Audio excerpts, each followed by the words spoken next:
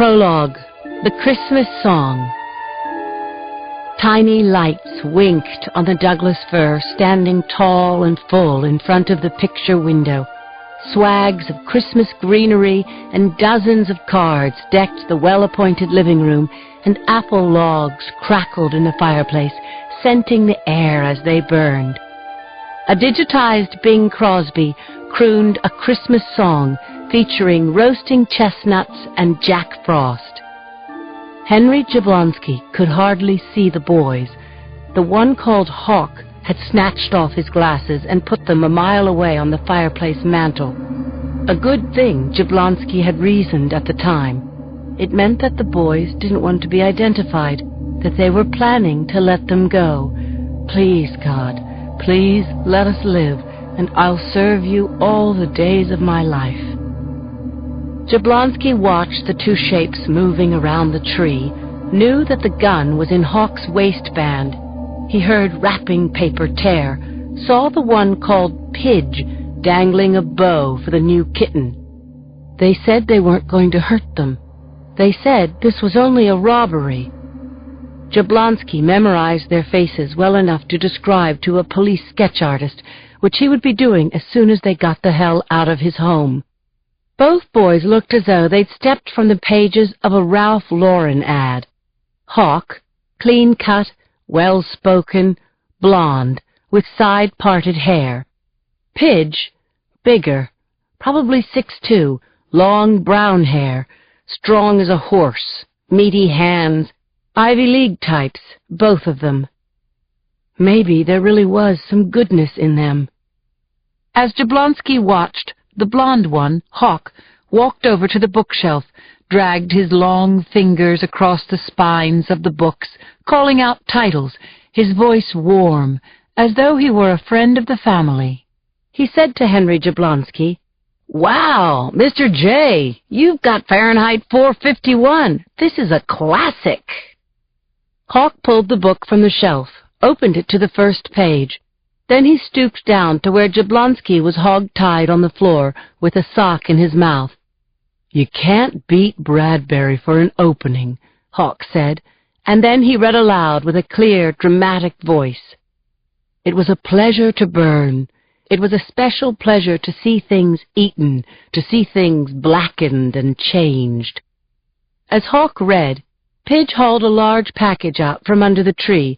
It was wrapped in gold foil, tied with gold ribbon, something Peggy had always wanted and had waited for years. "To Peggy, from Santa," Pidge read from the gift tag. He sliced through the wrappings with a knife. He had a knife! Pidge opened the box, peeled back the layers of tissue. "A Birkin bag, Peggy. Santa brought you a $9,000 purse. I'd call that a no, Peg, a definite no." Pidge reached for another wrapped gift, shook the box, while Hawk turned his attention to Peggy Jablonski. Peggy pleaded with Hawk, her actual words muffled by the wad of sock in her mouth. It broke Henry's heavy heart to see how hard she tried to communicate with her eyes. Hawk reached out and stroked Peggy's baby blonde hair, then patted her damp cheek. "We're going to open all your presents now, Mrs. J. Yours too, Mr. J," he said. "Then we'll decide if we're going to let you live." Henry Jablonski's stomach heaved. He gagged against the thick wool of the sock, pulled against his restraints, smelled the sour odor of urine. Heat puddled under his clothes. Christ, he'd wet himself. But it didn't matter. The only thing that mattered was to get out alive. He couldn't move. He couldn't speak, but he could reason. What could he do? Jablonski looked around from his place on the floor, took in the fire poker only yards away. He fixed his vision on that poker. "Mrs. J," Pidge called out to Peggy, shaking a small turquoise box. "This is from Henry. A Peretti necklace, very nice." "What? You have something to say?" Pidge went over to Peggy Jablonski and took the sock out of her mouth. "You don't really know Dougie, do you?" she said. "Dougie who?" Pidge laughed. "Don't hurt us." "No, no, Mrs. J," Pidge said, stuffing the sock back into his captive's mouth. "No don'ts. This is our game, our rules." The kitten pounced into the heap of wrapping paper as the gifts were opened, the diamond earrings, the Hermes tie, and the Jensen salad tongs, Jablonski praying that they would just take the stuff and leave. Then he heard Pidge speak to Hawk, his voice more subdued than before, so that Jablonski had to strain to hear over the blood pounding in his ears. "Well, guilty or not guilty?" Pidge asked. Hawk's voice was thoughtful. "The Jays are living well, and if that's the best revenge—" "You're kidding me, dude. That's totally bogus." Pidge stepped over the pillowcase filled with the contents of the Jablonski safe. He spread the Bradbury book open on the lamp table with the span of his hand, then picked up a pen and carefully printed on the title page. Pidge read it back. "Sic erat infatis, man. It is fated. Get the Kit-Kat and let's go." Hawk bent over, said, "Sorry, dude, Mrs. Dude." He took the sock out of Jablonski's mouth. "Say goodbye to Peggy." Henry Jablonski's mind scrambled. What was happening? And then he realized he could speak. He screamed, "Peggy!" as the Christmas tree bloomed with a bright yellow glare, went up in a great exhalation of flame. Vroom! Heat rose, and the skin of Henry Jablonski's cheeks dried like paper. Smoke unfurled in fat plumes and flattened against the ceiling before curling over and soaking up the light. "Don't leave us!" He saw the flames climbing the curtains, heard his dear love's muffled screams as the front door slammed shut.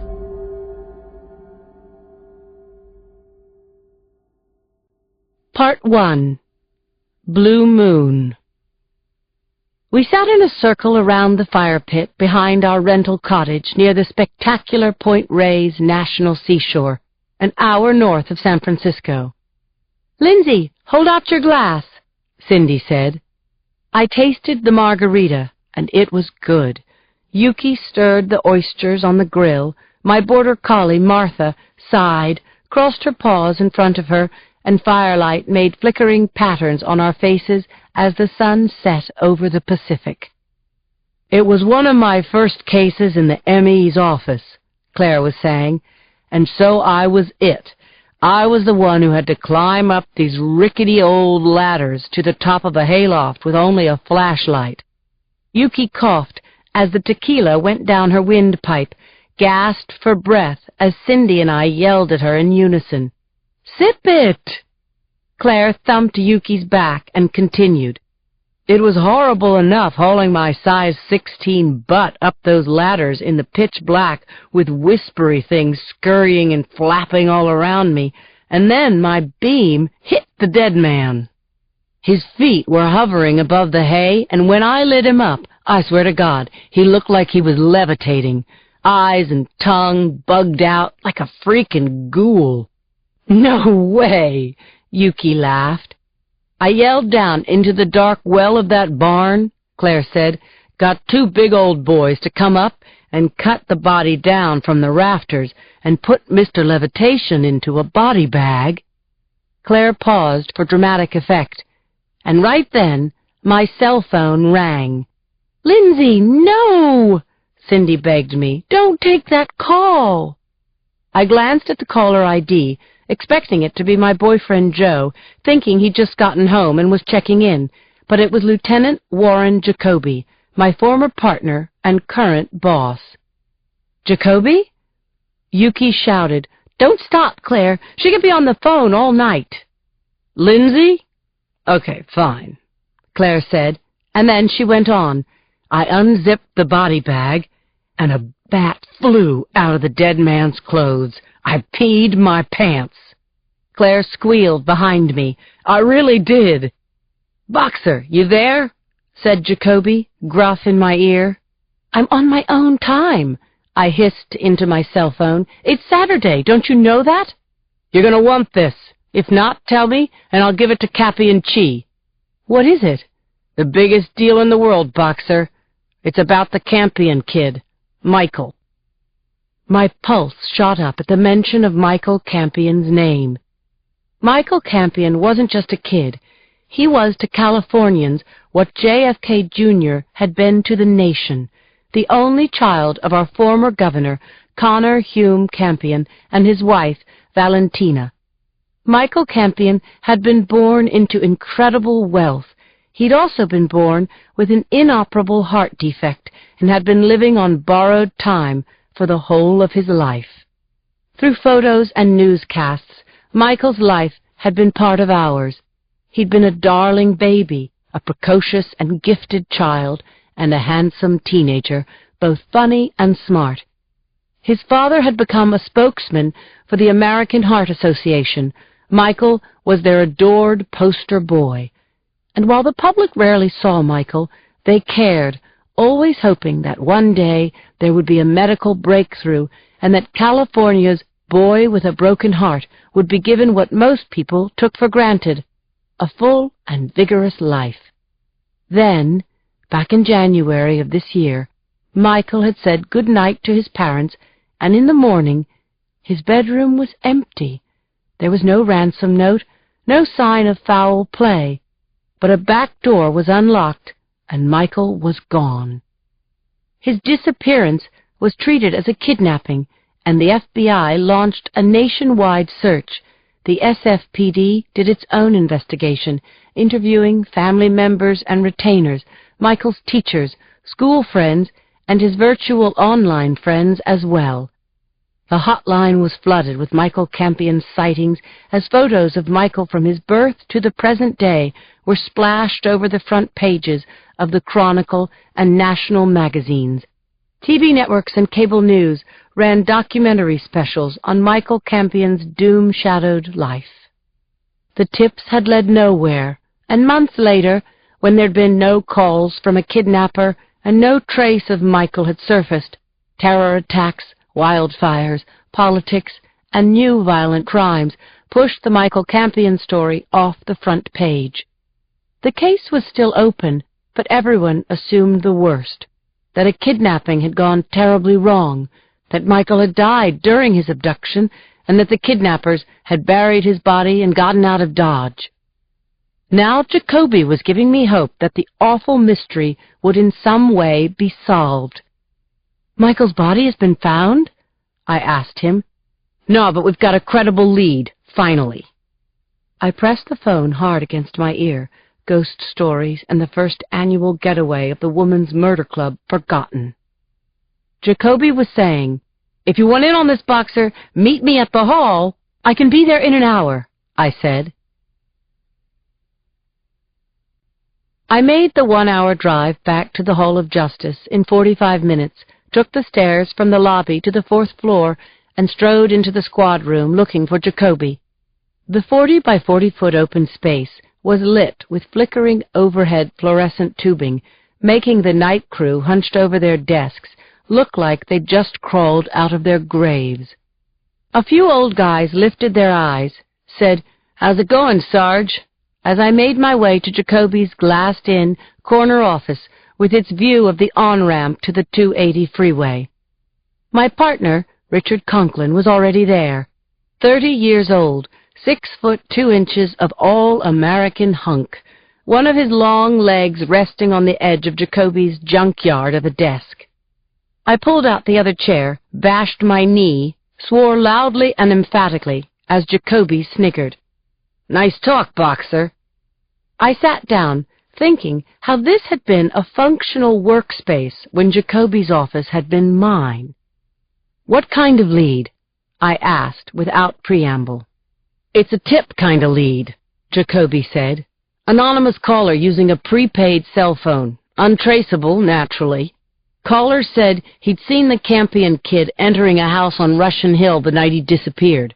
The house is home to a prostitute. As Jacoby made room on his desk for the prostitute's rap sheet, I thought about Michael Campion's life at the time he'd disappeared. There'd been no dates for Michael, no parties, no sports. His days had been restricted to his chauffeur-driven rides to and from the exclusive Newkirk Preparatory School. So it didn't sound exactly crazy that he'd visited a prostitute.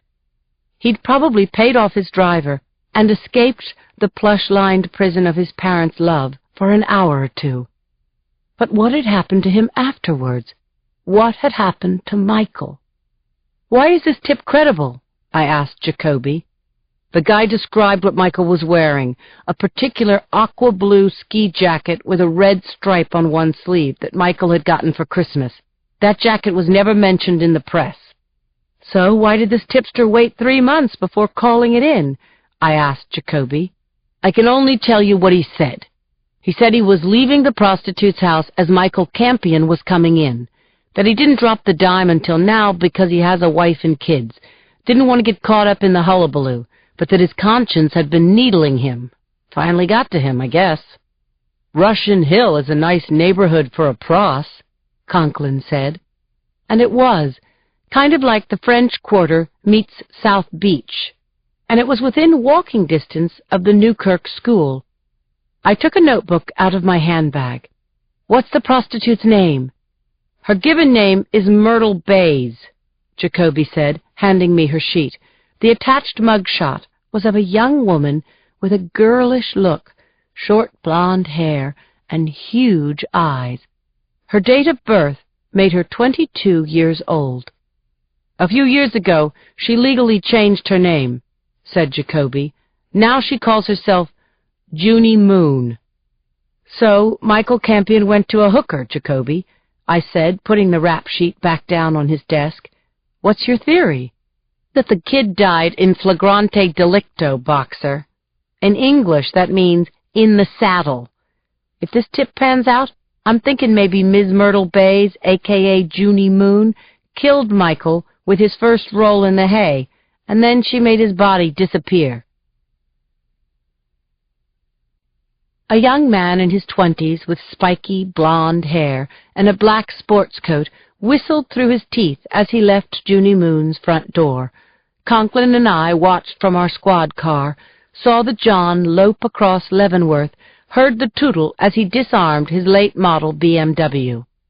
As his taillights disappeared around the corner, Conklin and I walked up the path to the front door of what's called a Painted Lady, a pastel-colored, gingerbread-decorated Victorian house, this one flaking and in need of repair. I pressed the doorbell, waited a minute, pressed it again. Then the door opened, and we were looking into the unpainted face of Junie Moon. From the first moment, I saw that Junie was no ordinary hooker. There was a dewy freshness about her that I'd never seen before in a working girl. Her hair was damp from the shower, a cap of blonde curls that trailed into a wisp of a braid that had been dyed blue. Her eyes were a deep, smoky gray, and a thin white scar cut through the top lip of her Cupid's bow mouth. She was a beauty, but what grabbed me the most was Junie Moon's disarming, childlike appearance. Junie pulled the sash of her gold silk dressing gown tightly around her narrow waist as my partner showed her his shield, said our names, and, "Homicide, mind if we come in?" "Homicide? You're here to see me?" she asked. Her voice matched her appearance, not just young, but sweetened with innocence. "We have some questions about a missing person," Rich said, launching his amazing babe-catcher smile. Junie Moon invited us in. The room smelled sweet, floral, like lavender and jasmine, and the light was soft, coming from low-watt bulbs under silk-draped lampshades. Conklin and I sat on a velvet-upholstered love-seat, while Junie took a seat on an ottoman, clasped her hands around her knees. "Nice place," Conklin said. "Thank you. I rent it. Furnished," she said. "Have you ever seen this man?" I asked Junie Moon, showing her a photo of Michael Campion. "You mean for real? That's Michael Campion, isn't it?" "That's right." Junie Moon's gray eyes grew even more huge. "I've never seen Michael Campion in my entire life." "Okay, Ms. Moon," I said. "We have some questions we'd like to ask you at the police station." Junie Moon sat across from us in interview 2, a 12 by 12-foot gray tiled room with a metal table, 4 matching chairs, and a video camera affixed to the ceiling. I'd checked twice to be sure. The camera was loaded and running. Conklin had started the interview by reading Junie Moon her Miranda rights in a charming, no-big-deal, respectful manner. She initialed the admission of rights form without complaint, but still, it irked the hell out of me. Junie Moon wasn't under arrest. We didn't have to Mirandize her for a non-custodial interview, and Conklin's warning might very well inhibit her from telling us something we urgently needed to know. I swallowed my pique. What was done was done. "I took my name from an old Liza Minnelli movie," she was telling Conklin. "It was called Tell Me That You Love Me, Junie Moon. A lot of my clients ask me to tell them that," she said with a wistful smile. "Is that so?" Conklin said. "That's cool." "So, Junie," I said, "most of your clients are prep school kids?" "Tell me the truth, Sergeant Boxer. Should I get a lawyer? Because I think you're trying to say that I have sex with underage boys, and that's not true." "You ask for their driver's licenses before you take off your pants?" "We're not interested in your social activities, Junie," Conklin said, breaking in. "We're only interested in Michael Campion." "I told you," she said, her voice trembling just a bit. "I've never met him, and I think I would know." "Understand," I said. "We're not blaming you for anything. We know Michael was sick. Maybe his heart gave out while he was with you." "He was never a client," Junie insisted. "I would have been honored, you know, but it just didn't happen."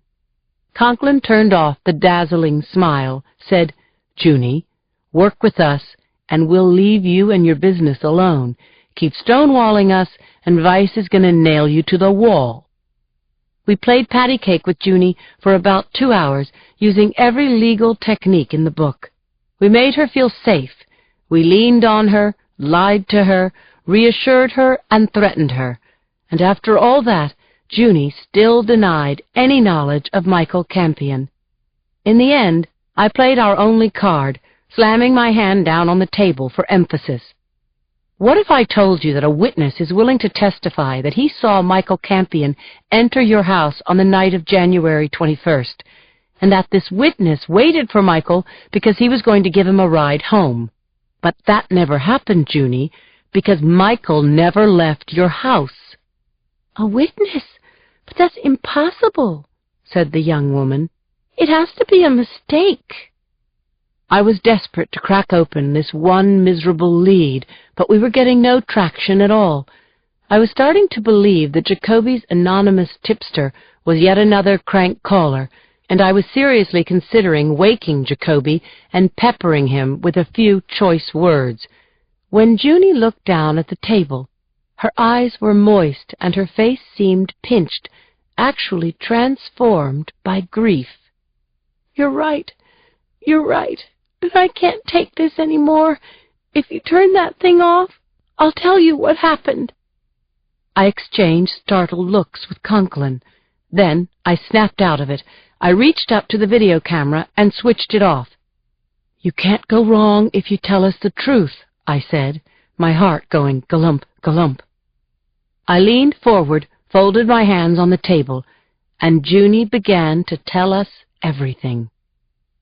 "It happened just like you said," Junie said, looking up at us with an anguished expression I read as fear and pain. "Michael died?" I asked her. "He is, in fact, dead?" "Can I start at the beginning?" Junie asked Conklin. "Sure," Rich told her. "Take your time." "See, I didn't know who he was at first," Junie said. "When Michael called to make the date, he gave me a fake name. So when I opened the door and there he was, oh my God, the boy in the bubble, he'd come to see me." "What happened next?" I asked. "He was really nervous," Junie said, "shifting from one foot to the other, looking at the window like someone could be watching him. I offered him a drink, but he said no. He didn't want to forget anything. He said that he was a virgin." Junie bowed her head, and tears spilled out of her eyes, dropped to the table. Conklin passed her the box of tissues, and we looked at each other in shock as we waited her out. "A lot of boys are virgins when they come to me," she said at last. "Sometimes they like to pretend that we're having a date, and I make sure it's the best date they ever had." "I'm sure," Conklin murmured. "So is that what happened with Michael? He pretended he was on a date?" "Yeah," Junie said. "And as soon as we got into the bedroom, he told me his real name, and I told him mine. He got a real kick out of that, and then he started telling me about his life. He was a champion chess player on the Internet. Did you know that? And he didn't act like a celebrity. He was super real. I started to think we were on a date, too." "You got around to having sex with him, Junie?" I asked. "Well, sure. He put the money on the night table, and I took off his clothes, and we had, just started when he had to stop. He said he was in pain," Junie said, touching her chest with the flat of her palm. "And I knew about his heart, of course, but I hoped it would pass." And then she broke down, put her arms on the table, her head in her arms, and sobbed as though she'd really cared. "He got worse," Junie choked out. "He was saying, 'Call my dad.' But I couldn't move. I didn't know how to call his father, and if I had, what would I say? That I was a prostitute? His dad was Governor Campion. He would have put me in jail forever. So I held Michael in my arms and sang to him," Junie told us. "I hoped he'd start to feel better," she said, lifting her tear-stained face. "But he got worse." The muscle twitching in Conklin's jaw was the only outward sign that he was as stunned by Junie's confession as I was. "How long did it take for Michael to die?" he asked Junie Moon. "I don't know, maybe a couple of minutes, maybe a little more. It was awful, awful," Junie said, shaking her head at the memory. "About then, that's when I called my boyfriend." "You called your boyfriend?" I shouted. "Is he a doctor?" "No, but I needed him. And so Ricky came over, and Michael had passed away by then, so we put him into the bathtub. And then Ricky and I talked for a long time about what to do." I wanted to scream. "You moron! You might have saved him. Michael Campion might have lived." I wanted to shake her, slap her bimbo face. So I got a grip on myself, sat back, and let Conklin keep the ball rolling. "So what did you do with his body, Junie? Where is Michael now?" "I don't know." "What do you mean, you don't know?" I said, getting up from my chair, making a racket with it, taking a couple of laps around the table. Junie started speaking quickly. As if she talked fast, she'd get to the end of her story, and it would all be over. "After a few hours, Ricky decided to cut up his body with a knife. It was the most horrible thing I could ever imagine, and I grew up on a farm. I was throwing up and crying," Junie said, looking as though she might do it now. I pulled out my chair again, put my butt in the seat, determined not to scare the little hooker, even as she shocked me to the bone. "But once we started cutting, there was no way back," Junie said, pleading to Conklin with her eyes. "I helped Ricky put Michael's body into about 8 garbage bags, and then we piled the bags into Ricky's truck. It was like 5 in the morning, and no one was around."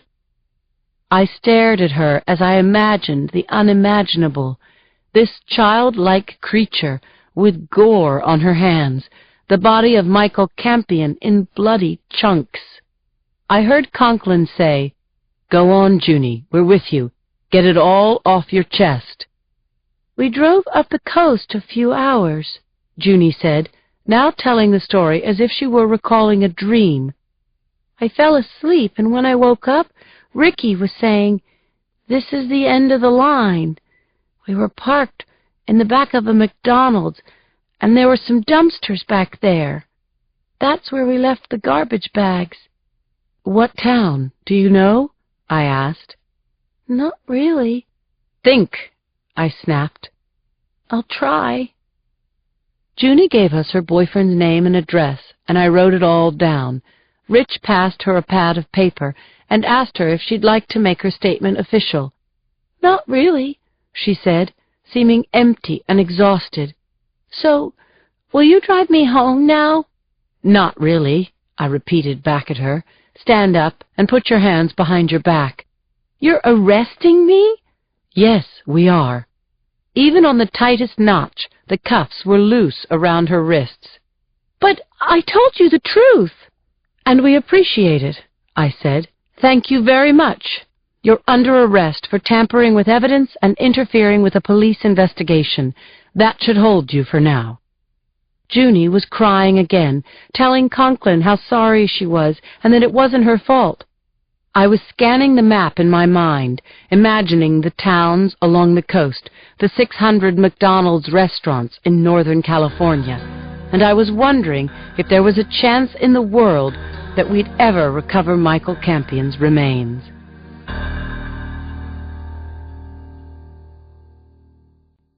At just after midnight, I was sitting on a kitchen stool watching Joe put pasta on to boil.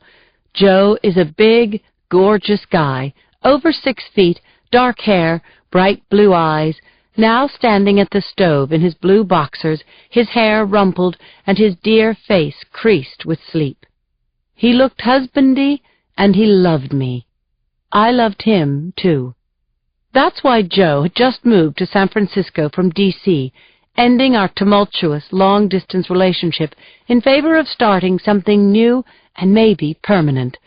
And although Joe had rented a fantastic apartment on Lake Street, a month after his move, he'd brought over his copper-bottomed cookware and started sleeping in my bed 5 nights a week. Our relationship had gotten richer and more loving, exactly what I'd hoped for. So I had to ask myself, why was the engagement ring Joe had given me still in its black velvet box, diamonds blazing in the dark? Why couldn't I just say yes? "What did Cindy tell you?" I asked him. "Verbatim? She said, 'Here's Martha. Lindsay got a break in the Campion case and she's on it. Tell her she wrecked our weekend and I'm calling her in the morning for a quote, and she'd better give me a good one.'" I laughed at Joe's imitation of Cindy, who is not only my friend, but also the top reporter on the Chronicle's crime desk. "It's either tell her everything," I said, "or tell her nothing, and for now, it's nothing. So, fill me in, Blondie, since I'm wide awake." I took a deep breath and told Joe all about Junie Moon, how she'd denied everything for 2 hours before telling us to turn off the camera, then talking about her date with Michael, his heart attack, and how instead of calling 911, Junie had sung Michael Campion a lullaby as his heart bucked to a halt and killed him. Oh, for God's sake. I hungrily watched Joe ladle tortellini on brodo into a bowl for me and scoop ice cream into a matching bowl for himself. "Where's the body?" Joe asked me, pulling out a stool and sitting beside me. "That's the $60 million question," I said, referring to the reported size of the Campion fortune. I told Joe the rest of it, Junie's dazed speech about Michael Campion's dismemberment, the subsequent run up the coast with her boyfriend, and the eventual body dump behind a fast food restaurant somewhere. "You know, Conklin read Junie her rights when we brought her in for questioning," I mused, "and it pissed me off.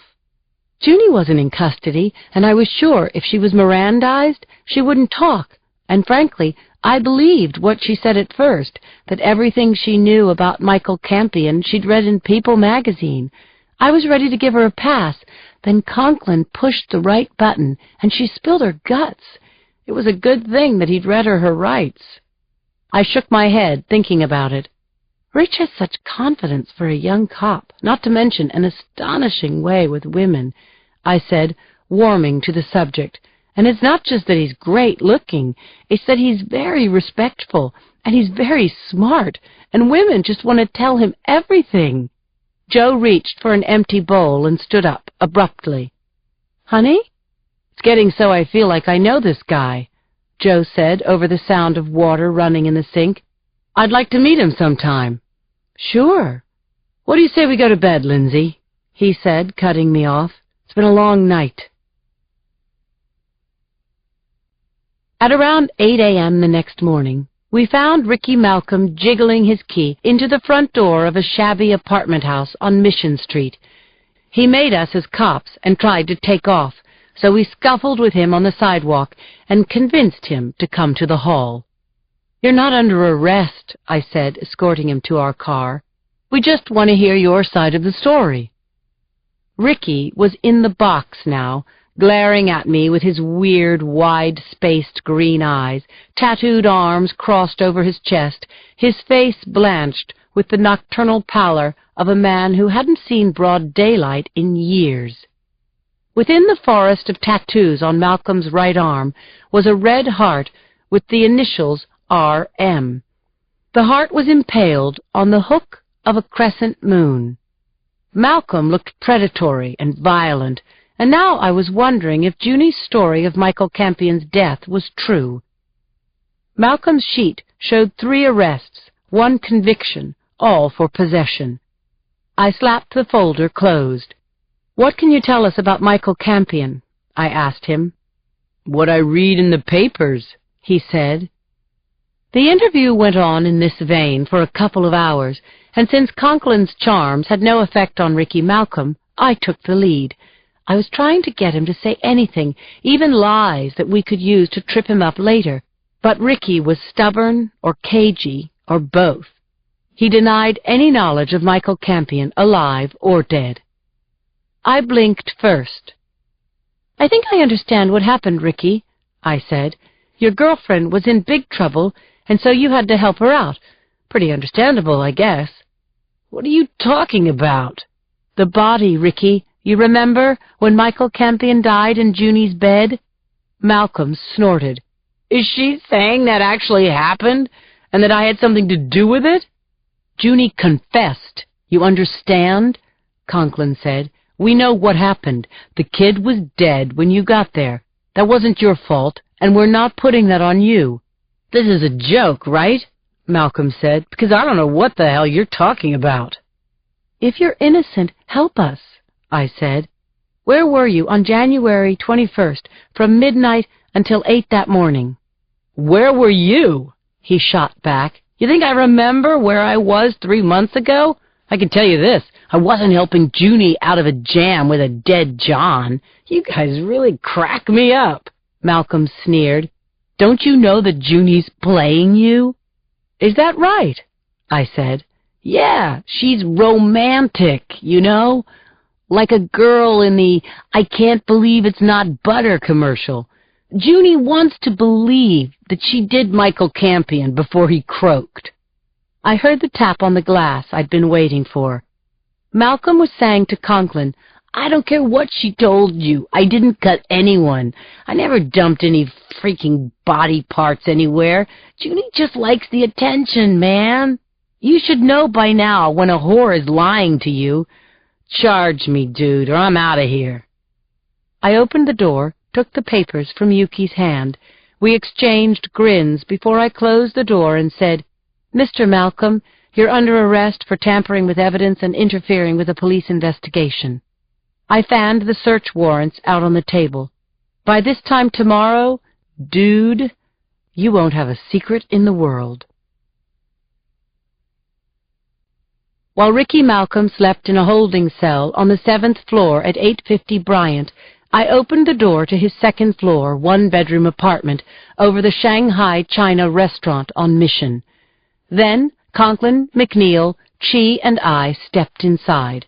A faint stink of decomposing flesh hit me as soon as I crossed the threshold. "Smell that?" I said to Cappy McNeil. He nodded. "Think he left one of those bags of body parts behind? Or maybe he just kept a souvenir, a finger or an ear." McNeil and his partner, the lean and resourceful Paul Chi, headed for the kitchen, while Conklin and I took the bedroom. There was a pull shade in the one window. I gave it a yank, and it rolled up with a bang, throwing Ricky Malcolm's boudoir into a dim morning light. The room was a study in filth. The sheets were bunched to one side of the stained mattress, and cigarette butts floated inside a coffee mug on the nightstand. I opened the drawer in the nightstand, found a couple of joints, assorted pharmaceuticals, a strip of Rough Riders. McNeil came into the room, looked around, said, "I like what he's done with the place." "Find anything?" "No, and unless Ricky dismembered Campion with a 4-inch paring knife, the blade's not in the kitchen. By the way, the smell is stronger in here." Conklin pulled open the closet, searched pockets and shoes, then went to the dresser. He tossed out T-shirts and porn magazines, but I was the one who found the dead mouse under a steel-toed work boot behind the door. "Whoa! I think I found it." "Nice door prize," McNeil cracked. 4 hours went by, and after turning over every stinking thing in Malcolm's apartment, Conklin sighed his disappointment. "There's no weapon here." "Okay, then," I said. "I guess we're done." We stepped out into the street as the flatbed truck pulled up to the curb. CSIs hooked up Malcolm's '97 Ford pickup, and we stood by as the truck rattled noisily up the hill on the way to the crime lab. McNeil and Chi took off in their squad car, and Conklin and I got into ours. Conklin said, "I'll bet you $100, or dinner. Your choice, Lindsay." I laughed at his girl magnet's smile. "I'll bet you Michael Campion's DNA is somewhere inside the bed of that truck." "I don't want to bet," I said. "I want you to be right." Junie Moon's Painted Lady looked tired and dull that afternoon as the sky darkened and fine rain swept the city. Conklin lifted up the crime scene tape that was strung across Junie's front door, and I ducked under it, signed the log, and entered the same room where Conklin and I had interviewed the fetching young prostitute only 12 hours before. This time we had a search warrant. The sound of hammers slamming into ceramic tile led us to the bathroom on the second floor, where CSIs were tearing up the floors and walls in order to get to the bathtub plumbing. Charlie Clapper, head of our CSU, was standing in the hallway outside the bathroom door. He was wearing one of his 24 nearly identical herringbone jackets. His salt and pepper hair was neatly combed, and his lined face was somber. "Curb your expectations, Lindsay. There's enough splooge in this whorehouse to tie up the lab for a year." "We just need one hair," I said, "one drop of Michael Campion's blood. And I'd like to see Venice before it sinks into the sea, and as long as we're wishing on stars here, I'm still pining for a Rolls silver cloud." There was a leaden sound as the CSI working behind and under the tub dismantled the trap. As the tech bagged the plumbing, Conklin and I went back to Junie's bedroom. It wasn't the pig pen Ricky Malcolm slept in, but Junie wasn't a tidy homemaker either. A CSI asked if we were ready, then closed the curtains and shut off the overhead light. She waved the wand end of the Omnichrome 1000 in a side-to-side pattern across the bedspread, carpet, and walls, each pass of her wand showing up pale blue splotches indicating semen stains everywhere. She shot me a look and said, "If the Johns saw this, they'd never take off their clothes in this girl's house, guaranteed." Conklin and I walked downstairs toward the sound of the vacuum cleaner, watched the CSI's work, Conklin shouting to me over the vacuum's motor. 3 months after the fact, what do we expect? A sign saying, Michael Campion died here. That's when we heard the clank of metal against the vacuum cleaner nozzle. The CSI turned off the motor, stooped, pulled a steak knife from under the skirt of a velvet-covered sofa, just where Conklin and I had been sitting last night. The investigator held out the steak knife with his gloved hand, so that I could see the rust-colored stain on the sharp, serrated blade. I was still savoring the discovery of the knife when my cell phone rang. It was Chief Anthony Trachio, and his voice was unusually loud. "What is it, Tony?" "I need the two of you in my office, pronto!" After a short volley of useless quibble, he hung up. 15 minutes later, Conklin and I walked into Trachio's wood-paneled corner suite and saw two well-known people seated in the leather armchairs. Former Governor Connor Hume Campion's face looked swollen with rage, and his much younger wife, Valentina, appeared heavily sedated. The front page of the Sunday Chronicle was on Trachio's desk. I could read the headline upside down and from 10 feet away. Suspects questioned in Campion disappearance. Cindy hadn't waited for my quote. Damn it! What the hell had she written? Trachio patted his Vitalis comb-over and introduced us to the parents of the missing boy as Conklin and I dragged chairs up to his massive desk. Connor Campion acknowledged us with a hard stare. "I had to read this in the newspaper," he said to me, "that my son died in a whorehouse." I flushed, then said, "If we'd had anything solid, Mr. Campion, we would have made sure you knew first. But all we have is an anonymous tip that your son visited a prostitute. We get crank tips constantly. It could have meant nothing." "Could have meant? So what's in this paper is true?" "I haven't read that article, Mr. Campion, but I can give you an update." Trachio lit up a cigar as I filled the former governor in on our last 18 hours, the interviews, our futile searches for evidence, and that we had Junie Moon in custody based on her uncorroborated admission that Michael had died in her arms. When I stopped talking, Campion shot out of his seat, and I realized that while we had assumed Michael was dead, the Campions hadn't given up hope.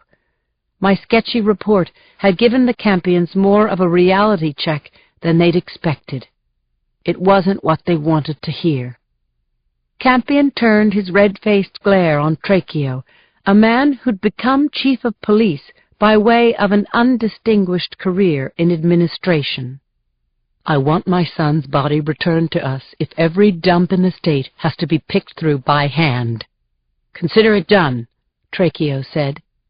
Campion turned to me, and I saw his anger collapse. Tears filled his eyes. I touched his arm and said, "We're on this, sir, full time.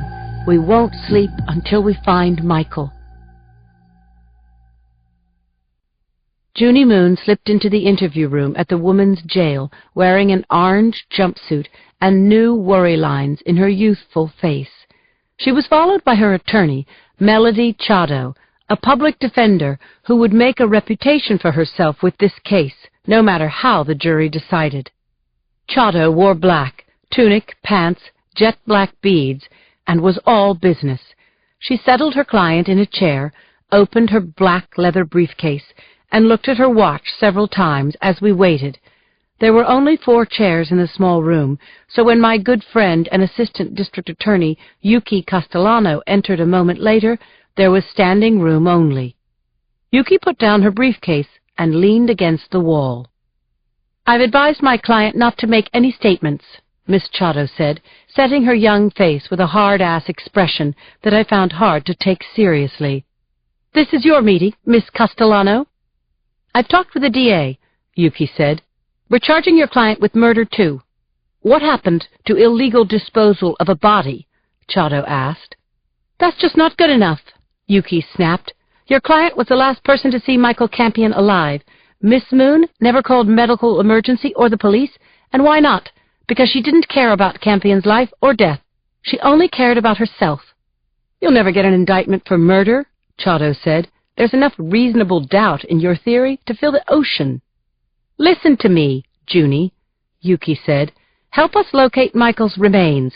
If it can be determined in autopsy that his heart attack would have killed him no matter what you did, we'll drop the murder charge and pretty much get out of your life. No deal, Chado interjected. What if she helps you find his body and it is so decomposed that his heart is just rotted meat? Then you'll have a demonstrable connection to my client and she'll be screwed. I reevaluated Melody Chado as she fought with Yuki. Chado had either had a great education, grown up in a family of lawyers, or both. Junie fell back in her chair, turned a shocked face toward her breathless attorney. I want to hear about the knife, Junie, Rich said, steering the interview to our only piece of evidence. The knife? Junie asked. We found a knife under your sofa. Looks like blood stains on the blade. It'll take a few days to get the DNA results, but if you help us, Ms. Castellano will take that as another sign of your cooperation. Don't answer, said Melody Chado. We're done. Junie was looking at Rich, and she was talking over her attorney. I thought the knife went into one of the garbage bags, she said to my partner. So I don't know what knife you found. But listen, I remember the name of the town. Junie, that's enough. That's all. I think it was Johnson, Junie said to Rich. I saw a sign when we got off the highway. Jackson? I asked. Was it Jackson? Yes, that's right. You're sure? I'm pretty sure. I wasn't trying to remember, she told me, her eyes downcast. I was trying to forget. The town of Jackson was known for its cowboy cookouts and craft fairs. It also had a sizable dump. It was just after noon, and the smell of rot was rising as the sun cooked the refuse. Gulls and buzzards circled the trash dunes that filled our view out to the foothills.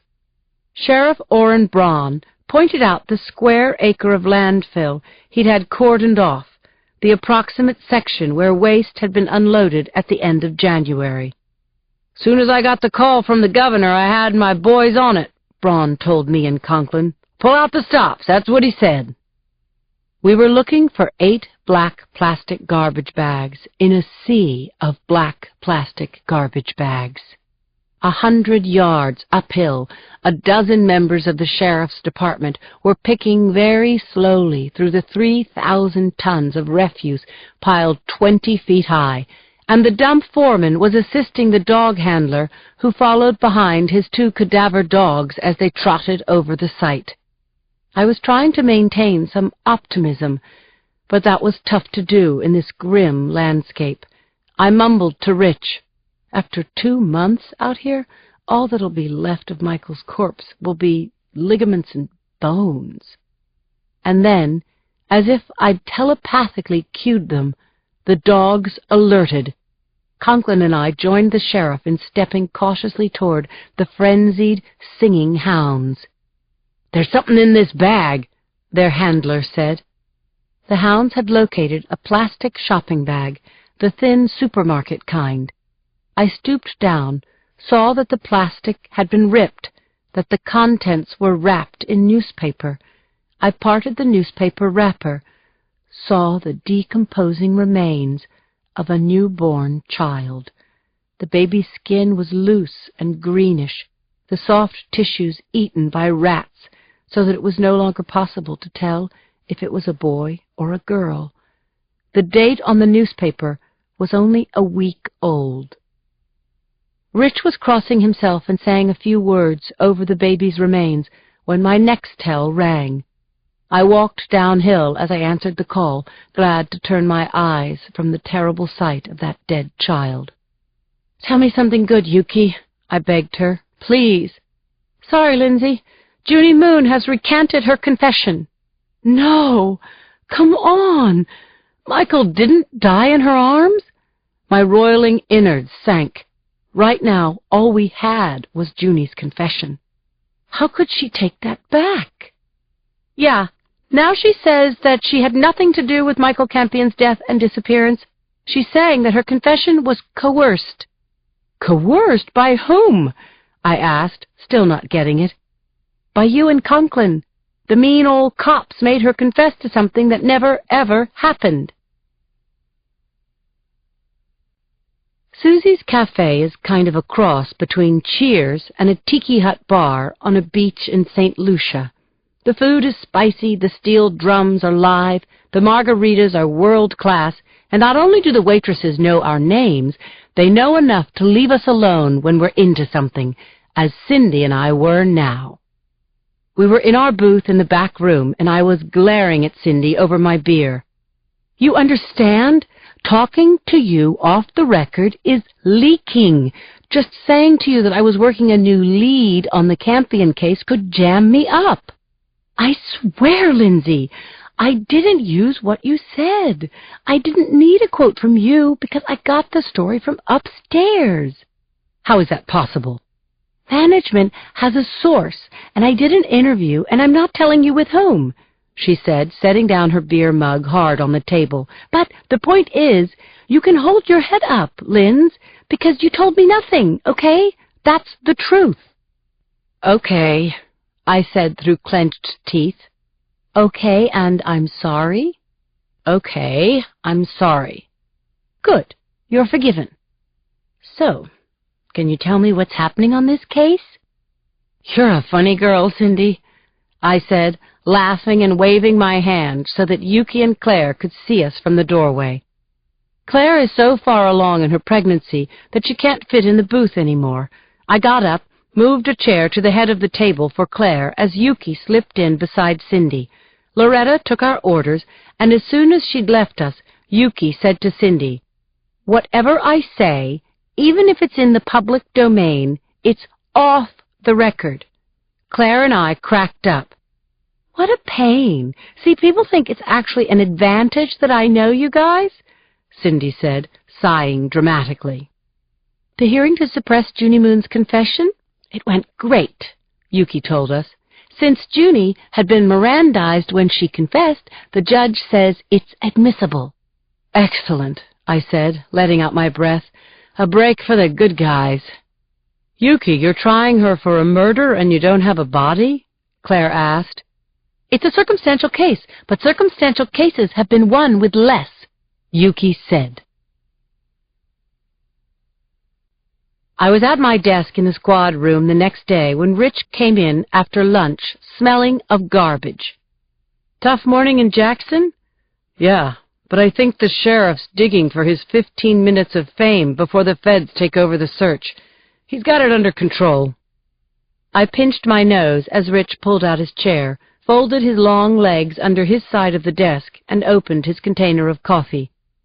Phone records show that, yes, Junie did call Malcolm at 11:21 on the night Michael went missing, and she called him every night at about that time. Girl stays in touch with her boyfriend. And Clapper called, I told my partner. The prints on the knife are Malcolm's. Yeah? That's excellent. But the blood is bovine, I said. It's a steak knife. He ate a steak. Yep, it gets worse. Hang on. Rich dumped a couple of sugars into his coffee, stirred, slugged it down. Okay, hit me. There's no blood or tissue in the bathtub, and the hair we sent out came back with no match. Furthermore, there's no sign that anyone tried to cover up the blood, no bleach. Great, my partner said, scowling. What is this, the perfect crime? There's more and worse.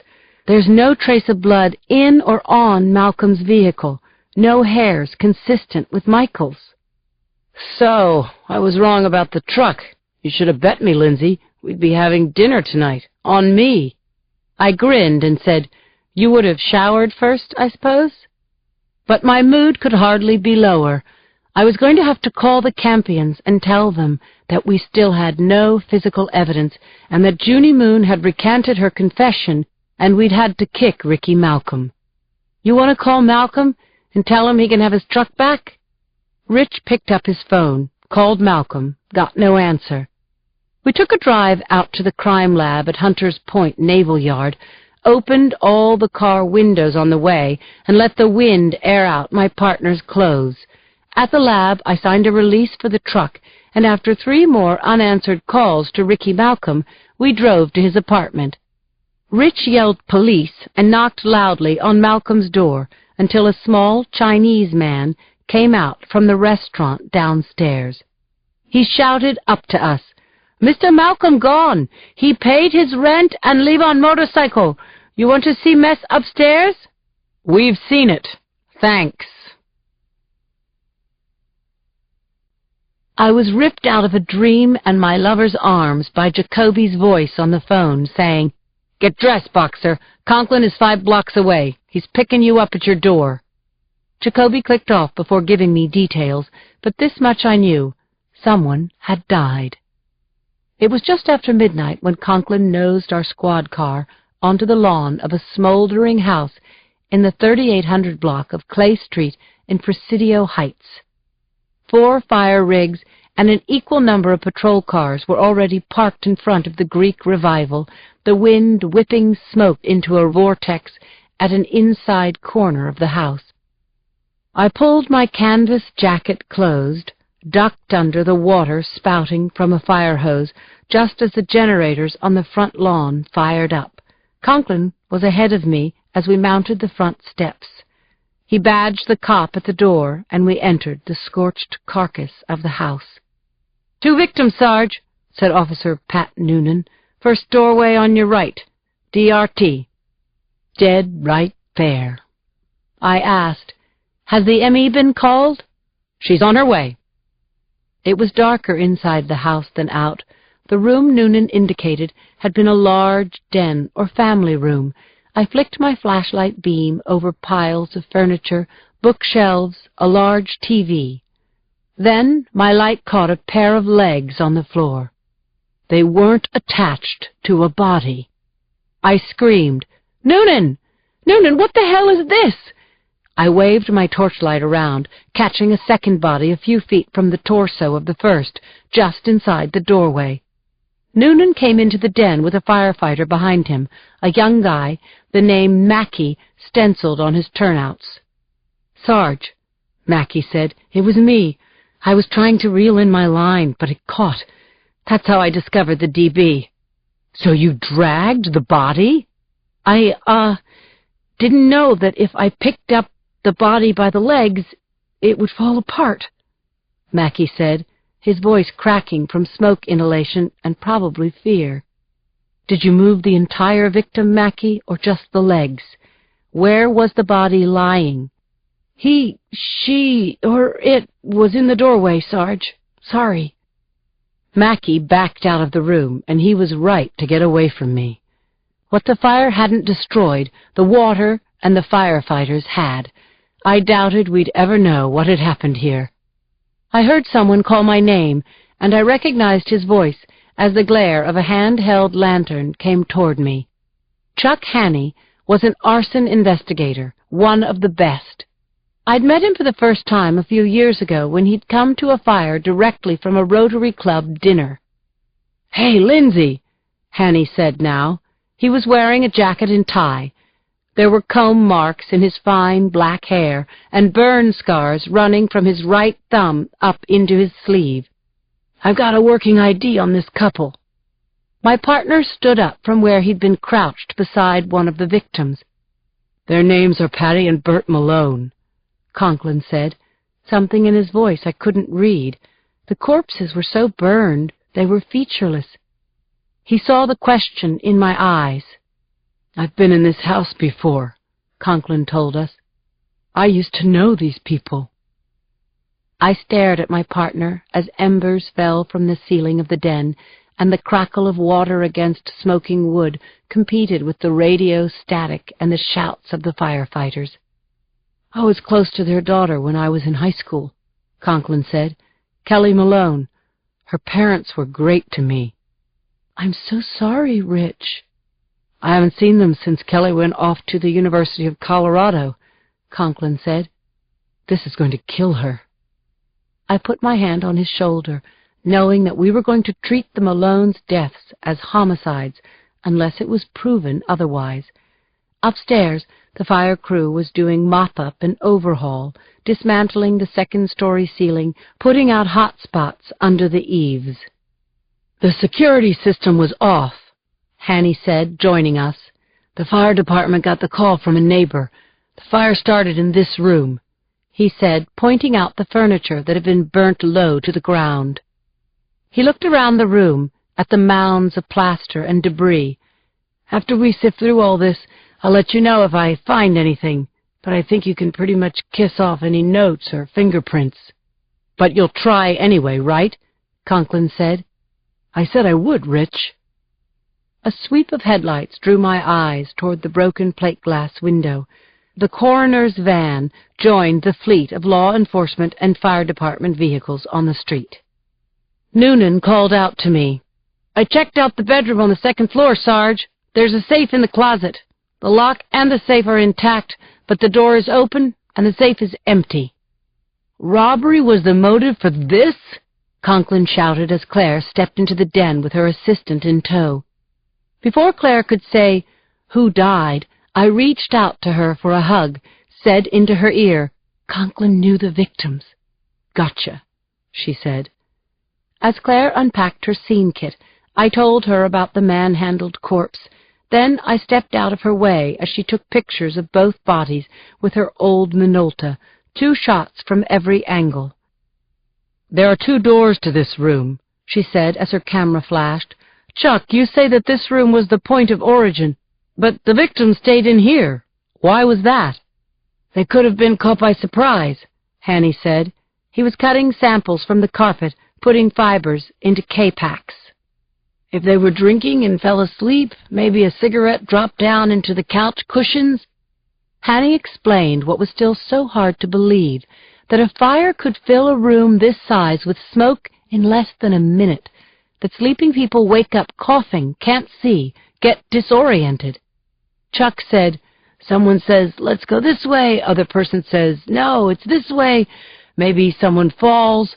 Smoke inhalation gets them. Boom, they're down, and they're unconscious. These 2 people were dead inside a couple of minutes."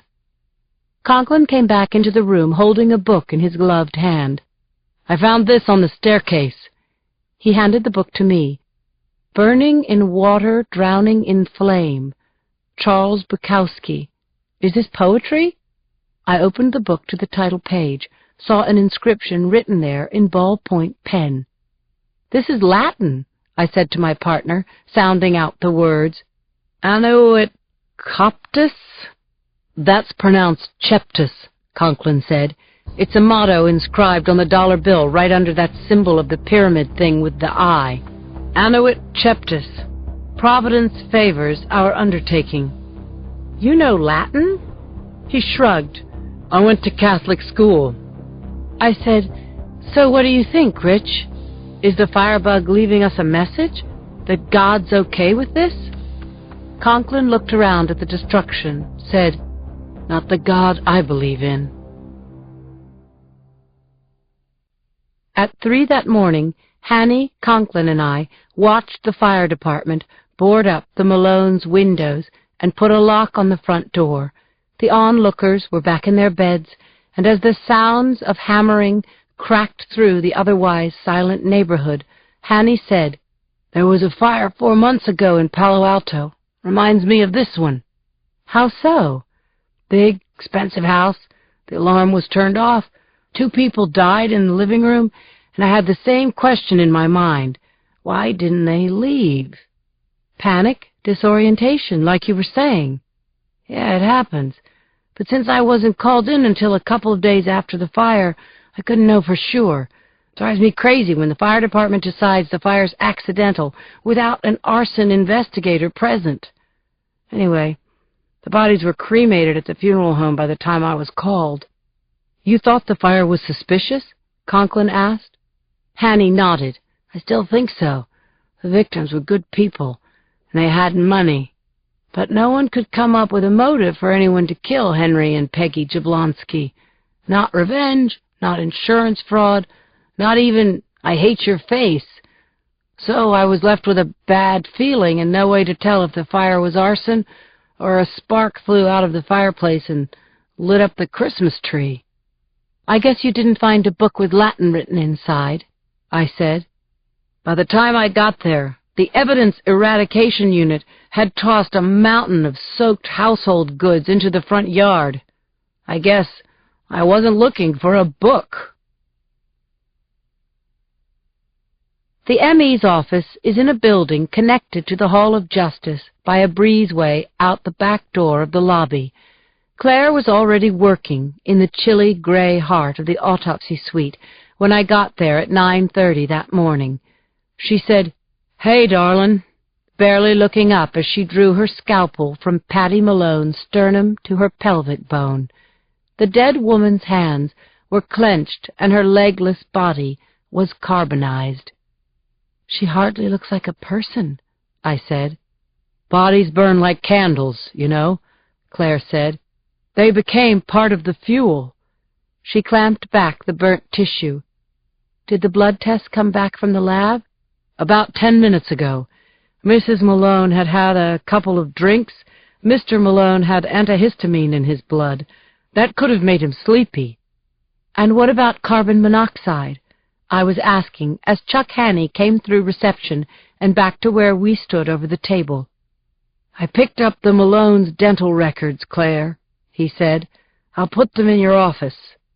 Claire nodded, said, "I was about to tell Lindsay that the Malones lived long enough to get a carbon monoxide in the high 70s.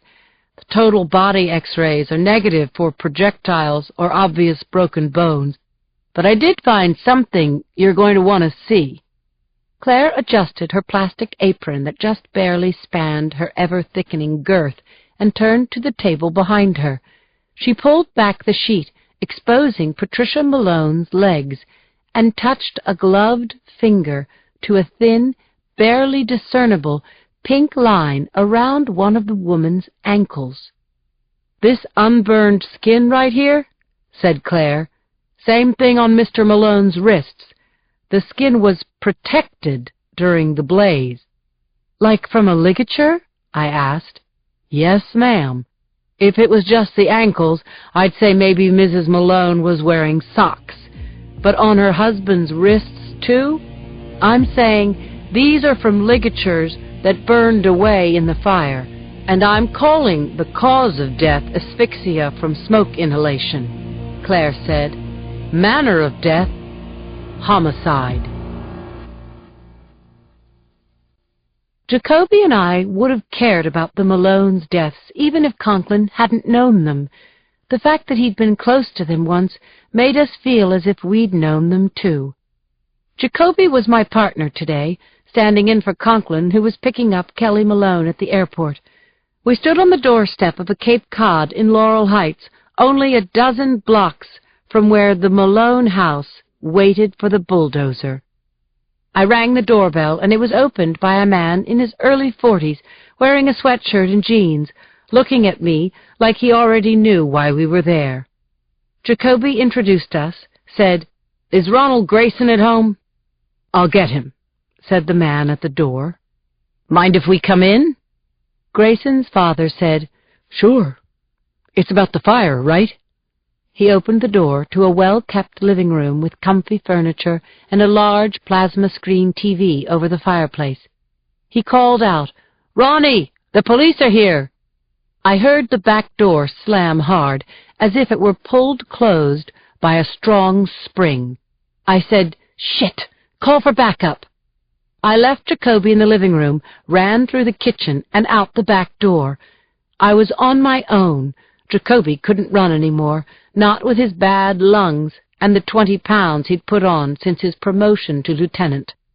I followed the kid in front of me, watched him leap the low hedge between his house and the one next door. Ronald Grayson wasn't an athlete, but he had long legs and he knew the neighborhood. I was losing ground as he took a hard right behind a detached garage. I yelled out, "Stop where you are! Put your hands in the air!" But he kept running. I was in a jam. I didn't want to shoot at him, but clearly the teenager had a reason for running. Had he set that fire? Was this boy a killer? I called in my location and kept running, clearing the garage in time to see Grayson Jr. cross Arguello Street and slam into the hood of a patrol car. He slid down to the pavement. A second cruiser pulled up as two uniforms got out of the first. One officer grabbed the kid by the back of his shirt and threw him over the hood, while another kicked the boy's legs apart and frisked him. That's when I noticed that Ronald Grayson's face had turned blue. "Oh, Christ!" I yelled. I pulled Grayson off the car and bent him over. I grabbed the kid from behind, wrapped my right hand around my left fist, found the spot under his ribcage, and gave him 3 hard abdominal thrusts. He coughed, and 3 small bags fell from his mouth to the asphalt. The bags were filled with rock cocaine.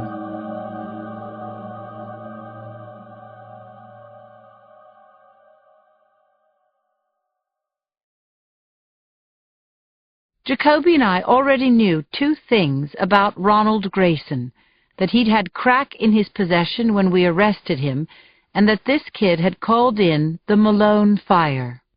Had he also set that fire? Sitting in the interrogation room across from Ronald Grayson, I thought about another teenager, Scott Dulesky.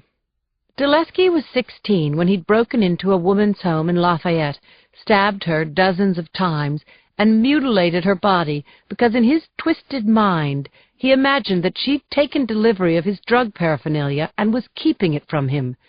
Dulesky was wrong, psychotic, and the murder should have never happened. But it had. And so, as I looked at 15-year-old Ronald Grayson with his clear skin and dark hair, drumming his fingers on the tabletop as though we were wasting his time, I wondered if he had doomed Pat and Bert Malone to horrific deaths so he could steal their stuff in order to buy drugs. I used my most patient and friendly tone of voice. "Ron, why don't you tell us what happened?" "I have nothing to say." "That's your right," Jacoby grumbled, menacingly. "I don't want to talk to you about the cocaine, you little shit," Jacoby said, breathing into Grayson's face. "But, man to man, tell us about the fire, and we'll help you with the coke charge. Do you understand me? I'm trying to help you." "Leave me alone, you fat fuck," Grayson said. Before Jacoby could smack the back of the kid's head, his father, Vincent Grayson, and his lawyer blew through the door. Grayson was livid. "Ronnie, don't say anything." "I didn't, Dad." Grayson turned his fury on Jacoby.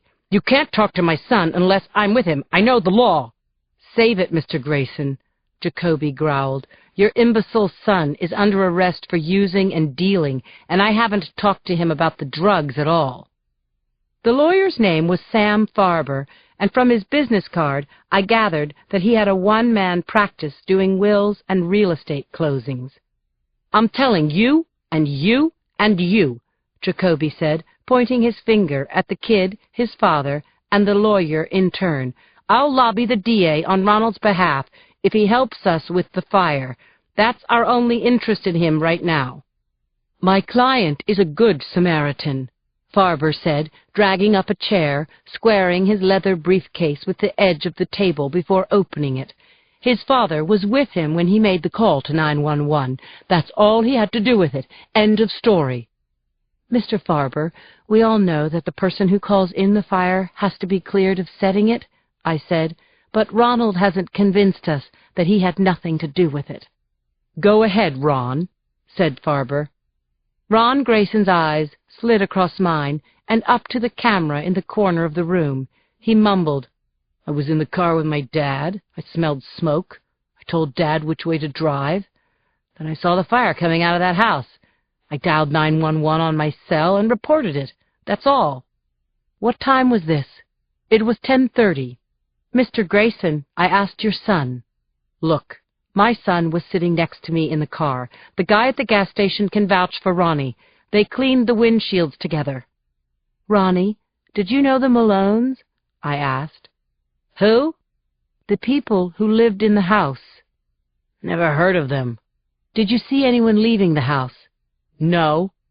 "Ever been to Palo Alto?" I've never been anywhere in Mexico. For the next 4 hours, Jacoby and I rang doorbells in the Malones' neighborhood, badging the rich and richer, scaring them brainless with the questions we asked. Rachel Savino, for instance, lived next door to the Malones in a sprawling Mediterranean-style house. She was an attractive brunette, about 40, wearing tight slacks, a tighter blouse, the break in the tan line on her ring finger telling me that she was a recent divorcee. She wouldn't let us inside her door. Savino eyed my dusty blue trousers, man-tailored shirt and blazer, did a double-take when she noticed my shoulder holster. She barely acknowledged Jacoby. I guess we didn't look like residents of Presidio Heights, so Jacoby and I stood on her terracotta steps while her pack of corgis jumped and yelped around us. "Have you ever seen this young man?" I asked, showing her a Polaroid of Ronald Grayson. "No, I don't think so." "Have you seen anyone hanging around or driving by who may have seemed out of place in the neighborhood?" asked Jacoby. "Darwin, shut up!" "I don't think so, no." "Any kids or cars that don't belong here? Anyone ring your bell who seemed out of place? Any suspicious phone calls or deliveries?" No, no, no, no. And now she was asking questions. What about the fire at the Malones? Was it an accident, as she had assumed? Were we suggesting that it was deliberately set? Had the Malones been murdered? Jacoby said, "We're just doing an investigation, Ms. Savino. No need to get your bowels in a—" I cut him off. "What about your dogs?" I asked. "Did they set up any kind of an uproar last night at around 10:30? "The fire trucks made them crazy, but not before." "Do you find it unusual that the Malones didn't arm their security system?" I asked. "I don't think they even locked their doors," she said, and that was her final word. She opened her door, let in the pack, then closed it firmly behind her, locks and bolts clicking into place. Over the next 4 hours and a dozen interviews later, Jacoby and I had learned that the Malones were church-going, well-liked, generous, friendly, got along well together, and not one soul knew of anyone who hated them. They were the perfect couple. So who had killed them, and why? Jacoby was grousing about his aching feet when my cell phone rang. Conklin calling from the car. "I looked up that pyramid symbol on the dollar bill," he said. "It has to do with the Masons, a secret society that goes back to the 1700s. George Washington was a Mason. So was Benjamin Franklin. Most of the founding fathers." "Yeah? Okay. How about Bert Malone? Was he a Mason?" "Kelly says no way. She's with me now, Lindsay. We're heading over to her parents' house." We pulled up to the curb at the same time Conklin's car arrived. His passenger side door swung open before he'd come to a full halt, and a young woman sprang out, dashed across the lawn toward the remains of the Malone house. Conklin called out to her, but she didn't stop. For a second, she turned her face into our headlights, and I saw her clearly. She was a whip-slim 30-year-old in tights, a tiny skirt, a brown leather jacket. Her hair was copper red, worn in a braid down her back long enough to sit on. Wisps of hair had escaped the braid, haloing her face in our headlights. Halo was the right word. Kelly Malone had the face of a Madonna. Conklin ran to catch up with her, and by the time Jacoby and I reached them, Conklin had opened the fire department lock on the front door. With dusky light filtering in through the caved-in roof, we walked Kelly Malone through the skeleton of her parents' house. It was a wrenching tour, Conklin staying close to Kelly's side as she cried out, "Oh, God, Richie, no one could have hated them this much. I just don't believe it." Kelly avoided the library where her parents had died. Instead, she walked upstairs into a smoky cone of light. Conklin was beside Kelly when she crossed the threshold into what remained of the master suite. The ceiling had been punched out with pike poles. soot and water had destroyed the furnishings, the carpeting, and the photos on the walls. Kelly lifted a wedding portrait of her parents from the floor, wiped it with her sleeve. The glass hadn't broken, but water had seeped in along the edges. "I think this can be restored," she said, tears cracking her voice. Sure, that can be done," Conklin said. He showed Kelly the open safe in the closet, asked her if she knew what her parents had kept there. "My mom had some antique pieces that my grandmother left her. I guess the insurance company will have a list." Jacoby asked, "Miss Malone, anyone you can think of who might have had a grudge against your parents?" "I haven't lived here since I was 18, she said. "My dad could throw his weight around at the dealership, but if there'd been any serious threats, my mom would have told me." "Are you sure this wasn't an accident?" she asked, turning pleading eyes on my partner. Conklin said, "I'm sorry, Kelly. This was no accident." He put his arms around her, and Kelly sobbed against his chest. Conklin and I had been working pawn shops all day, hoping one of Patricia Malone's pieces of jewelry would turn up, and if it did, maybe we'd have a lead we could work with.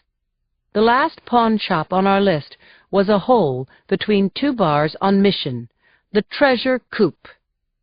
I'm not sure the owner heard the bell ring over the door when Conklin and I came in, but he picked up our reflection from one of the dozens of mirrors hanging on the walls and came out from the back of the store. His name was Ernie Cooper, a slab-like man from the Vietnam era, and he seemed to fill up his store. Cooper had a gray ponytail, an iPod in his shirt pocket, cords dangling from his ears, and there was a bulge of a gun under his jacket. While Conklin showed Cooper the insurance company's photos of Patricia Malone's Victorian jewelry, I looked around at the innumerable trophies, guitars, out-of-date computers, and the stuffed monkey with a lamp coming out of its back, perched on a plant stand. Ernie Cooper whistled when he saw the photos. "What's all this worth? Couple $100,000? "Something like that," Conklin said. "Nobody brings this kind of stuff to me, but who am I looking for, anyway?" "Maybe him," Conklin said, slapping down a photocopy of the Polaroid of Ronald Grayson. "I can keep this?" Cooper asked. "Sure, and here's my card," Rich said. "Homicide?" "That's right." "So this was what, armed robbery?" Conklin smiled. "If this kid comes in, if anyone comes in with this stuff, we want to know." The sky had turned gray while Conklin and I were inside Ernie Cooper's pawn shop. Muted thunder grumbled as we walked to 21st Street, and by the time we got into the squad car, the first fat drops of rain splattered against the windshield. I cranked up the window, pinching the web between my thumb and forefinger. I shouted, "Damn," with more vehemence than was absolutely necessary. I was frustrated. So was Rich. The long work-day had netted us exactly nothing. Rich fumbled with the keys, his brow wrinkled, exhaustion weighing him down like a heavy coat. "You want me to drive?" My partner turned off the ignition and sighed, threw himself back into the seat. "It's okay," I said. "Give me the keys." "I can drive. That's not the problem." "What is?" "It's you." "Me? Was he mad at me for questioning Kelly?" "What did I do?" "You just are, you know." Oh, no. I tried to ward off this conversation by imploring him with my eyes and thinking, "Please don't go there, Richie." But the pictures flashed into my mind, a strobe-lit sequence of images of a late work night in L.A. that had turned into a reckless, heated clinch on a hotel bed. My body had been screaming, yes, yes, yes, but my clearer mind slammed on the brakes, and I told Richie, no. 6 months later, the memory was still with us inside the musty Crown Victoria, crackling like lightning as the rain came down. Richie saw the alarm on my face. "I'm not going to do anything," he insisted. "I would never do anything. I'm just not good at keeping what I feel to myself, Lindsay. I know you're with Joe. I get it. I just want you to know that I've got this arrow through my heart, and I would do anything for you." "Rich, I can't," I said, looking into his eyes, seeing the pain there and not knowing how to make it right. "Oh, geez," he said. He covered his face with his hands, screamed, "Ah!" Then he pounded the steering wheel a couple of times before reaching for the keys and starting up the car again. I put my hand on his wrist. "Rich, do you want another partner?" He laughed, said, "Delete the last 42 seconds, okay, Lindsay? I'm an idiot, and I'm sorry." "I'm serious." "Forget it. Don't even think about it." Rich checked the rearview mirror and turned the car into the stream of traffic. "I just want to remind you," he said, cracking a strained smile, "when I worked with Jacoby, nothing like this ever happened." The population of Colma, California, is heavily skewed toward the dead.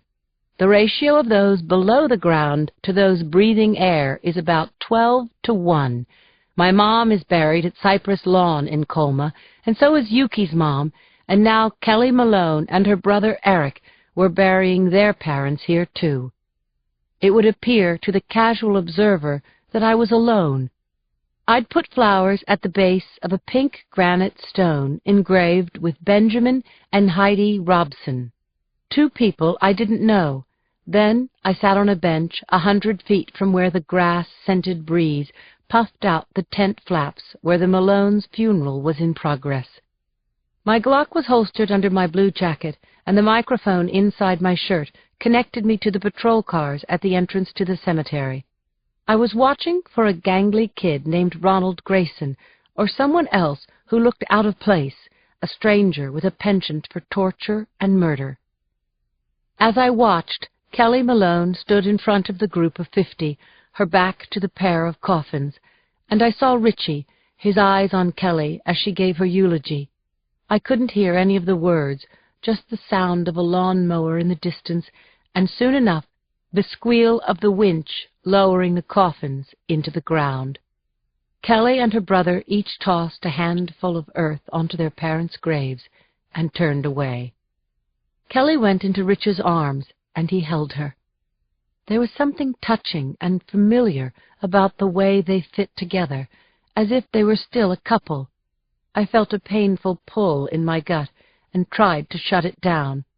When Kelly and Rich left the tent and walked with the priest in my direction, I turned before they came close enough to see my eyes.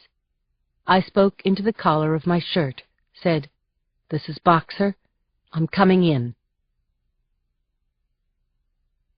Located 2 blocks away and across the street from the Hall of Justice, McBain's Beers of the World Saloon is the eatery of choice for lawyers and cops, anyone who doesn't mind sitting at a table the size of a dinner napkin and shouting over the noise.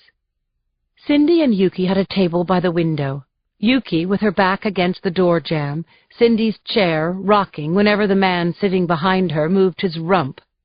Cindy was mesmerized by the perpetual motion of Yuki's hands as she talked. Yuki had 20 minutes to eat and run, and she'd stepped up her usual warp-speed conversational style to fit the time allowed. "I begged for this case," Yuki said, folding one of Cindy's French fries into her mouth, telling Cindy what she told her many, many times before. 3 people were in line ahead of me, and Red Dog is letting me run with it because of Brinkley. Red Dog was Yuki's boss, Leonard Parisi, the red-haired and legendary Bulldog deputy DA. Brinkley was Alfred Brinkley, the ferry shooter, and Yuki's first big case for the DA's office. The Brinkley trial had been heated, the public enraged that a mentally disabled man with a gun had mowed down 5 citizens who'd been enjoying a Saturday afternoon ferry ride out on the bay. "It's so ironic," Yuki said to Cindy. "I mean, with Brinkley, I had nothing but evidence. The gun, the confession, 200 eyewitnesses, the fricking videotape of the shootings. With Junie Moon, it's just the opposite," Yuki said. We've got no murder weapon, no body, no witnesses, just a recanted confession from a girl who is so dim it's hard to believe she's bright enough to boil eggs. I don't dare lose, Cindy. Take it easy, hon. You're not going to... I could, but I'm not going to do it. And now Junie's got a new lawyer? Who? L. Diana Davis. Oh, man, oh, man, oh, man. Yep, cherry on top. I'm up against a big-time feminist bone crusher. Oh, I forgot. This writer is doing a book on Michael Campion. He's been following me around all week. His name is Jason Twilley. Wants to talk to you. Jason Twilley? The author of those true crime blockbusters? Yep, that's the one. Yuki, Jason Twilley is a giant. He's a star. That's what he says, Yuki laughed. I gave him your number. He just wants some background on me. I don't care what you tell him, as long as you don't tell him that I'm freaking out. You're a piece of work, you know. Yuki laughed. Oops, gotta go, she said, putting a 20 under a corner of the bread basket. Got a meeting with Red Dog, Yuki said. There were 3 people in line in front of me, Cindy. You know, if he'd assigned this case to anyone but me, I would have offed myself. So, I have only one option. I have to win. Cindy entered the Petite Café through the lobby of the 4-star Hotel Monaco, where Jason Twilley was staying for the course of the trial. Jason Twilley stood as Cindy approached his table. He was tall, thin, a young 43, with striking features Cindy recognized from his book jackets and recent profile in Entertainment Weekly. Jason Twilley, he said, stretching out his hand. Hi, I'm Cindy Thomas. She slid into the black leather booth. Sorry I'm late. No problem. I was glad to have a minute to do some quiet thinking. She'd researched Twilley before this meeting, adding to what she already knew, that he was very smart, calculating, talented, and a little ruthless. One journalist had written that Twilley was picking up where Truman Capote left off with In Cold Blood, noting that Twilley had a rare talent for getting into the minds of killers, humanizing them so that the readers felt the killers almost as friends. Cindy wanted to let herself enjoy the ambiance of the place and the fun of being with Jason Twilley, but she couldn't let down her guard. I just finished Malvo, Cindy said, referring to Twilley's best-selling account of the D.C. sniper who, with his manipulative partner, had killed 13 people and terrified the capital city for an entire year. What did you think? Twilley smiled. It was a charming smile, lopsided, the left side of his mouth twitching up, making the corners of his eyes crinkle. Made me think about teenage boys in a whole new way. I'm going to take that as a compliment, Twilley said. What can I get you to drink? Twilley called the waitress over, ordered wine for Cindy, mineral water for himself, and told Cindy that since Yuki was going to be prosecuting Junie Moon, he wanted to get some sense of her from her closest friend. I spoke with some of her professors at Bolt Law, Twilley told Cindy, and a couple of her former colleagues at Rogers and Duffy. She was really on the fast track to partnership there, Cindy said. So I've heard. Yuki told me that after her mother was killed at Municipal Hospital, she lost her taste for civil cases and went over to the prosecutorial side. Exactly. So what does that make her? Fierce? Vengeful? You're baiting me, Cindy said, laughing. Did Yuki strike you as vindictive? Not at all, Twilley said, giving her another of his electrifying smiles. Well, maybe the fierce part is true, Twilley said. I've seen Yuki in action at the Brinkley thing. Twilley told Cindy that he already had a contract from his publisher to do the unauthorized biography of Michael Campion when, suddenly, Michael disappeared. It looked like an unsolved mystery until the cops found a suspect and indicted Junie Moon, Twilley said, and when I heard that Yuki Castellano was going to try Moon for Michael's murder, it just couldn't get any better. It should be a hell of a trial. And what I love about Yuki Castellano is that she's passionate and she's fearless. Cindy nodded in agreement, said, L. Diana Davis had better bring her best game. That's interesting, said Twilley, because what I was thinking is that it's good that Yuki has a friend like you, Cindy. I mean, with all due respect to Yuki, Davis is going to slaughter her. Part 2. Habeas corpus. Produce the body. Yuki pushed through the swarm of reporters and cameramen who had surrounded her from the moment she parked her car. She hoisted her handbag high on her shoulder, clutched her briefcase, and headed toward the street, the press moving along with her, shouting out questions about how she thought the trial would go, and if there was anything she wanted to say to the public. "Not now, people," she said. "I don't want to keep the court waiting." She lowered her head, pushed her way out to the intersection, saw the fleet of satellite vans and setups on Bryant, local news, cable news vans, and crews from the networks, all there to cover the trial of Junie Moon. The light changed, and Yuki crossed the street encased in a mob of reporters. She headed toward the Hall of Justice and into the thicker crowd that had gathered at the foot of the granite steps.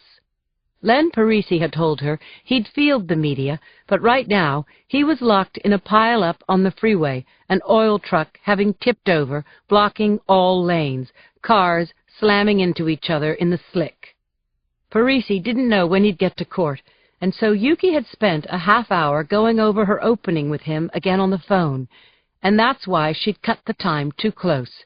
She marched up the courthouse steps, eyes front, said, "Can't talk now, sorry," to a gang of reporters at the heavy steel and metal front doors to the Hall of Justice.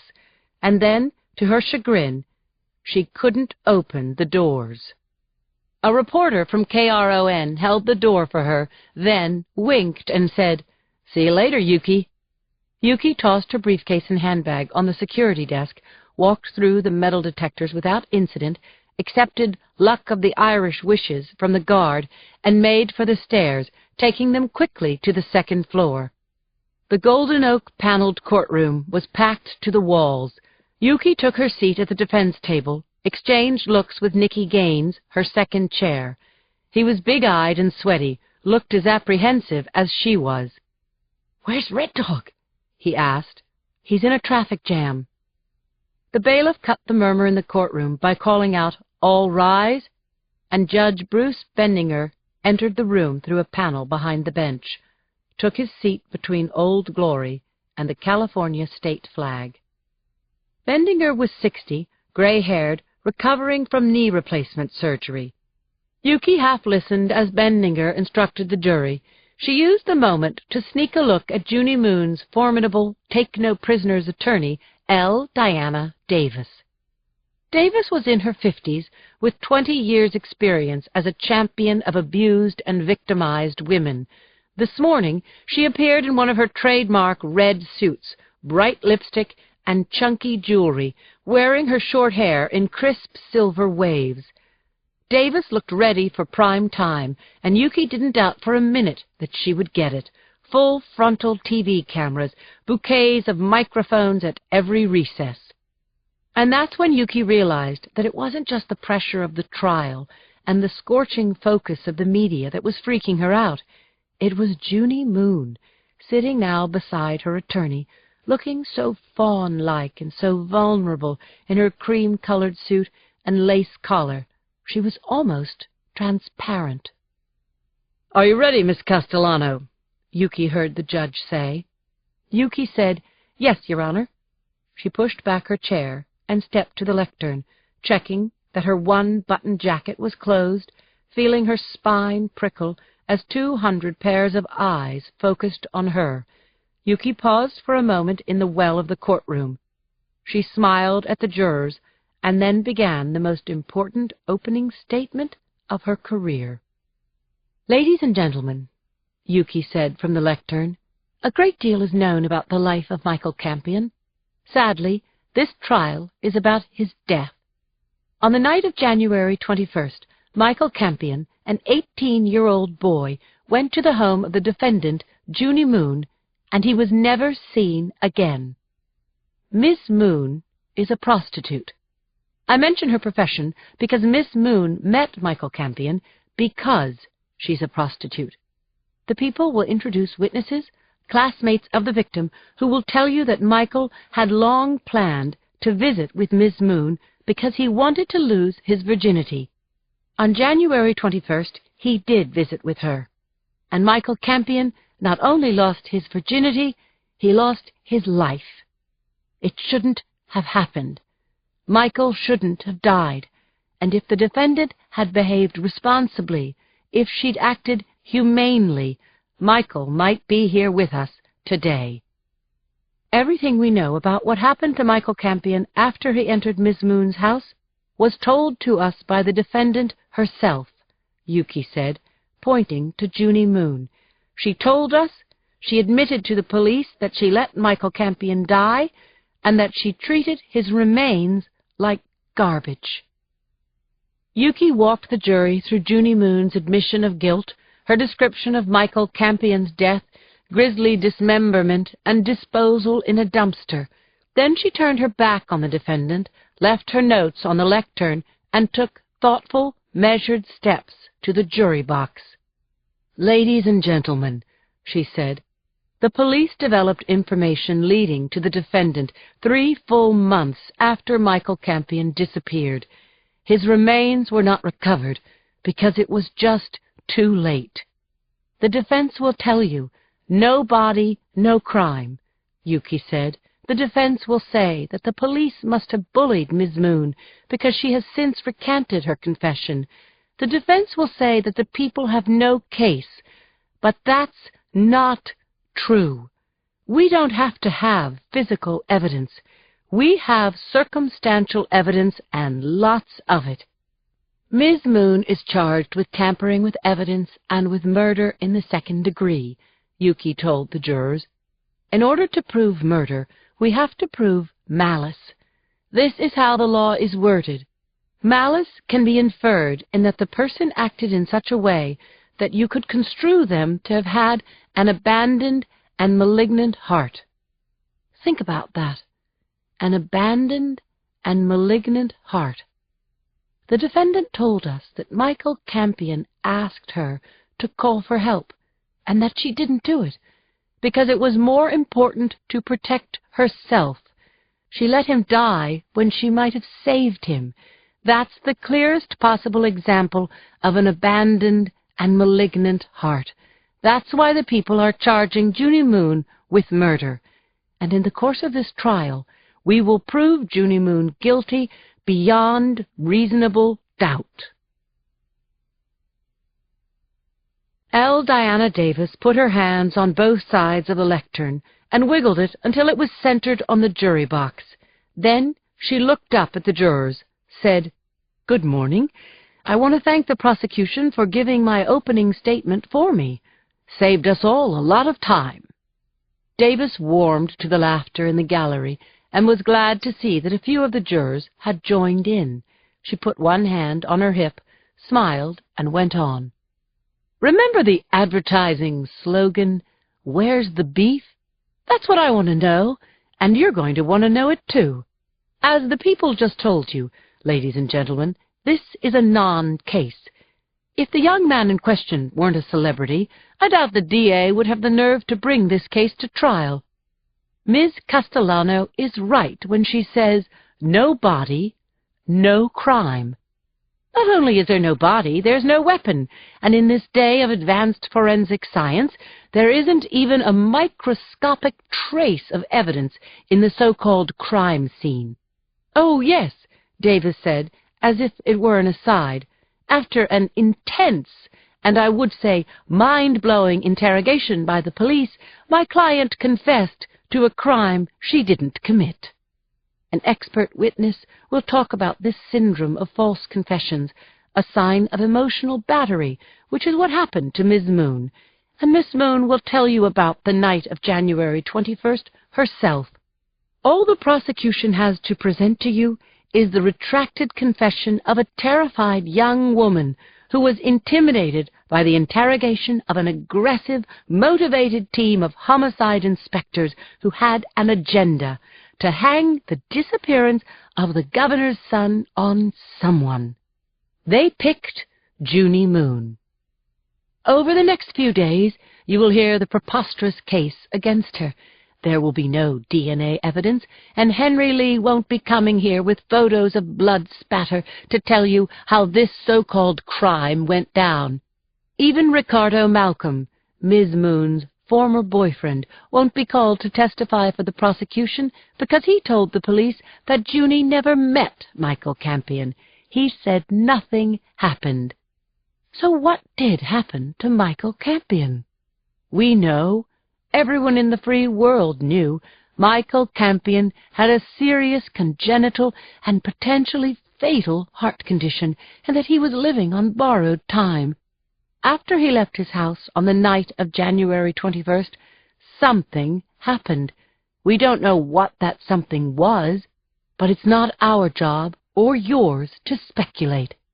When you've heard this case in its entirety, the prosecution will ask you to find Miss Moon guilty beyond reasonable doubt, and common sense will tell you that Miss Moon is not guilty of any of the charges against her. She's not guilty of tampering with evidence. She didn't help dismember a body in her bathtub or dispose of that body. And as sure as I'm standing in front of you, Junie Moon is not guilty of murder. The bailiff called my name, and I got up from the bench in the hallway, stiff-armed the double doors of the vestibule to the courtroom, and strode up the aisle. Heads turned as I approached the witness stand, and I was reminded again that the case against Junie Moon would hang in large part on my testimony, and that L. Diana Davis was going to do her best to crush me. I swore to tell the truth, took my seat, and my good friend, Yuki, asked me preliminary questions, setting up my time and grade as a police officer. Then she asked, "Sergeant Boxer, did you interview the defendant on April 19th? "Yes. Inspector Richard Conklin and I first interviewed her in her house, and then later at the Southern Division of the SFPD on the 4th floor of this building." "Did she seem afraid or anxious or intimidated?" "Actually, no. She seemed quite comfortable. In fact, she agreed to come to the hall for questioning." "At that time, did you ask her about Michael Campion?" "We did." "And what was her response?" Yuki asked. "At first, she told us that she had never met Michael Campion. Approximately 2 hours later, she asked us to shut off the video camera." "And what happened after that?" In answer to Yuki's questions, I told the jury what Junie had told me and Conklin, how the victim had expired, that she had called Ricky Malcolm, and what the two of them had done with Michael Campion's body. "Did you have any reason to doubt this story?" Yuki asked. "No, I found her quite credible." "Did you interview at any other time?" "Yes, we met with Miss Moon a few days later at the woman's jail. We hoped Miss Moon might remember the name of the town where she and her boyfriend disposed of Mr. Campion's remains." "And did she remember?" "Yes, the town of Jackson, about 3.5 hours north in Amador County." "So, to be clear, this was a second interview?" "Correct." "Was the defendant under duress?" "Objection! Calls for speculation!" Davis sang out. "Sustained," Judge Bendinger snapped. "I'll rephrase," Yuki said. "Did you threaten the defendant, deny her food or water or sleep?" "No." "She gave you this information of her own volition?" "Yes." "Thank you, Sergeant," Yuki said to me. "I have no further questions." And then L. Diana Davis was in my face. "Sergeant Boxer," Davis said, "you've been a homicide inspector for over 10 years. You've investigated countless homicides. You've interrogated innumerable suspects, and you knew that eventually you'd be sitting in a courtroom telling us what happened in the case against Junie Moon. Isn't that true?" "Yes." "So how did you get the defendant to confess, Sergeant? Tell her that accidents happen? That she wasn't culpable?" "I may have said things like that. Interrogations aren't one-size-fits-all. Sometimes you've got to raise your voice, sometimes you've got to be sympathetic, and sometimes you've got to lie to a subject," I said. "There are legal boundaries for interrogations, and my partner and I stayed within those boundaries." Davis smiled, turned and walked toward the jury, turned back to face me. "Is that so?" she said. Now, you've testified that the defendant asked you to turn off the tape during your interrogation at the police station. That's right. So, let me get this straight, Sergeant. You taped everything up to the point when Ms. Moon confessed. That confession is not on the tape. The defendant seemed reluctant to talk because the camera was running. So, when she asked me to turn it off, I did so. And then she told us what happened. So what are we to make of the fact that you recorded everything this young woman had to say except her confession? I guess you're suggesting that the defendant was being cagey when she asked you to shut off the camera? Davis said, shrugging her shoulders, sending a non-verbal message to the jury that she thought I was full of crap. You're saying she was sophisticated enough to confess off the record. There is no such thing. Thank you, Sergeant. That's all I have for this witness, said Davis. Yuki shot to her feet, said, "Redirect, Your Honor." "Proceed, Miss Castellano," said the judge. "Sergeant Boxer, are you required to tape a confession?" "Not at all. A confession's a confession, whether it's written or verbal, on tape or off. I'd rather have a taped confession, but it's not required." Yuki nodded. "Did you have any idea what Ms. Moon was going to tell you when she asked you to turn off the tape?" "Had no idea. I turned off the camera because she asked us to, and I thought it was the only way we were going to get the truth. And you know what, Miss Castellano? It worked." Yuki wished all of her witnesses were as good as Rich Conklin. He was solid. He was believable. In answer to her questions, Conklin affably told the jury that he'd been with the SFPD for 5 years and that he'd been in the homicide division for the last 2. "Did you interview the defendant on the night of April 19th? Yuki asked Conklin. "Sergeant Boxer and I talked with Ms. Moon together." "Did you have any preconceived notions about her guilt or innocence before you talked to her?" "No, ma'am." "Did you read Ms. Moon her Miranda rights?" "Yes, I did." "As I understand it, Ms. Moon wasn't in custody when you Mirandized her, so why did you warn her that anything she said could be used against her?" "It was a gamble," Conklin told Yuki. "When you say it was a gamble, could you explain what you mean to the jury?" Conklin brushed his forelock of brown hair away from his eyes. "Sure. Suppose I say to a suspect, 'I want to interview you. Can you come down to the station?' And the suspect comes in of his or her own volition. That person doesn't have to answer our questions and can leave at any time.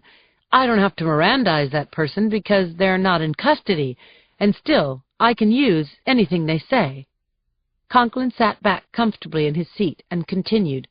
"But see, if that subject starts to get wary, he or she could ask for a lawyer who would end the interview. Or that subject could simply leave, and we'd have to let her go because that person's not under arrest." "If I understand you, Inspector, you were taking a precaution so that if Ms. Moon incriminated herself, you'd already be covered by having told her that anything she said could be held against her." "That's right.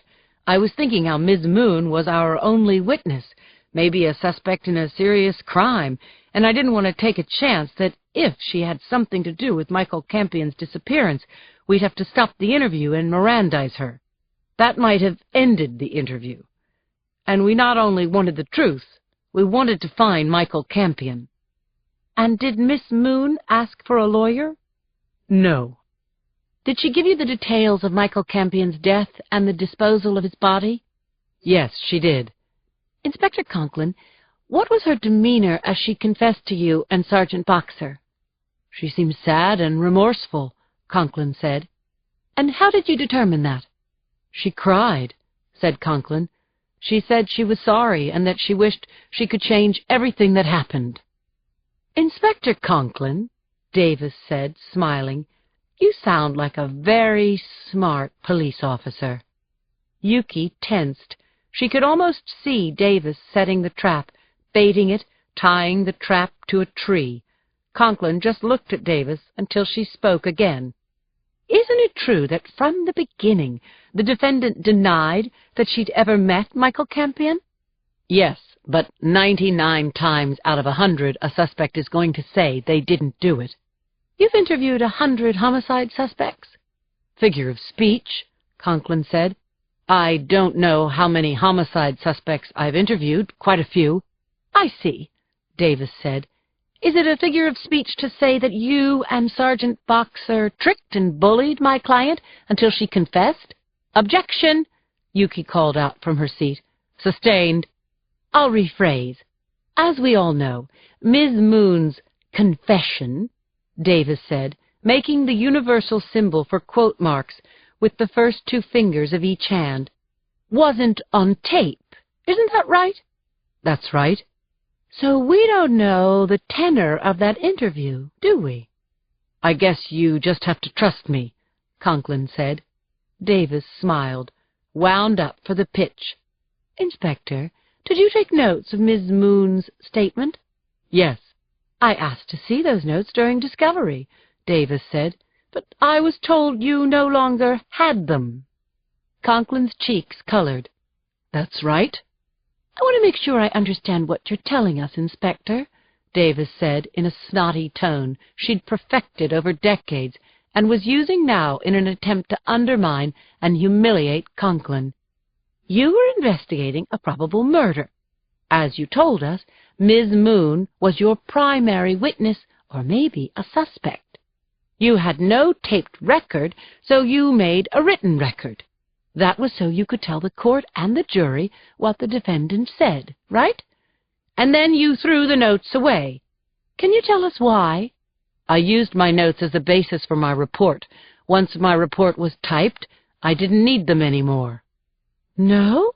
But what's a better record of that interview? The notes you took that night, or the report you filled out a couple of days later? You're supposed to keep those notes, aren't you, Inspector?" "Inspector?" "Your Honor, please direct the witness to answer my question." Yuki clenched her fists under the table. She hadn't known Conklin had destroyed his notes, but while it wasn't kosher, homicide cops did it all the time. Judge Bendinger shifted in his seat, asked Conklin to answer the question. Reluctantly, Conklin said, "My notes would be more of a verbatim account, but still, you felt it was appropriate to throw them out. Is there a shortage of storage space at the Hall of Justice, where the file cabinet's full, maybe?" "That's ridiculous." "It is, isn't it?" Davis asked, letting the question hang in the dead silence of the courtroom. "Do you remember where you threw the notes? In the garbage, perhaps? Or out your car window? Maybe you flushed them down the toilet." "Your Honor," Yuki said, "defense counsel is badgering the witness." "Overruled. The witness may answer," said Judge Bendinger. "I shredded them," Conklin said, the cords in his neck straining against the white collar of his shirt. "Please tell the jury why you shredded your notes." Yuki saw the flash in Conklin's eye, but was helpless to stop him from snapping. "The reason we get rid of our notes is so that shyster lawyers like you don't twist things around." Yuki stared at Conklin. She'd never seen him blow up before. Davis had manipulated him, and she was going to nail him to the cross. "Inspector Conklin, is that how you behaved when you interviewed my client? Lose your temper like that?" "Objection, Your Honor," Yuki called out. "On what grounds?" "Defense counsel is objectionable." Bendinger was unable to stifle a laugh. "Overruled. Watch it, Ms. Castellano." Davis smiled, faced Conklin, one hand on her hip. "Only one more question, Inspector. Any other important evidence you shredded that would have exonerated my client?" Still feeling stung by Davis's cross-examination of Rich Conklin and the stress of the entire horrid day, Yuki left the Hall of Justice by the back door, walked several blocks out of her way, checking her BlackBerry as she walked. She deleted messages, made notes for file, sent an email to Red Dog, who was now back in his home office asking for a report. She entered the all-day parking lot from the rear and had just opened the door of her bronze-colored Acura sedan when she heard someone call her name. Yuki turned, frisked the crowded lot with her eyes, saw Jason Twilley loping toward her against traffic on Bryant, calling out, "Yuki, hey, hang on a minute." Yuki reached into the car, put her briefcase on the passenger seat, and turned back to face the superstar writer who was closing in. Twilly looked fantastic, Yuki thought, as she watched him maneuver through the crowded parking lot. She liked everything about the way he put his act together, the cut of his hair, the Oliver Peoples glasses framing his intense dark brown eyes. Twilly pulled up to where she stood with her car door opened between them, not even blowing hard from his run. "Hey, Jason, what's wrong?" "Not a thing," he said, eyes locking on hers. "I just wanted to tell you that I thought you rocked today." "Thanks." "No, I mean it. You're great on your feet, and it's smart the way you're handling the press. Davis is out there campaigning on the front steps, and you're—" "The defense has to spin this," Yuki said. "I have to prove Junie Moon is guilty, and that's not going to happen in front of the hall." Twilly nodded his agreement, said, "You know, I wanted to tell you that I overheard a conversation in the hallway, and what I heard is that Junie's a little slow, below average IQ. "I don't get that impression," said Yuki, wondering what the hell Twilly was getting at. Twilly set down his briefcase on the asphalt, took a soft leather eyeglass case from his breast pocket, removed a small square of cloth, and massaged the pollution off his Oliver Peeps. "I gathered that Davis is going to get an expert shrink to tell the jury that Junie is dumb and suggestible, and that the brutal cops could make her say anything." "Well, thanks for the heads-up, Jason." "No problem. Look, Yuki," he said, adjusting his glasses over the bridge of his nose, "I'm dying to pick your very lovely mind. Would you have dinner with me? Please?" Stephen Meacham and his wife Sandy were watching 48 Hours Mystery on their TV in their expansive home in Cow Hollow when the doorbell chimed. Steve said to Sandy, "Are we expecting someone?" "Hell no," Sandy said, thinking of the door-to-door canvassing that had been going on because of the heated school board elections. She took a sip from her wine glass. "If we ignore them, they'll go away." "I guess I can always give 'em a couple of shots to the ribs, make 'em take us off the list," Meacham said, fainting and punching the air, then slipping his bare feet into his loafers. He walked to the front door, peered through the fan light, saw two good-looking boys standing outside, kids about the age of his son, Scott. What was this?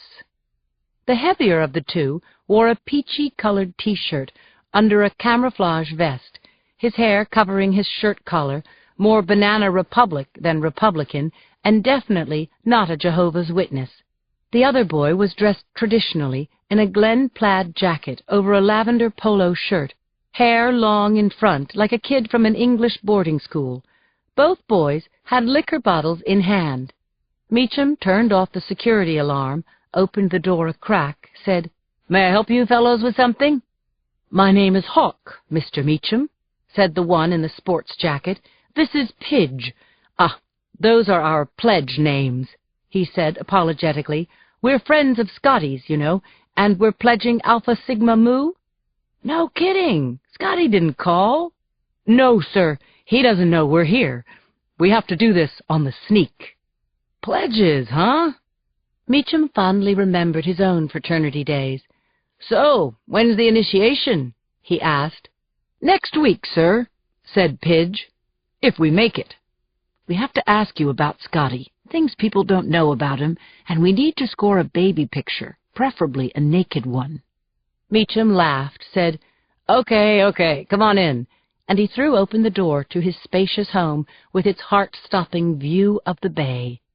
"Honey," he called to his wife, "we've got company," he said, leading the two boys through the foyer.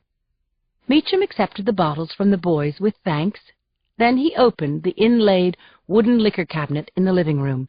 He took out glasses as the boys introduced themselves to his wife, who said, "It's quite nice of you to bring something, but it really wasn't necessary." "Cointreau," Meacham said. He poured from the bottle, handed the glasses around. "To the Greeks."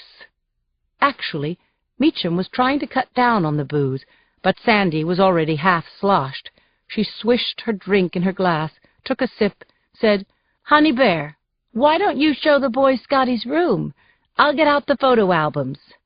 "I'll stay with you, Mrs. Meacham," Pidge said. "Help you pick out the right picture." Sandy was lost in the photo album in her lap when Pidge's shadow fell across her face. She looked up, did a double take through her unfocused eyes, finally putting it together. Pidge was holding a gun. She took in a deep breath, but Pidge put a finger to his lips, then said, "Don't scream, Sandy. Just do what I tell you, and everything will be fine." "This isn't funny anymore," Steve Meacham said to the two boys, wincing as Hawk jammed the gun between his shoulder blades. "Go stand by your wife, Mr. M," said Hawk. "This is a kind of scavenger hunt, you know. We're not going to hurt you guys, not unless you make us." Meacham went to his wife's side, looking at each of the two guns in turn, sending his mind toward his own gun that was wrapped in a towel at the top of the linen closet.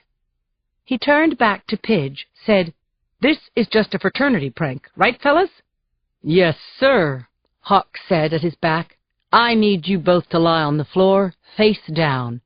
"Well, I'm not going to do that, you crazy boy," Sandy said, whipping her head around, eyes flashing furiously. "Get out of here, both of you, now, and tell Scotty I want to hear from him tonight. I don't care what time." Pidge walked behind Sandy, cocked back his arm, and whacked her on the back of her head with the gun butt. Sandy yowled, went down into a crouch, hands covering her head.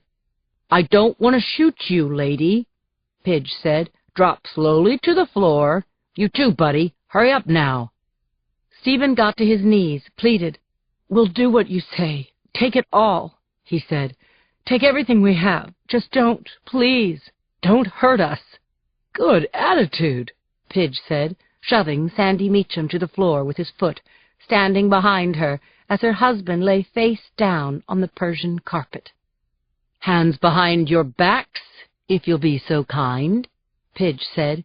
He took a reel of fishing line out of his back pocket, wrapped the monofilament fiber tightly around the Meachams' wrists. Then he tugged off their shoes, stripped off their socks, and began winding fishing line around Stephen Meacham's ankles. "I'll let you in on something," Pidge said. "Actually, we're not fraternity types, like Scotty." He tugged down Sandy's elastic-waisted pants and underwear in one motion. Sandy yelped. "Where's your safe, Mr. M? What's the combination?" Hawk asked. "We don't have a safe," Meacham said. "Hawk, go back upstairs," said Pidge. "I'll keep these folks company." He slapped Sandy's buttocks playfully, laughing as Meacham cried out, "There's some money inside the humidor on my dresser. You can have it. Take it all." Pidge turned up the TV volume to high, balled Sandy's socks, jammed a woolen gag into each of the Meachams' mouths. As Sandy whimpered and squirmed, he slapped her buttocks again, this time almost tenderly. Then, reluctantly, Pidge tied her ankles together with the fishing line. That done, he broke the neck of the second bottle of Cointreau against the mantelpiece. He poured liquor on a pile of newspapers by the upholstered chair, into a basket of yarn, doused the Meachams' hair and their clothing, Meacham shouting against the socks in his mouth, starting to gag. "I wouldn't do that," Pidge said reasonably. "You could drown on your own vomit. That would be nasty, bud." Hawk came down the stairs into the living room, a cigar in his mouth, jangling a lumpy pillowcase. "Swag," he said, grinning. "About $5 grand in the humidor. Oh, and I got a book." Pidge bent to Sandy Meacham, who was moaning half-naked at his feet. He twisted the diamond rings off her fingers, then shouted into Stephen Meacham's ear. "What is it you people like to say? Living well is the best revenge. Well, enjoy your revenge. And thanks for the stuff." "Ready?" Hawk asked. Pidge finished writing the inscription and capped the pen.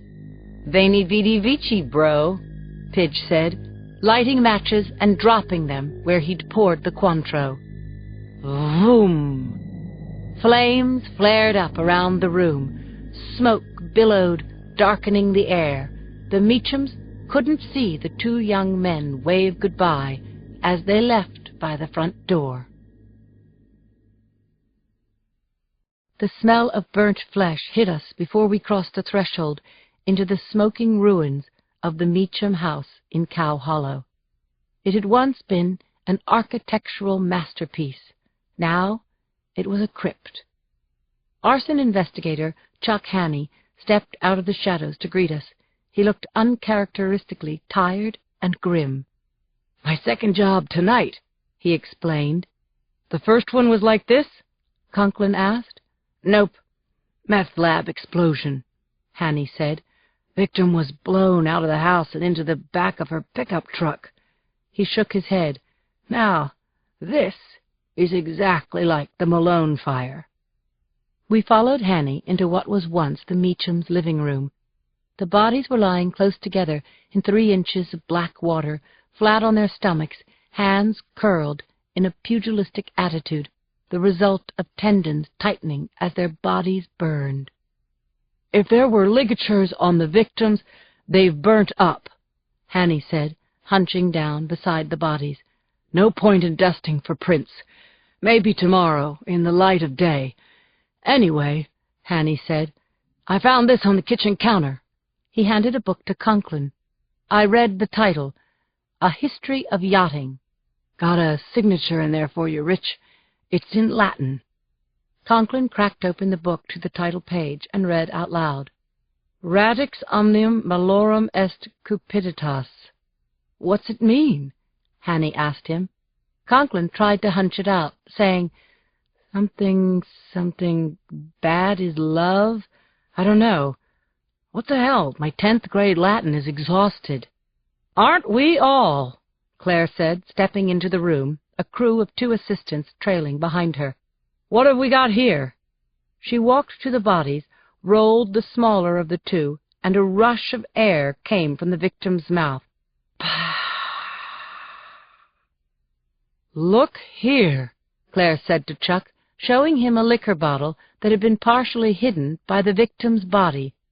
Haney picked it up with a gloved hand. "Maybe we'll get some prints after all," he said. I met Claire at her car after work. I moved a pair of galoshes, a flashlight, her crime scene kit, a giant bag of barbecued potato chips, and 3 maps into the back seat, and then climbed up into the passenger side of her Jimmy. I said, "Richie got a translation of that Latin phrase that was written inside that yachting book?" "Oh, yeah. And what did it mean?"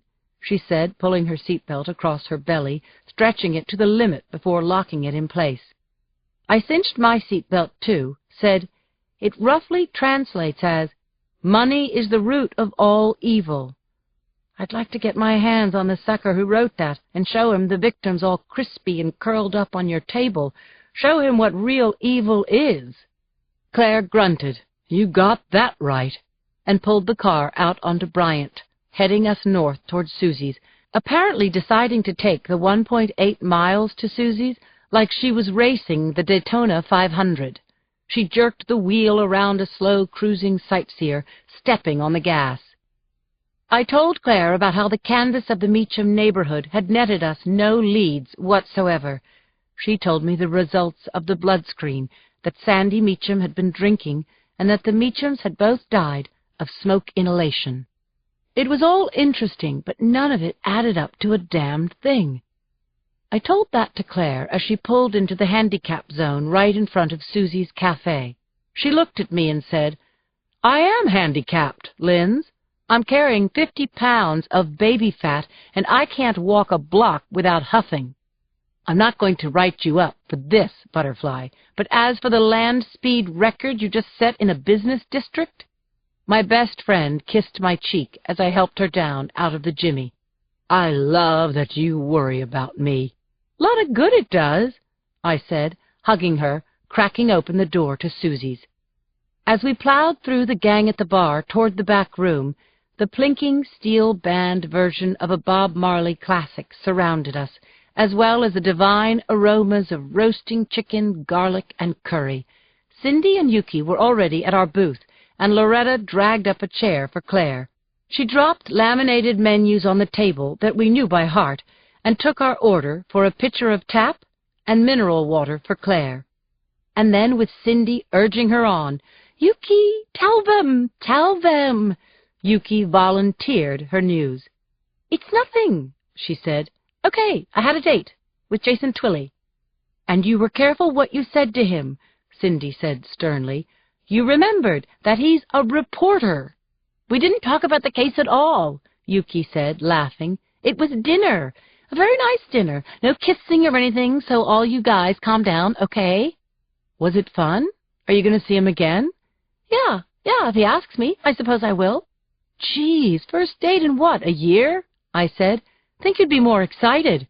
"It hasn't been a year," Yuki said. "It's been 16 months, but never mind that. What are we toasting?"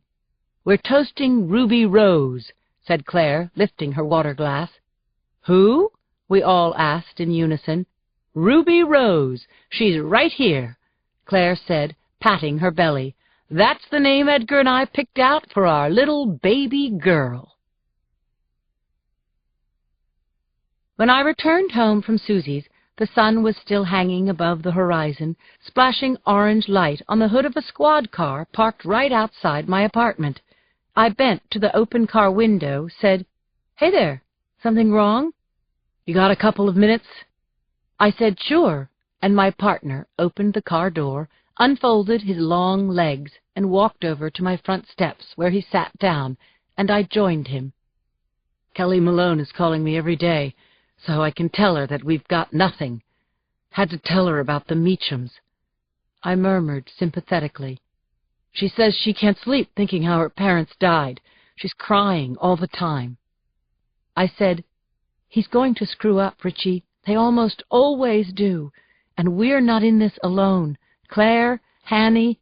"You like Hanny?" "Sure. Don't you?" Conklin shrugged. "Why does he know so much and so little at the same time?"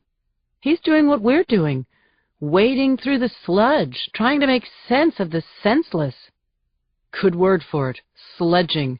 We're sludging, and the killer is laughing.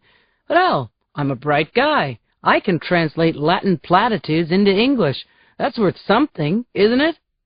I was laughing with Rich as he joked himself out of his blue mood when I saw a black sedan crawling slowly up the street in search of a parking spot. It was Joe. "Oh, look, stay and meet Joe," I said. "He's heard a lot about you." "No, not tonight, Linz," said Rich, standing up. "Maybe some other time. See you in the morning." Joe's car stopped. Richie's car pulled out of the spot.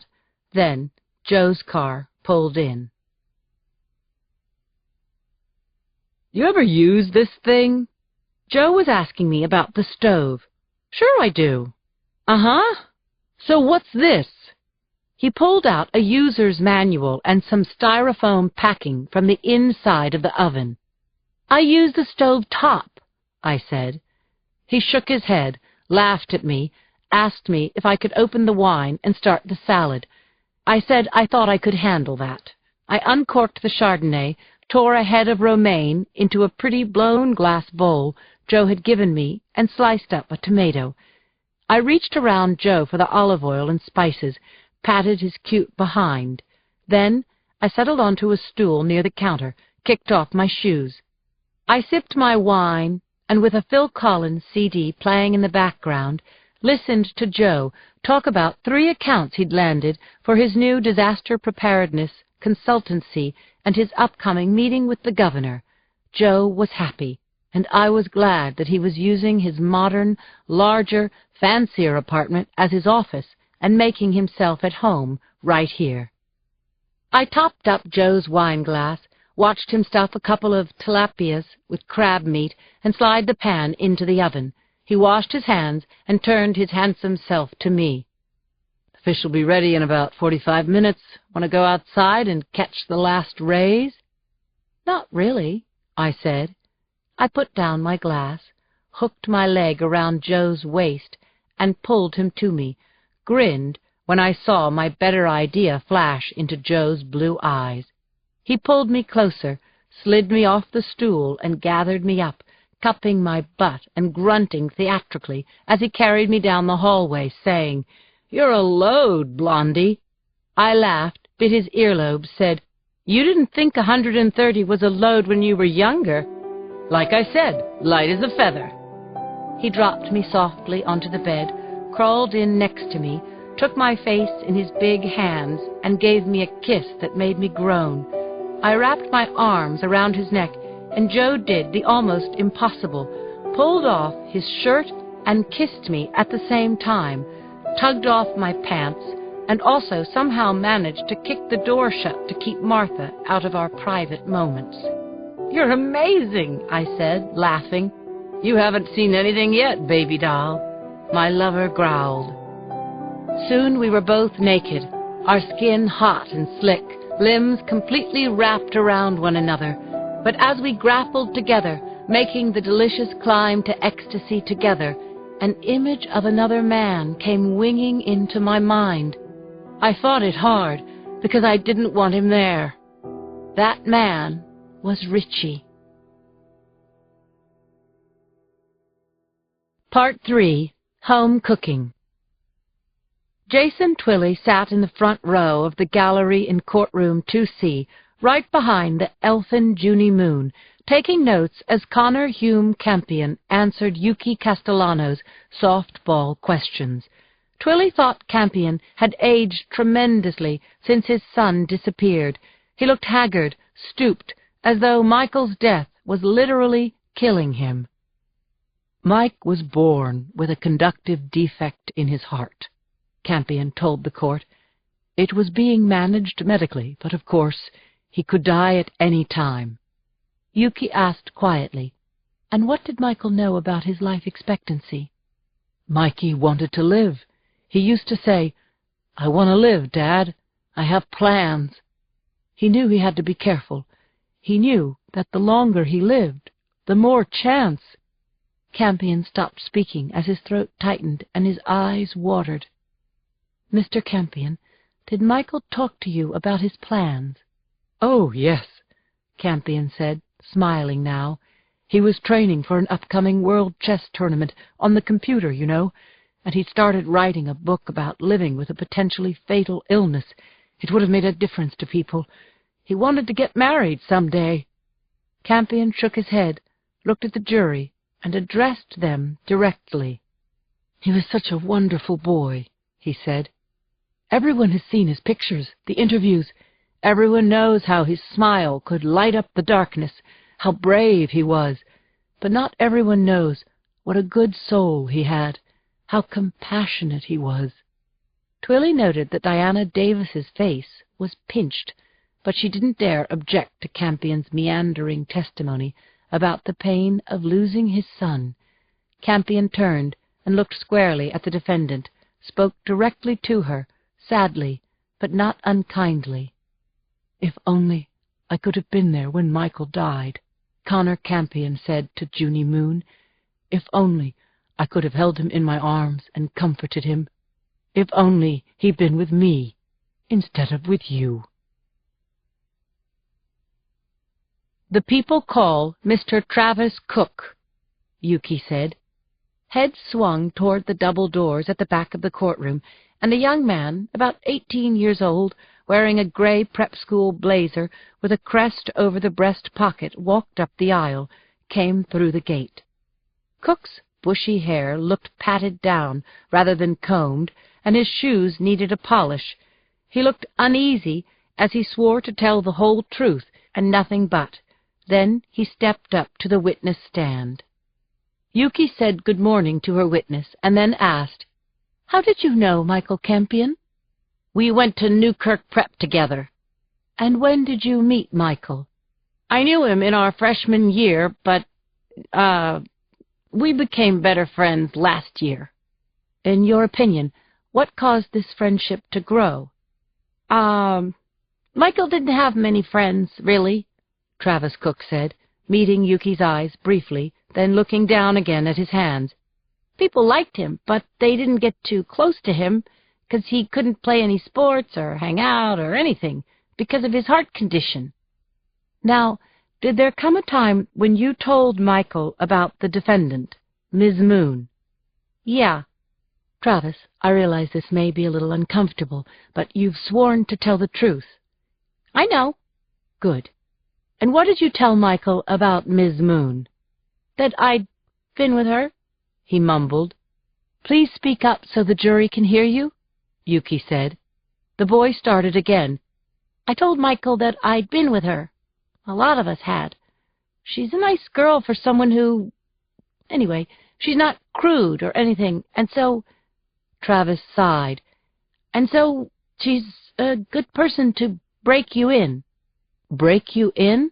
Yuki asked, turning away from the witness, looking at the jurors. "I'm not sure what you mean."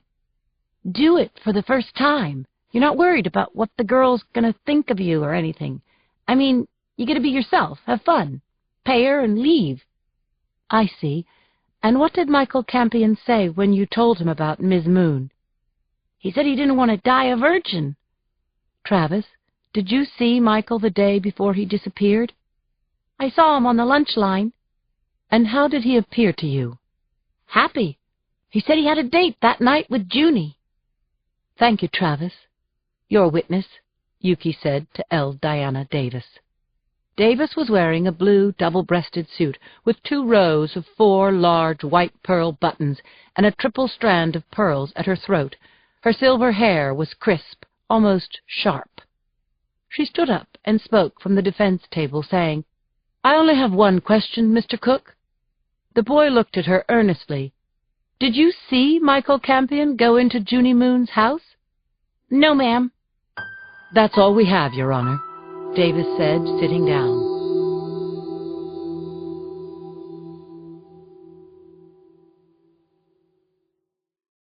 Tanya Brown was enjoying herself, giving Yuki a headache at the same time. Ms. Brown smiled at the bailiff, tossed her hair as she swore to tell the truth, and modeled her orange jumpsuit as if it were designed by Versace. She was the third of Yuki's 3 jailhouse witnesses, all in the system for dealing drugs, prostitution, or both, all of whom had met Junie Moon within the walls of the county jail. Yuki asked Tanya Brown, "Did the prosecution offer you anything in exchange for your testimony?" "No, ma'am." "We didn't offer to get you transferred or get you time off or better treatment or more privileges?" "No, ma'am. You said you weren't going to give me anything." "All right, then, Miss Brown," said Yuki. "Do you know the defendant?" "I wouldn't say I know her, but we were cellmates one night at the women's jail." "And did Ms. Moon say why she was arrested?" "Yeah, everyone gets a turn at that." "And what did Ms. Moon tell you?" "She said that she was a working girl and that she had a date with Michael Campion." "And why did that stick in your mind?" "Are you kidding? It was like, whoa, you did the dirty with the golden boy? And what was that like? And by, it came out that he died when they were doing it." "Is that what Ms. Moon told you?" "Yeah. She said he had a bad heart, and that happened to me once, too. But my John was no golden boy. He was a smelly old man, and he died in the front seat of his caddy. So I just opened the door. Oh, excuse me." "Miss Brown, did Ms. Moon say what she did when Mr. Campion had a heart attack?" "She got all weepy-like," said Tanya Brown. "Said she and her boyfriend got rid of his body." "Did she say anything else?" "She said Michael was the sweetest boy she ever met, how bad it sucked for him to die on the happiest night of his life." Yuki thanked the witness, made sure she didn't roll her eyes, as she turned her over to L. Diana Davis. Davis asked Tanya Brown, as she asked each of Yuki's previous 2 jailhouse witnesses, "Did Ms. Moon offer you any proof that she'd been with the so-called victim? Did she describe any distinguishing marks on his body, for instance? Show you any souvenirs, a ring or a note, a lock of his hair?" "Huh? No, no, ma'am, she didn't." "I have no other questions," said Davis. dismissively again. Twilly phoned Yuki at the office, asked her to have dinner with him at Aubergine, a hot new restaurant on McAllister. "I've got so much work to do," she moaned. Then she relented. "An early dinner, okay? That would be great." At 6, the restaurant was filling up with the loud pre-theater crowd, but she and Twilly had a small table far from the bar where it was quiet enough to talk. Twilly's knees bumped against hers from time to time, and Yuki didn't mind. "Davis is like an IED, Yuki said, moving tiny bay scallops on her plate with her fork. "She blows up in your face at every checkpoint." "Her act is getting old, don't worry," Twilly told her. "She's probably up every night worrying about you." Yuki smiled at her dinner companion, said, "Hey, that's enough about me," and she asked him to tell her about his first true crime book. "Must I? It sold about 200 copies. "It did not." "It did, and I know, because I bought all of them myself." Yuki threw back her head and laughed, loosening up finally, feeling pleased that she had Twilly's attention all to herself. "I wrote it under a pseudonym," Twilly said. "That way, if you were to Google me, that bomb won't come up on the list." "Well, now I know," said Yuki. "So what was the book about?" "It's about this country western singer-songwriter in Nashville," Twilly said. "Joey Flynn. Ever hear of her?" "Nope." "Okay, well, about 10 years ago, Joey Flynn had cut a couple of records and was making her way up the charts. Hot Damn. You know that song? Or Blue Northern? No? Well, it doesn't matter. Joey was married to a carpenter, Luke Flynn, her high school sweetheart, and they'd had 4 kids before they were 25. One day, a fan brought Joey 100 roses at this saloon where she was singing, and her heart went zing. 100 roses, Yuki said, imagining it. Twilly grinned, said, "Joey messed around with this guy for 3 weeks before Luke found out and confronted her."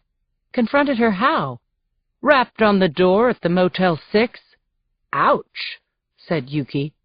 So that was the end of Joey's affair, and Luke never forgave her. Over time, Joey caught on to the fact that Luke was planning to kill her. "Really? How?" "How did she find out, or how did he plan to kill her?" Yuki laughed again, said, "Both, and I think I'm going to have that chocolate mousse cake now." "You deserve cake for the way you handled the governor today," Twilly said, touching the sleeve of Yuki's blue silk blouse, keeping his hand there for a long moment before he signaled the waiter. After ordering dessert, Twilly went on with his story. 5 years after her fling with that fan, Joey opens the cache in Luke's computer and sees that he's been looking up how to poison someone. Oh, my God! Joey writes to her best friend saying that if anything should happen to her, the police should question her husband. 10 days later, Twilly went on, Joey was dead. Potassium cyanide shows up on the tox screen, and Joey's best friend turns the letter over to the cops, and Luke Flynn is arrested and charged with murder.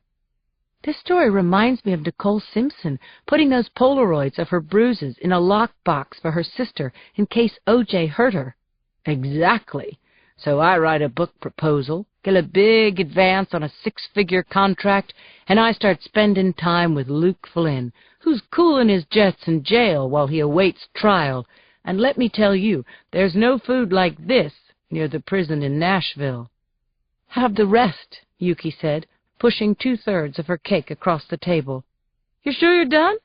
"Okay, then," Twilly said, accepting the cake. Yuki said, "So, what happened?" The waiter dropped the check on the table, and Twilly placed his platinum card on it, saying, "I'll give you a lift to your car. Tell you on the way." "Why don't you follow me home in your car?" Yuki said. "The least I can do is make you coffee." Twilly smiled.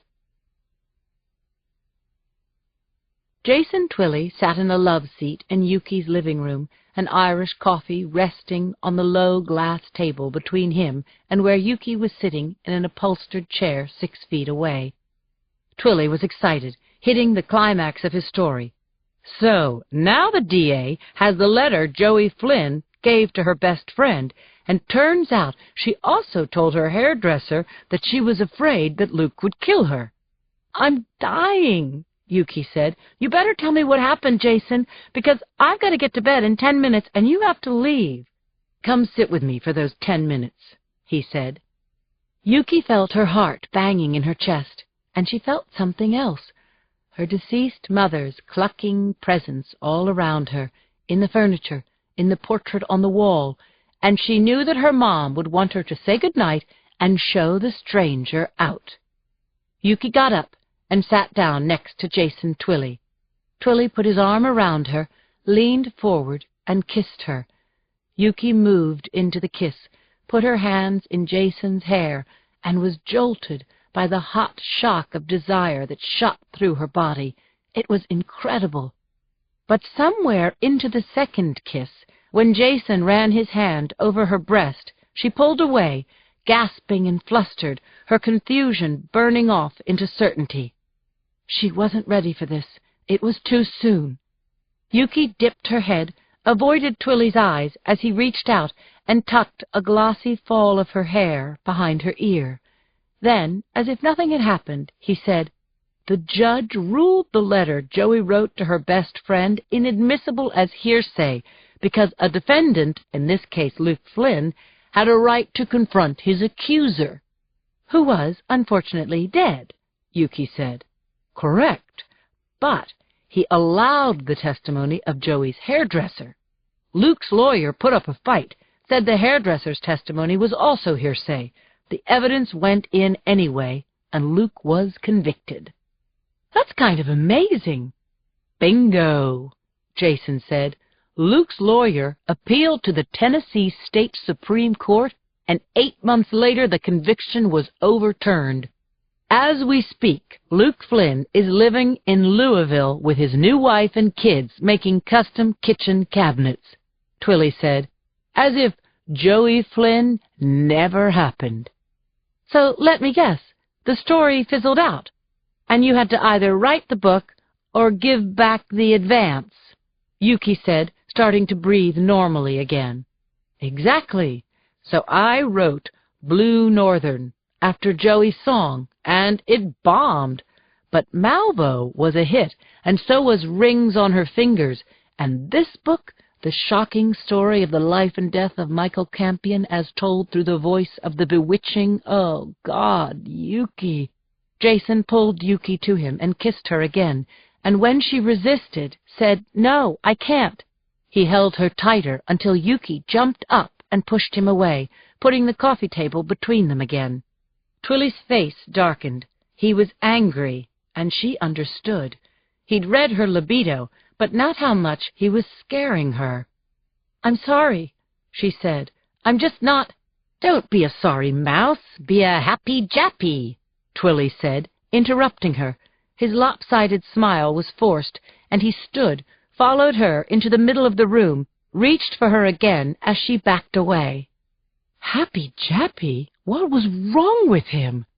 Yuki walked across the pale green carpet to the door, opened it, and said, "Good night, Jason." But Jason Twilly didn't move.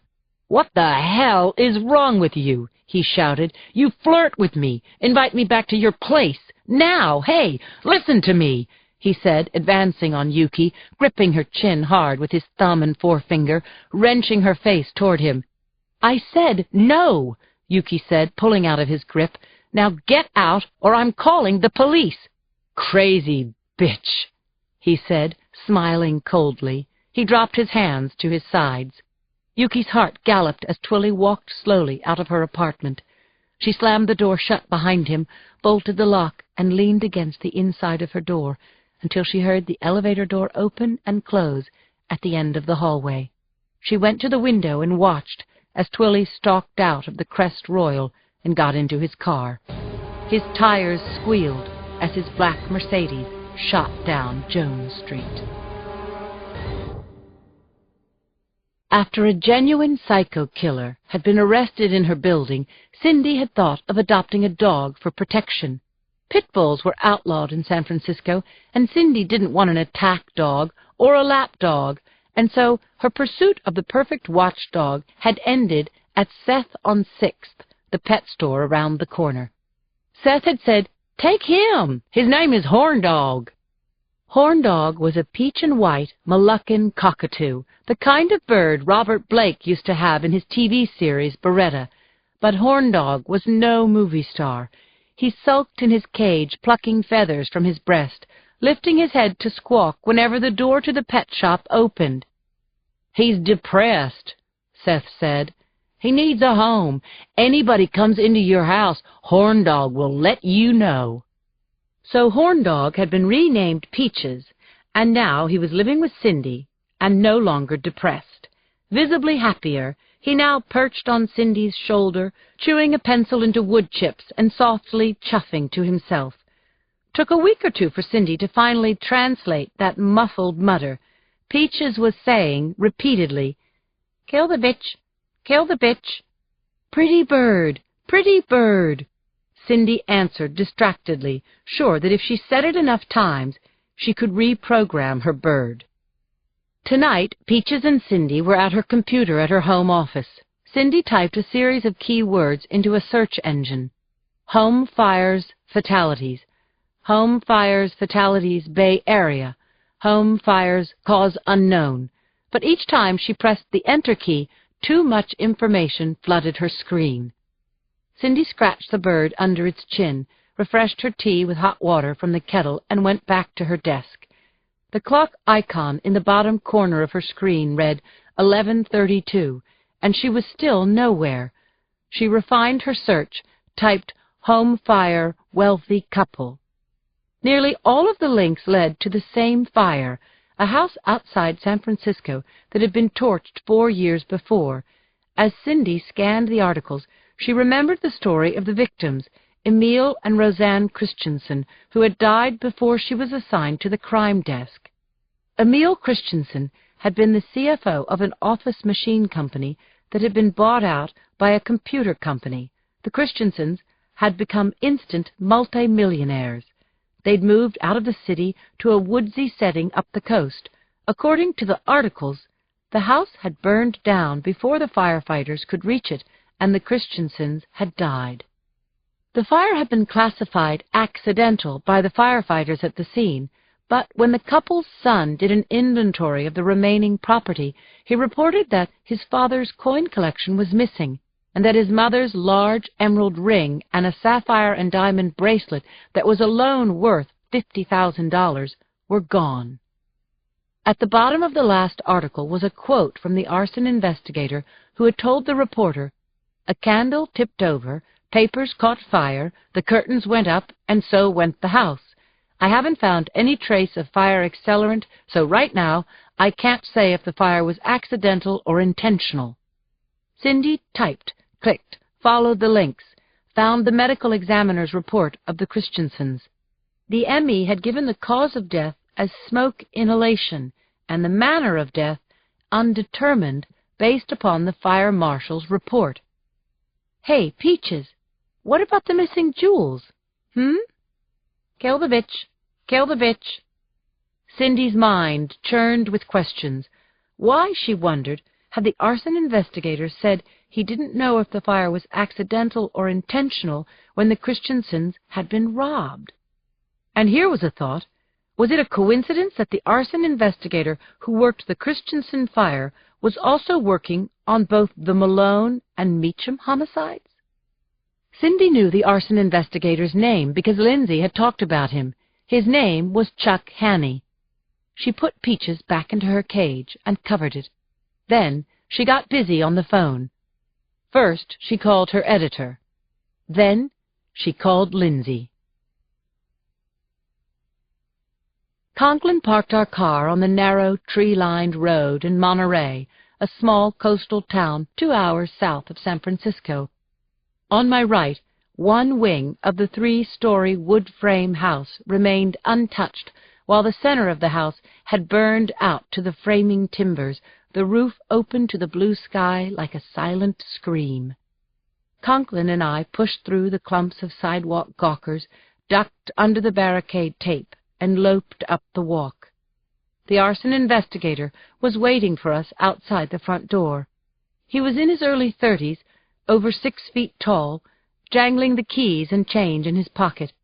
He introduced himself as Ramon Jimenez, and he gave me his card with his cell phone number printed on the back. Jimenez opened the fire department lock on the front door so we could enter the center of the house, and as the front door swung open, we were hit with the smell of apples and cinnamon. "Air freshener explosion," Jimenez said. "The crispy critters were found in the den."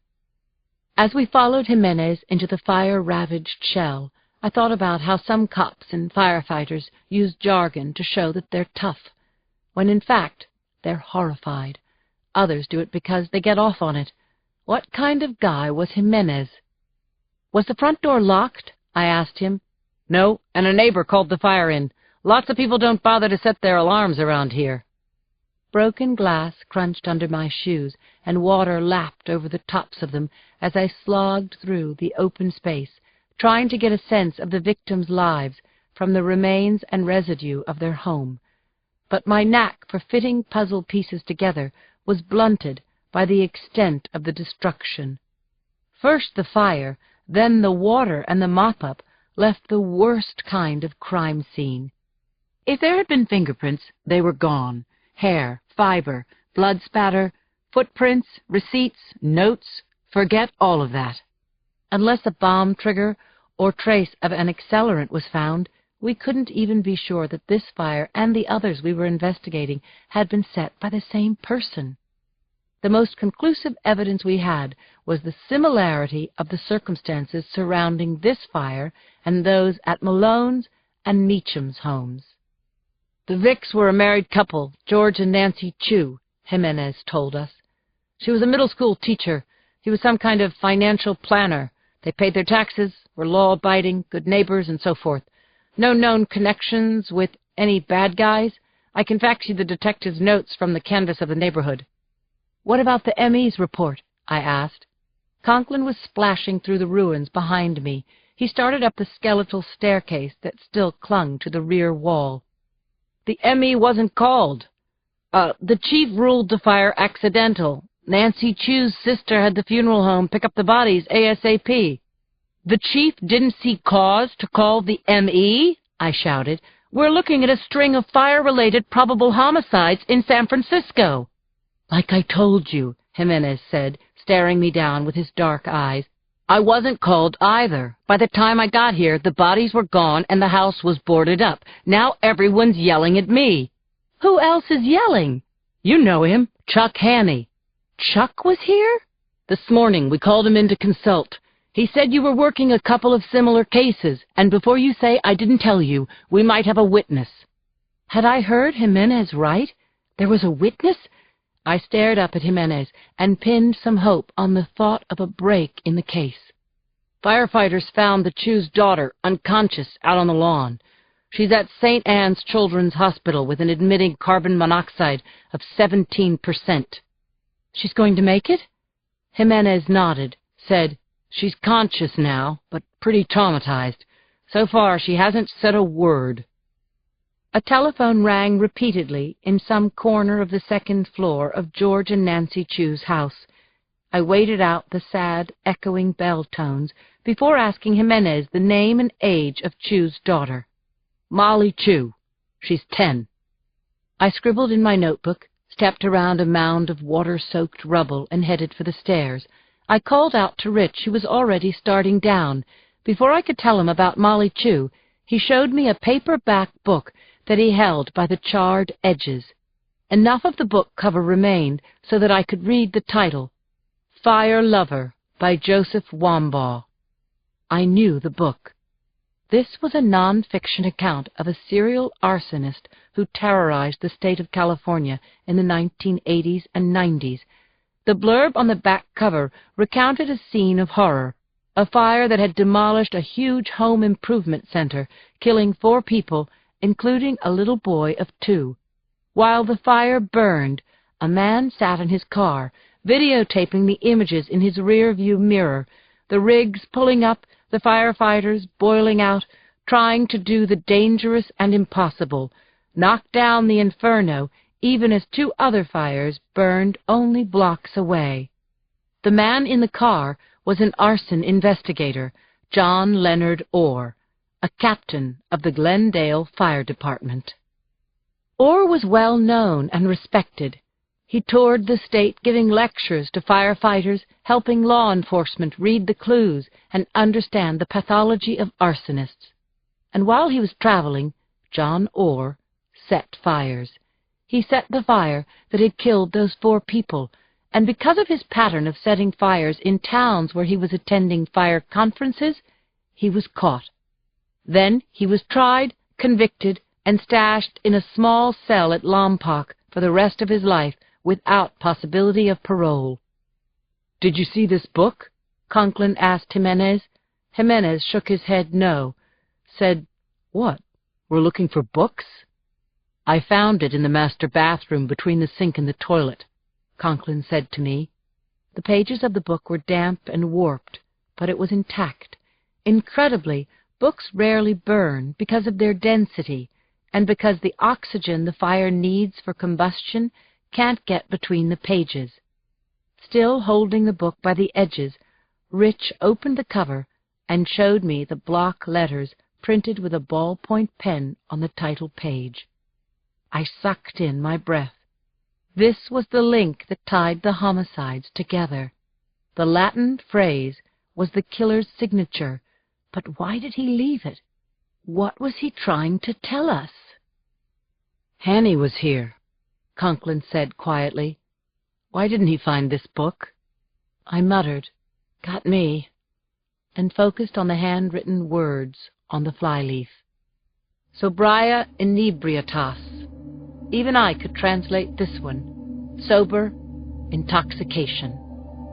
But what the hell did it mean? Conklin and I had never had a serious fight, but we bickered during the entire 2-hour drive back to the hall. Rich insisted it was significant that a pro like Hanny had missed the only clue in the whole damned crime scene. I liked Chuck Hanny. I admired him. Rich didn't have the same history, the same attachment, so he could be more objective. I had to consider his point of view. Was Hanny a psychopath hiding in plain sight? Or was Conklin so desperate to close the Malone case that he was turning an oversight into a major deal? I saw that Chuck Hanny was with Jacoby in the glass-walled corner office when Conklin and I entered the squad room. As we wove around the desks toward Jacoby's office, Conklin said to me, "Let me handle this, okay?" Jacoby waved us into his small office, and Conklin leaned against the wall inside the door. I took a side chair next to Hanny, who squirmed in his seat in order to face me. "I was telling Jacoby, the Chew fire looks like the work of the same sick asshole who set the others," Hanny said. "Don't you think?" Conklin said from behind me, "Chuck, you were at the Chew's scene, and you didn't let us know about it. What's up with that?" "You think I was keeping something from you?" Hanny bristled. "I told Jimenez to notify you guys as soon as I saw the victims' bodies." Conklin took the paperback book from his inside jacket pocket.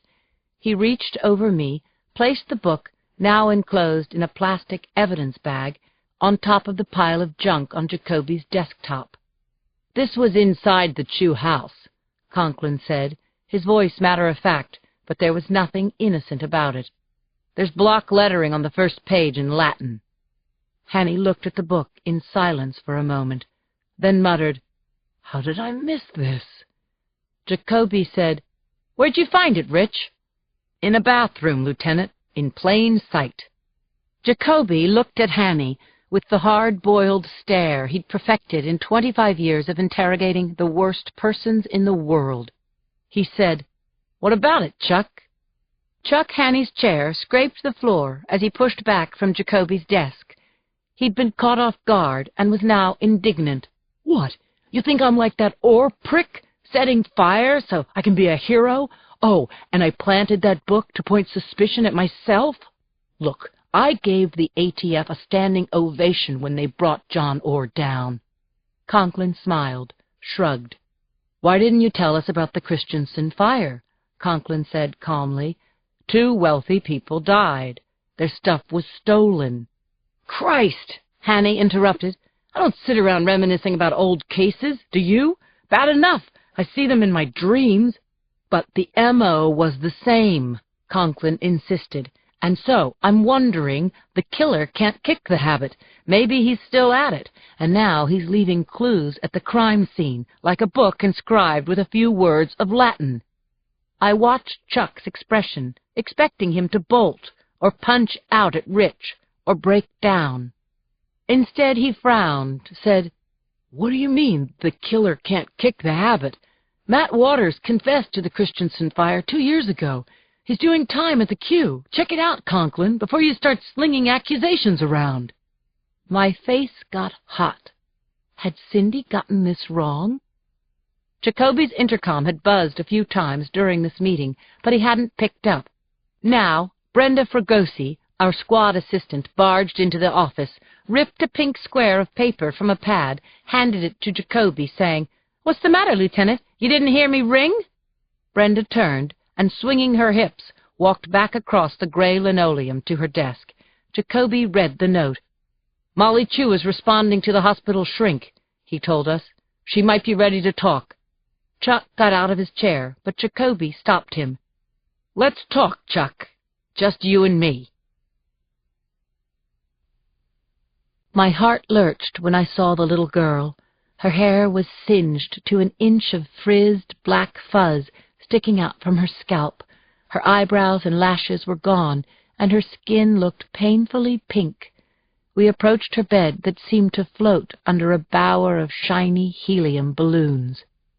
Molly didn't look at me or Conklin, but 2 Chinese women moved aside, and a white-haired woman in her 70s, with rounded features and sapphire blue eyes, stood up and introduced herself as Molly's psychiatrist, Dr. Olga Metlaga. The shrink spoke to the little girl, saying, "Some police officers are here to see you, sweetheart." Molly turned toward me when I said her name, but her eyes were dull, as if the life had been sucked out of her, leaving only a stick-figure representation of a child. "Have you found Graybeard?" she asked me, her voice whispery and slowed by painkillers. I cast a questioning look at Dr. Metlaga, who explained, "Her dog, Graybeard, is missing." I told Molly that we would put out an APB for Graybeard, and told her what that meant. She nodded soberly, and I asked, "Can you tell us what happened in your house?" The child turned her face toward the window. "Molly," Conklin said. He dragged over a chair, sat so that he was at the little girl's eye level. "Have lots of people been asking you questions? We know you're tired, honey, but if you could just tell the story one more time." Molly sighed, said, "I heard Graybeard barking, and then he stopped. I went back to my movie, and a little later I heard voices.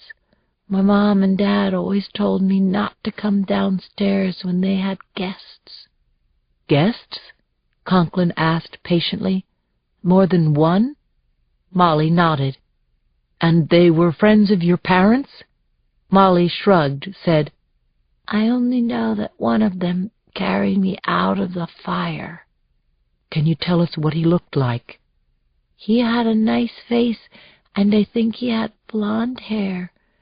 And he was like Reuben's age," Molly said. "Reuben?" "My brother, Reuben.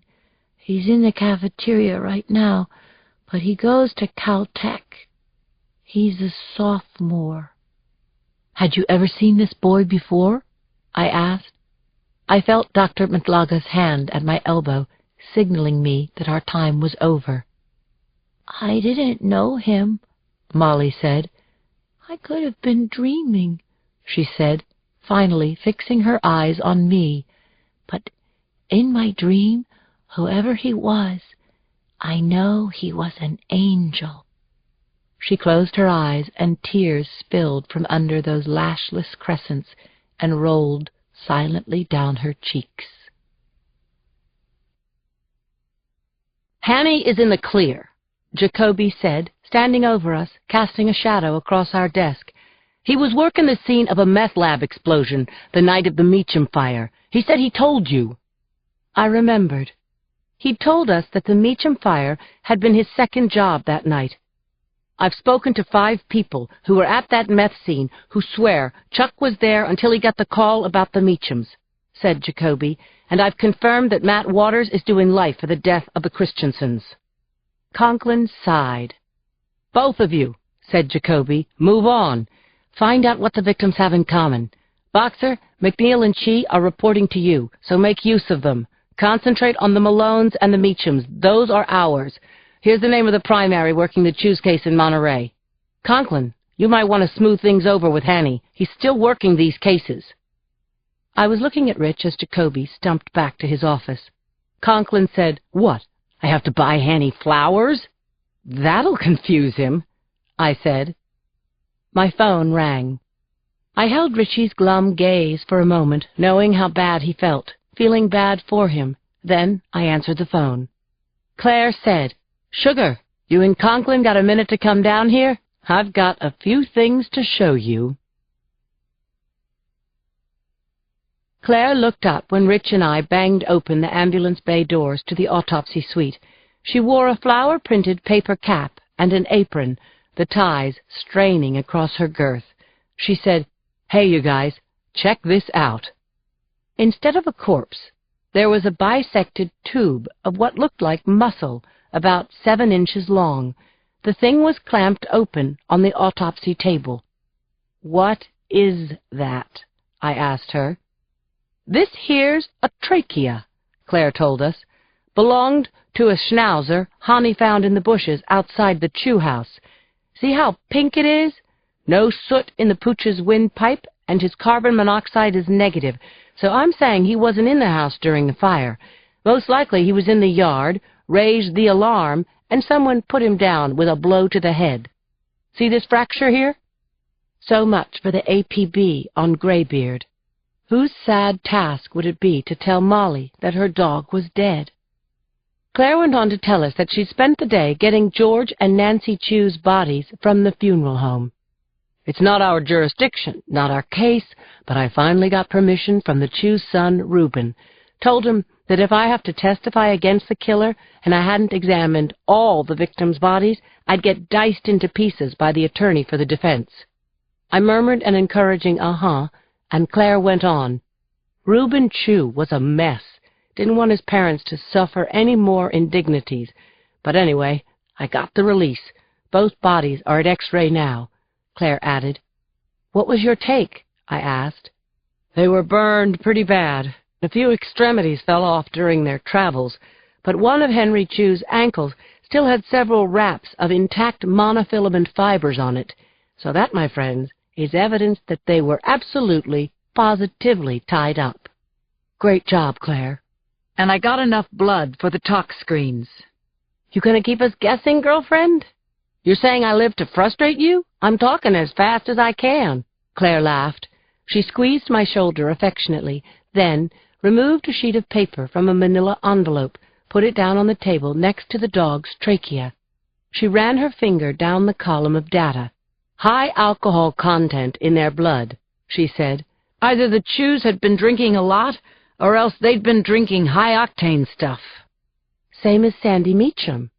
"Very much the same," said Claire. I flashed on the inscription in the book. "Sobria inebriatus." Sober intoxication. I auto-dialed Chuck Hanny on my cell phone. If I was right, it would explain why he didn't detect the odor of ignitable liquids at either of our fire scenes. "Chuck, it's Lindsay. Could those fires have been set with booze?" The sun went down, and someone in the night crew snapped on the bright overhead lights. Rich and I were still wandering around in the dark. Somewhere, a very smug killer having his dinner, toasting himself on his success, maybe planning another fire, and we didn't know who he was or when he would strike again. While Chi and McNeil re-interviewed the Malones and the Meachams' friends and neighbors, Conklin and I sat at our desks, going over the murder book together. We reviewed Claire's findings, the photos of rubberneckers at the fire scenes, the handwriting expert's comparison of the handwriting in each of the books left at the fire scenes, and the expert's opinion. I can't say 100% because it's block lettering, but looks like all the samples were written by the same hand. We reviewed our own eyeball tours of the crime scenes, trying to reduce all of it to a few illuminating truths, speaking in a kind of shorthand that you do with a partner.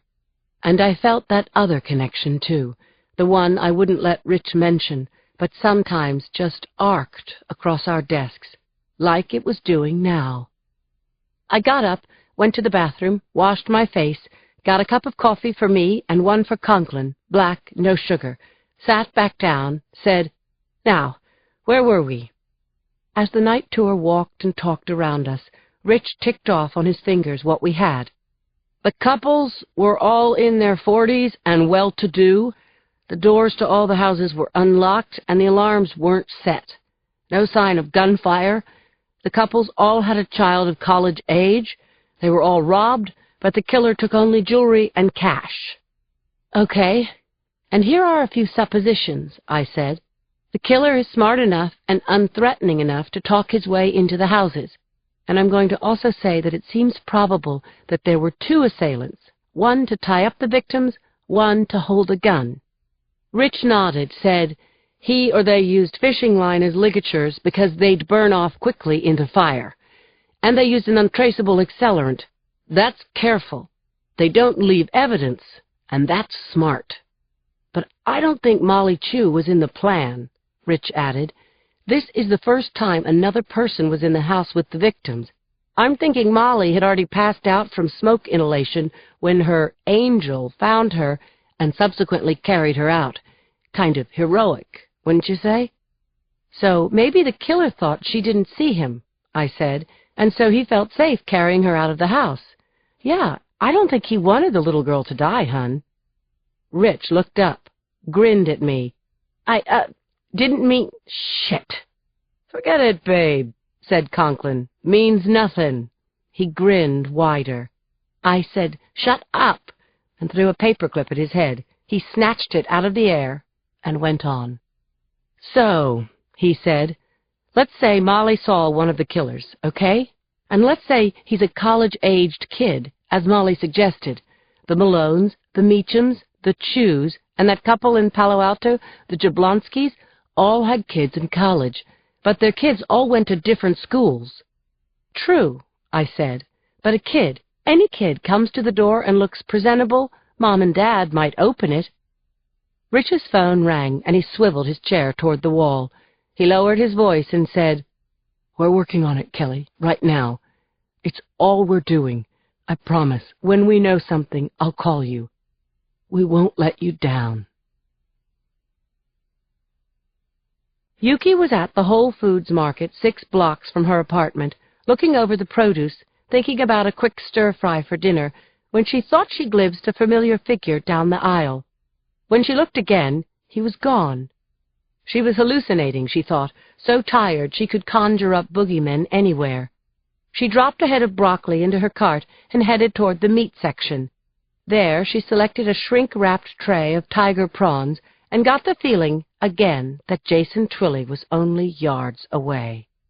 She looked up, and there he was, dressed in navy blue pinstripes, pink shirt, wearing a full smirk, standing near the pile of frozen free-range turkeys. Twilley waggled his fingers, but made no move toward her, and he didn't turn away. He had no cart, no basket. The bastard wasn't shopping. He was stalking her. Yuki's sudden fury gathered power and momentum so that she saw only one possible course of action. She shoved her cart to the side of the aisle and marched toward Twilley, stopping a few feet from his sturdy English shoes. "What are you doing here, Jason?" she said, stretching her neck to look up at his crazy, handsome face with the $800 eyeglass frames and lopsided smile. "Leave the groceries, Yuki," he said. "Let me take you out to dinner. I promise I'll behave. I just want to make up to you for our misunderstanding the last time." "I want to be very clear about this," Yuki said, cutting him off. using her clipped, rapid-fire style. "Mistakes happen. Maybe the misunderstanding was my fault, and I've apologized. Again, I'm sorry it happened. But you have to understand, I'm not interested, Jason, in anyone. It's all work all the time for me. I'm not available, okay? So please don't follow me again." Jason's odd, twisted smile blossomed into a full-blown laugh. "Nice speech," he said, clapping his hands, an exaggerated round of mock applause. Yuki felt a little shock of fear as she backed away. "Goodbye, Jason. Leave me alone. I mean it." "Hey, I'm writing a book, remember?" Twilly called out to her as she turned her back on him. "You're a key player, Yuki. Sorry if you don't like it, but you're the star of my whole freaking show." We were gathered on the deck of Rose Cottage outside of Point Reyes, feeling the blessed night breeze on our cheeks. Yuki flipped on the heater on the hot tub, while Claire tossed a giant salad and made burgers for the grill. This impromptu getaway was Cindy's idea. She had corralled us in a conference call only hours ago, saying, "Since our first attempt at a Women's Murder Club annual getaway weekend was canceled due to someone answering a call to return to work, we should grab this opportunity to drop everything and go now." Cindy added that she'd booked the cottage and that she would drive. There was no saying no to Cindy, and for once I was glad to turn the wheel over to her. Yuki and Claire had both slept in the back seat during the drive, and I'd ridden shotgun with Martha in my lap, her ears flapping in the wind. I listened to Cindy talk over the car's CD player, my mind floating blissfully as we neared the ocean. Once we'd arrived at the two-bedroom, rose-covered Hobbit house with its 2 snug bedrooms, picnic table and grill in the clearing at the edge of a forest, we'd slapped each other high-fives and dropped our bags on our beds. Yuki had left her box of files in her room and come with Martha and me as we took a short run up a moonlit trail up to the top of a wooded ridge and back again. And now I was ready for a meal, a margarita, and a great night's sleep. But when we got back to Rose Cottage, my cell phone was ringing.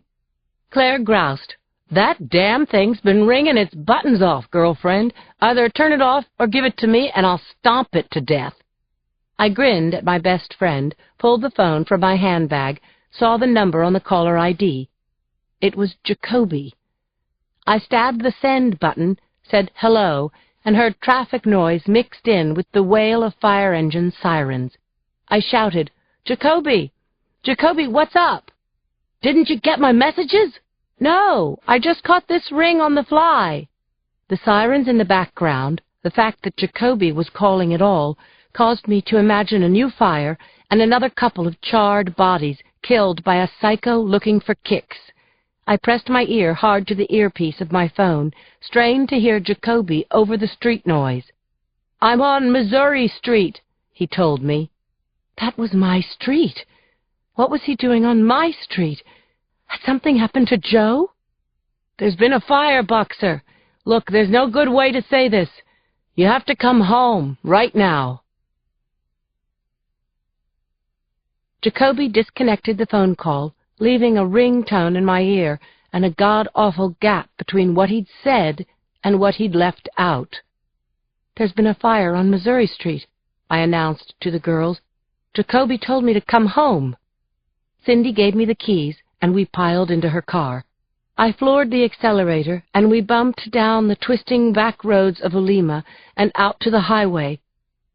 I called Joe as I drove, ringing his apartment and mine, and I rang his cell, pressed redial again and again, never getting an answer. Where was he? Where was Joe?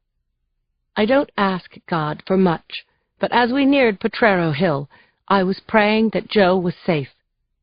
When we reached Missouri at 29th and saw that my street was roped off, I parked in the first empty spot, gripped Martha's leash, and dashed up the steep residential block, leaving the girls to follow behind. I was winded when I caught sight of my house, saw that it was fenced in by fire rigs, patrol cars, and bystanders filling the narrow street. I frantically scoured the faces in the crowd, Saw the 2 female students who lived on the 2nd floor, and the landlady, Sonia Marin, who lived on the ground floor. Sonia reached through the crowd and gripped my arm, saying, "Thank God! Thank God!" There were tears in her eyes. "Was anyone hurt?" "No," she said. "No one was home." "What happened?" I asked Sonia. "I don't know. I don't know." I looked for Jacoby, but I found Claire shouting at the fire captain. "I understand it may be a crime scene, but she's a cop with the SFPD." I knew the fire department captain, Don Walker, a thin man with a prominent nose, weary eyes peering out from the soot on his face. He threw up his hands, and then he opened the front door. Claire gathered me under her wing, and along with Yuki, Cindy, and Martha, we entered the 3-story apartment house that had been my home for 10 years. I was weak-kneed as we mounted the stairs, but my mind was sharp. The stairs hadn't burned, and the doors to the 2 lower apartments stood open. The apartments looked untouched by fire. This made no sense. But it all became clear at the top of the stairs. The door to my apartment was in shards.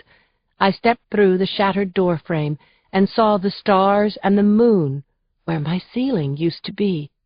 The walls were black, curtains gone, the glass in my kitchen cabinets blown out.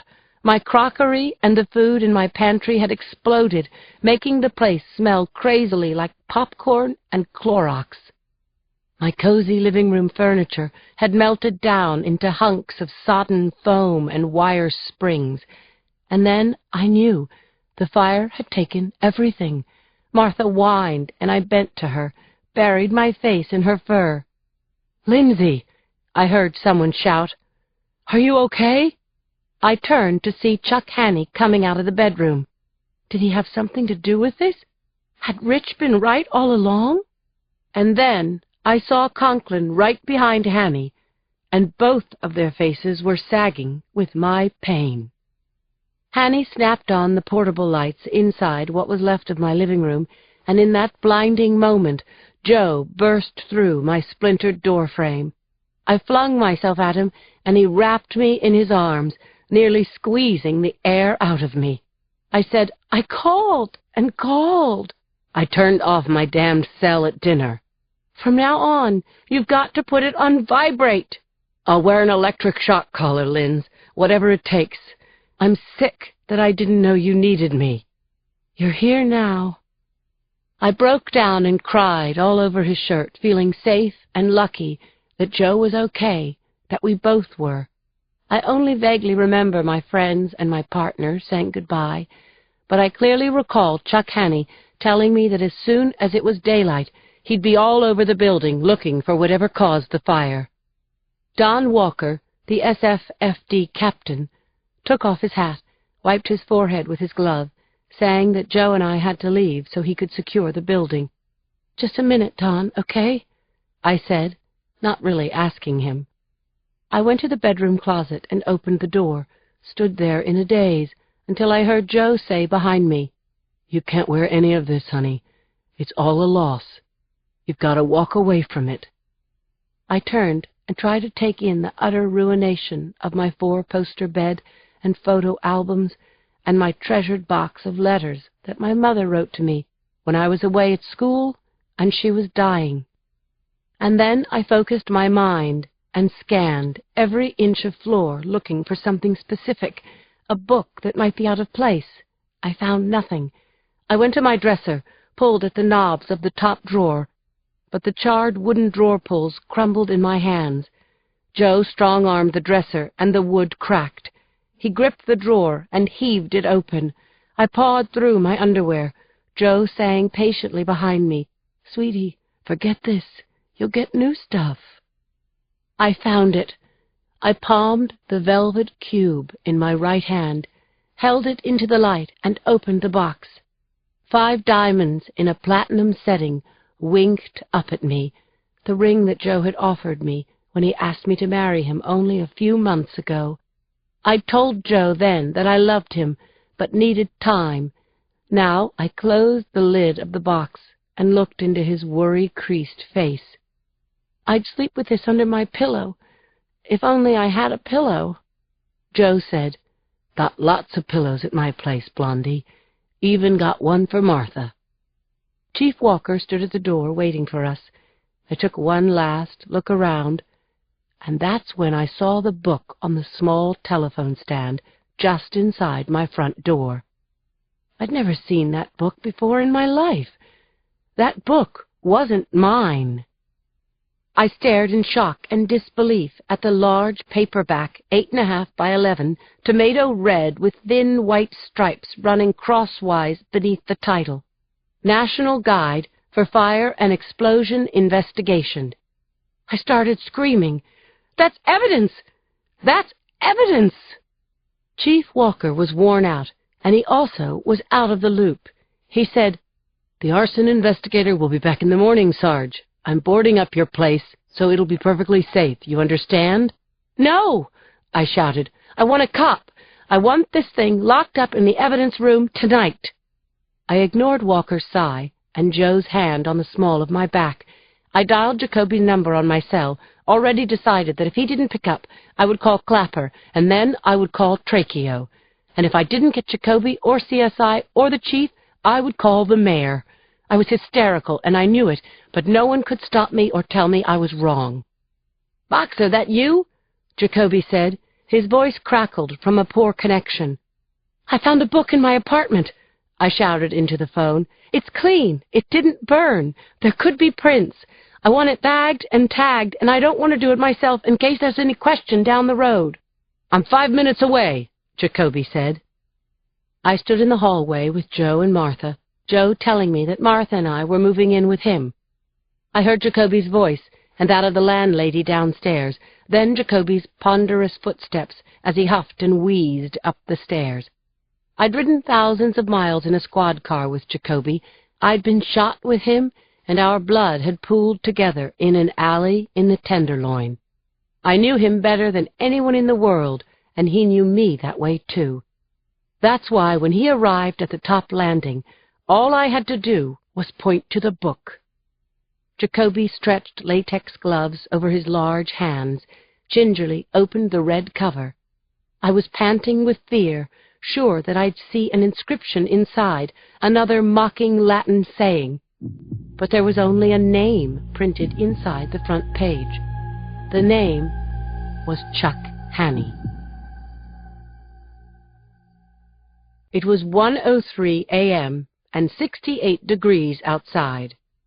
I was lying next to Joe, tucked inside the cool, white envelope of his 600 thread count sheets, wearing one of his T-shirts, staring up at the time and temperature projected onto his ceiling by a clock made for insomniacs and former G-men who needed to have this critical info the second they opened their eyes.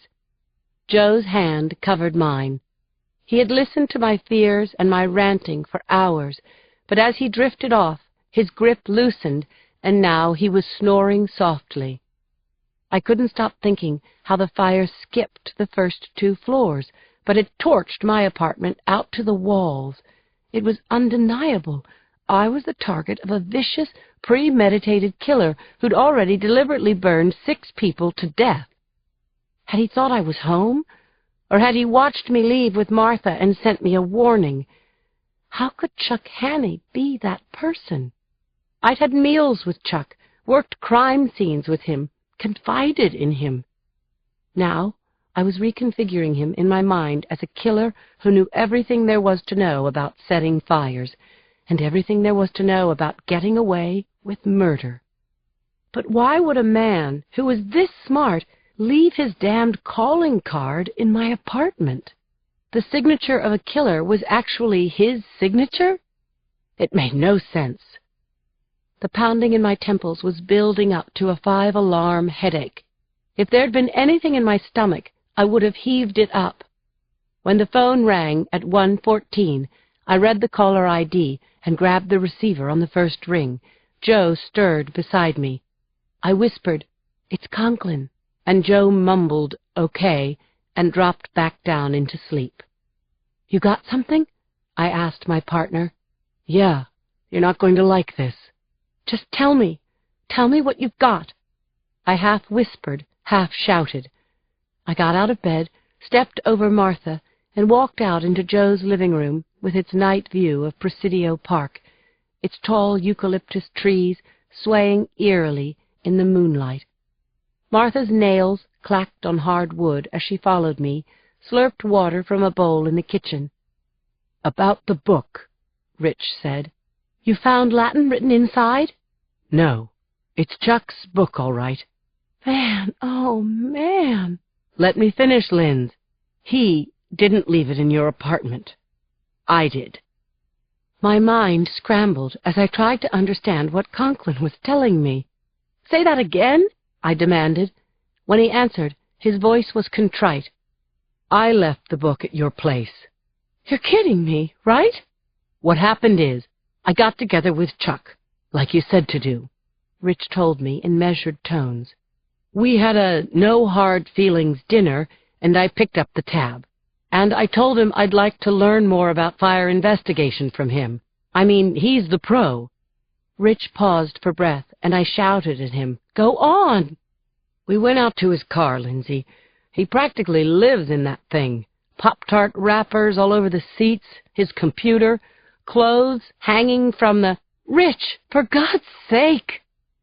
"So, just as he finds the fire investigation's manual to lend me, Jacoby calls and tells me your apartment went up.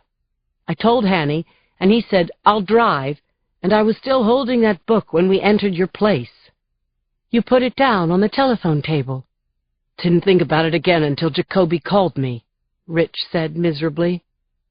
It took long seconds for me to sort it all out, put Chuck Hanny back into his role as friend, and realize that the essential truth hadn't changed.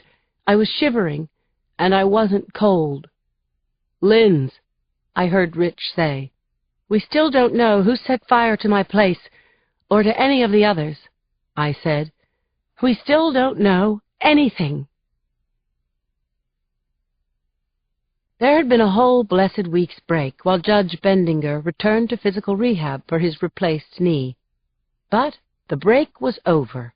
Bendinger was back, and Yuki now felt the tsunami effect of the whole freakin' Junie Moon circus starting all over again, the out-of-control press, the pressure to win.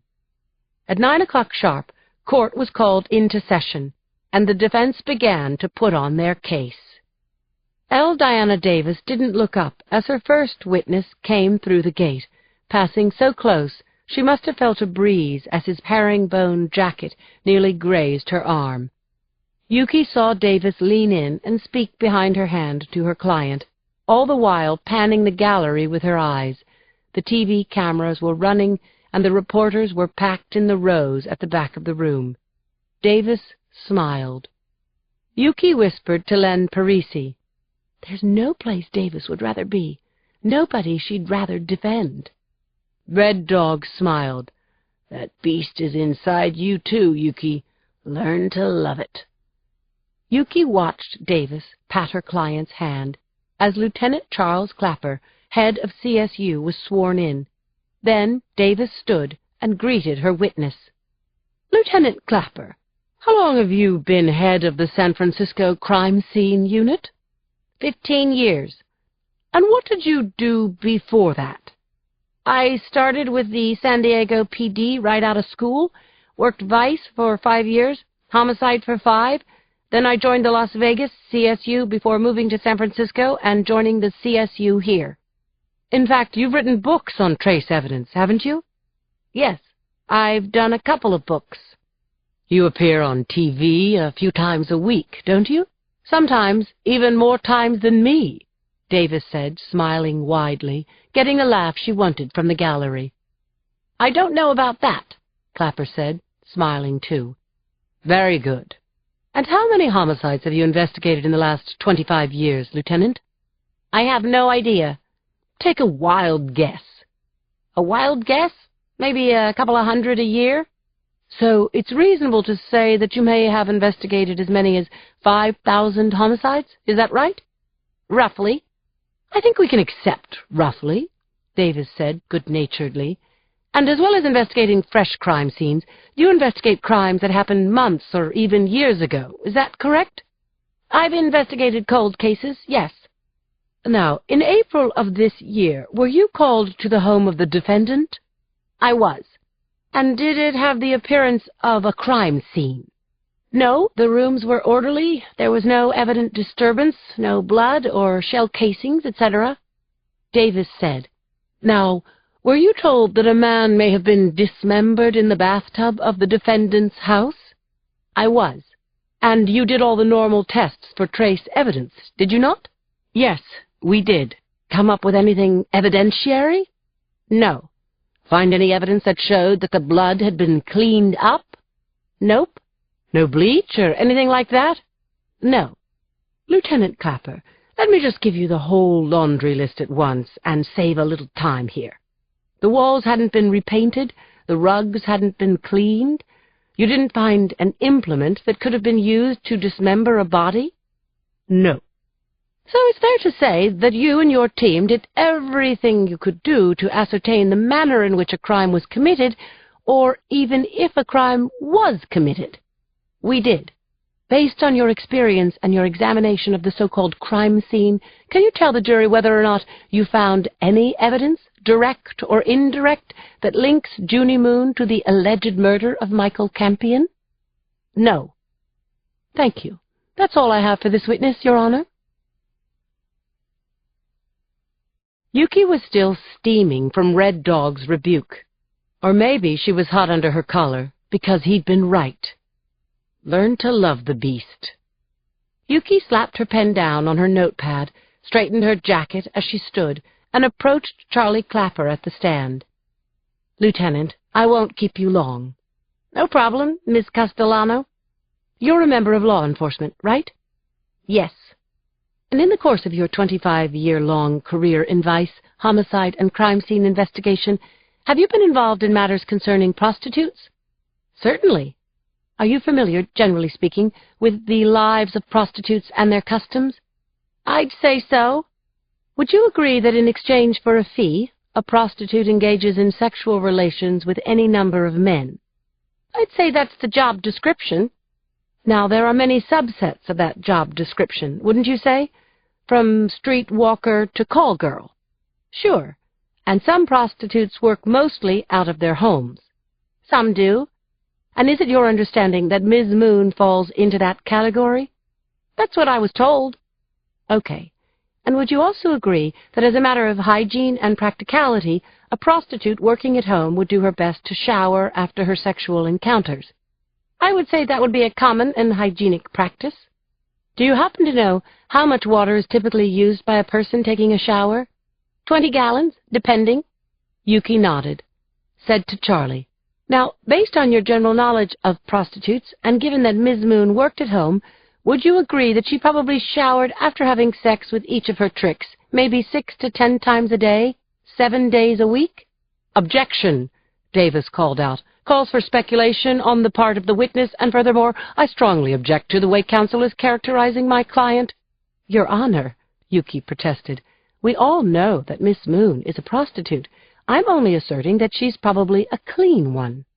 Go ahead, Ms. Castellano, Judge Bendinger said, snapping the rubber band on his wrist. But get to the point today, will you? Thanks, Your Honor, Yuki said sweetly. Lieutenant Clapper, could you tell us this? Yuki drew a breath and launched into what was becoming her trademark, uninterruptible, run-on question. If a man was dismembered in a bathtub, and in the 3 months between the day the crime was committed and the time you examined the bathtub, a large amount of soap and shampoo and water passed through that 2-inch drain, by my calculations, 100 gallons of soapy water daily, and now let's double that for the Johns who took a shower before going back to their dorm or office or home to their wives. So even if Ms. Moon practices never on Sunday, that would still be about 130,000 gallons by the time CSU examined the drains. Could that activity have completely cleansed that bathtub of residual trace evidence? Well, yes, that's very possible. Thank you, Lieutenant. Thank you very much. Yuki smiled at Charlie Clapper as the judge told him he could step down. Yuki sat beside the immense form of Len Parisi as Junie Moon's sleazebag pimp boyfriend Ricardo Ricky Malcolm was sworn in. Yuki was fully aware that Davis had hired a bounty hunter to drag Ricky Malcolm over the Mexican border for his court appearance, and as Malcolm swore to tell the whole truth, she wondered if Davis really thought this punked-out, tattooed, and homely creep could persuade the jury of anything. Davis's voice was confident as she asked Malcolm her preliminary questions, getting out ahead of the prosecution by getting Malcolm to say he'd served time for drug possession. Then Davis started her direct examination in earnest. "What's your relationship to Miss Moon?" "I was her boyfriend." "No longer?" "We're separated," Malcolm said dryly. "I'm in Tijuana and she's in jail." Titters arose in little pockets around the gallery. "How long have you known Miss Moon?" Davis asked. "Gotta be 3 years." "And did there come a time last January 21st when Miss Moon called you at around 11:30 at night and asked you to come to her house because one of her clients was having a heart attack?" "No." "Let me get this straight. You're saying Junie didn't call to tell you she needed help with Michael Campion?" "No, ma'am. No, she did not."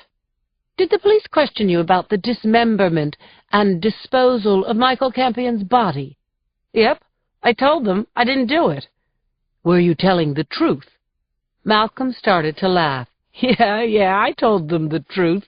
I never dismembered anybody. I can't stand the sight of blood. I eat steak well done. It was one of the wackiest things I ever heard." "I agree," Davis said. "Pretty wacky." Yuki jumped up to her feet. "Objection, Your Honor. Miss Davis's opinions are totally irrelevant here." "Sustained." Davis spun on her heels, took a few paces toward the jury, then turned back again. "And yet," Davis said, her voice ringing out across the oak-paneled courtroom, "according to police testimony, Miss Moon said that she called you because Mr. Campion was having a heart attack and that when you arrived at her place, Mr. Campion was dead." "It's totally bogus. Never happened," Malcolm said, clearly enjoying himself. "The police further testified that Miss Moon told them that you dismembered Mr. Campion with a knife, and that you and Miss Moon then transported Mr. Campion's remains and disposed of them in a dumpster. Did that happen?" "No way. Crock of shit. Plus, I've got no skill with anything but power tools."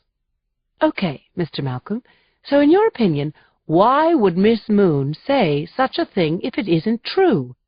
"Because," Malcolm said, looking at Junie with his spacey green eyes. "She's simple, you know, like a special ed kid. She sucks up romance novels, daytime soaps." "Move to strike, Your Honor," Yuki said. "This whole line of questioning calls for speculation." "Your Honor, Mr. Malcolm's testimony goes to the credibility of the defendant." "I'll allow it. Go on, Mr. Malcolm." Yuki sighed loudly, took her seat again between Gaines and Red Dog, as Malcolm continued. "Like I was saying, in my opinion, right? When the cops asked her if she'd done the deed with the famous Michael Campion, that was like lighting up a widescreen 3D fantasy starring Junie Moon, stupid little whore." "Thanks, Mr. Malcolm. Were you charged as an accessory in this crime?" "The cops tried, but the DA knew they couldn't indict me on Junie's flaky confession, especially since she, recanted." "Thank you, Mr. Malcolm." "Your witness?" Davis said with a smirk to Yuki. Yuki read Len's notes to her, his suggested line of questioning, exactly what she planned to ask. But what was underscored in her mind was how important Malcolm was to the defense, and how important it was she nullify his testimony. Yuki stood, walked toward the witness stand, saying, "Mr. Malcolm, are you here today of your own volition?" "Not exactly. The long arm of the law reached out and grabbed me out of a nice little titty bar in Tijuana." "You have friends in Mexico, Mr. Malcolm?" Yuki asked, over the laughter in the gallery. "Or was this a case of you can run but can't hide?" "A little of both," Malcolm shrugged, giving the jury a glimpse of his terrible, gappy smile.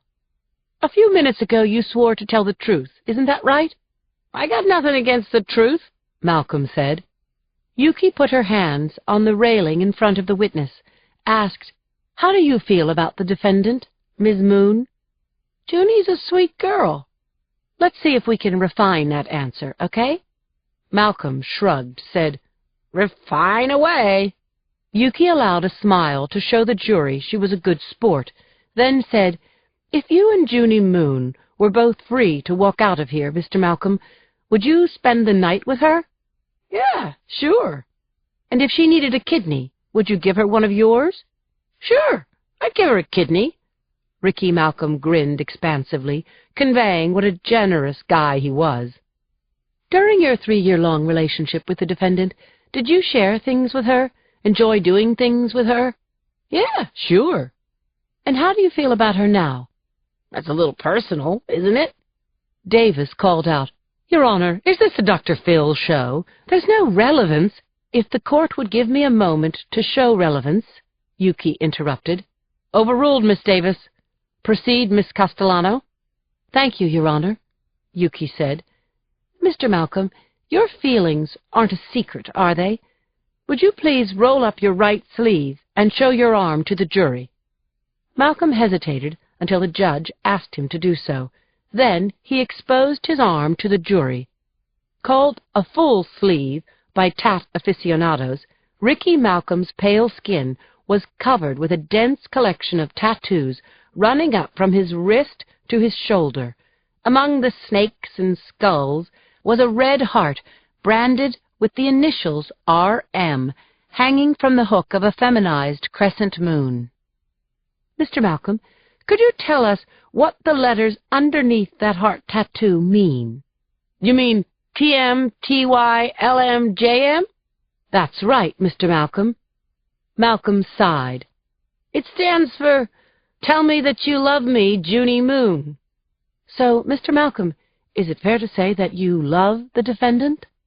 Malcolm was looking at Junie now, his face heavy, having lost its wise-ass expression, Junie looking back at him with her huge slate-blue eyes. "Yes, I love her." "Do you love her enough to lie for her?" "Sure, I'd lie for her. What the hell?" "Thanks, Mr. Malcolm." "I'm done with this witness, Judge," said Yuki, turning her back on Ricky Malcolm.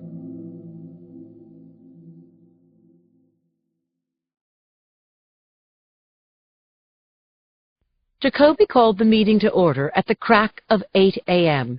He asked me to come to the front of the room to brief the troops on our arson homicide case and where we were with it, that is to say, nowhere. I was wearing jeans and a beaded tank top, a pair of moccasins, and a faded denim jacket that I'd left at Joe's house before the fire. It was all that I had. I got whistles, of course, one beefy old-timer shouting out, "Nice rack, Sarge!" "Shut up, McCracken," Rich shouted back, making me blush, extending the moment as my fellow cops laughed and made raunchy comments to each other. After Jacoby kicked a desk so that a hollow boom silenced the room, I filled everyone in on the Meacham and Malone homicides. Assignments were divvied up. I got into the car with Conklin, and we drove to one of the dark and grubby alleys in the Mission. Our first stop was a pawn shop on Polk called Gold and Things, a shop piled high with outdated electronics, musical instruments, and a half-dozen glass cases filled with tacky bling. The proprietor's name was Rudy Vitale, an obese man with thick glasses and thin hair, a marginal fence who used the pawn shop as his office while making his real deals in cars and bars, anywhere but here. I let Conklin take the lead because my insides were still reeling from the sharp turn my life had taken only 12 hours before. As Conklin showed insurance photos to Vitale, I glanced at the display cases, still in a daze, not expecting anything when suddenly, as if someone yelled, "Hey!" in my ear, I saw Patty Malone's sapphire necklace on a velveteen tray right there. "Rich," I said sharply, "take a look at this." Conklin looked, then told Vitale to open the case. Baubles clanked as Vitale pawed through them, handed the necklace up to Conklin with his catcher's mitt of a hand. "You saying these are real sapphires?" Vitale said innocently. Conklin's face blanched around the eyes as he placed the necklace down on the photograph. It was clearly a match. "Where'd you get this?" he asked Vitale. "Some kid brought it in a week ago." "Let's see the paperwork." "Hold on," Vitale said, waddling back to his cage. He moved a pile of auction catalogs and books on antique jewelry from his desk chair, then tapped the keys on his laptop. "Got it. I paid the kid $100. Here you go." "Whoops. I just noticed his name." I read over the receipt over Conklin's shoulder, the name Clark Kent, an address somewhere in the middle of the bay, and the description of a blue topaz necklace. "Was he wearing a suit and eyeglasses?" Conklin yelled. "Or maybe he'd changed into tights and a cape." "I'll need the tape from that," I said, pointing to the video camera, high anchored in the corner of the ceiling, like a red-eyed spider. Vitale said, "That's got a 24-hour loop. He's not on it anymore. Anyway, I dimly remember the kid, and I don't think he was the tights and cape type. More of a preppy look. I think maybe I sold him some comic books one time before." "Can you do better than preppy look?" "Dark hair, I think. A little on the stocky side."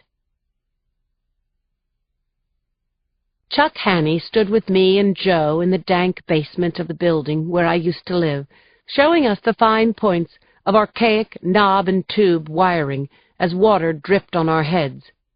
The door to the fuse box was open, and Hanny held his mag light on a fuse he wanted me to see. "See how this penny is annealed to the back of the fuse?" I could just make out the dull copper blob. "The college girls on the second floor, you know them?" Hanny asked, just to wave hi. "Okay, well, apparently they've been blowing fuses every other day with their hairdryers and air conditioner and irons and whatnot, and your super got tired of running over here to change the fuse, so he put this penny in here." "Which does what?" Chuck explained everything that happened, how the copper penny overrode the fuse so that the circuit didn't trip. Instead, the electricity went through the penny and melted down the wiring at its weakest point, in this case, the ceiling lights on the second floor and the electric sockets in my apartment. I visualized flames shooting out of the socket, but I still didn't get it. So Chuck took his time explaining to me and to Joe how my building, like a lot of old buildings, had balloon construction. That is, the framing timbers ran from roof to ceiling without any fire stops in between. "The fire just races up through the walls," Hanny said. "Those spaces between the timbers act like chimneys," he said. "And so when the fire reached your apartment, it came out of the sockets, set your stuff on fire, and just kept going. Took out the roof and burned itself out." "So you're telling me this was an accident?" "I was suspicious, too," Chuck told me. He said that he'd questioned everyone himself, the landlady, the girls downstairs, and in particular an aging handyman, Angel Fernandez, who admitted that he put the penny behind the fuse to save himself another trip up the hill. "If anyone had died in this fire, I'd be charging Angel Hernandez with negligent homicide," Hanny said. "I'm calling this an accidental fire, Lindsay. You file an insurance claim, and it will sail through." Part 4. Hot Property. I was heading home to Joe's apartment, battling rush-hour traffic, when my cell phone rang. I jacked the phone off my hip and heard Yuki's voice screaming my name. "Lindsay! He's stalking me!" "Who? Who's stalking you?" "That freak! Jason Twilley!" "Slow down. Back up. What do you mean, stalking? I jerked the wheel left at the intersection of Townsend and 7th instead of taking a right toward my former apartment on the hill. It felt like I was swimming against the tide. Yuki's voice was shrill. Stalking, as in haunting me, dogging me. 10 minutes ago, he was sitting in the passenger seat of my car. He broke into your car? I don't know. I can't remember if I locked it. I was carrying like a 50-pound... The signal cut out. I hit speed dial, got Yuki's outgoing message, disconnected, tried again. 50-pound what? I called into the crackle. 50-pound box of files. I just got my key into the door lock when this arm reached over from inside the car and pushed the door open for me. Before this car thing, did you tell him to leave you alone? Yes! Did I ever? Okay then, it's illegal for him to be inside your car, I said, negotiating a lane switch, passing a rental car whose driver leaned on the horn and gave me the finger. You ready to swear out a complaint? I asked Yuki.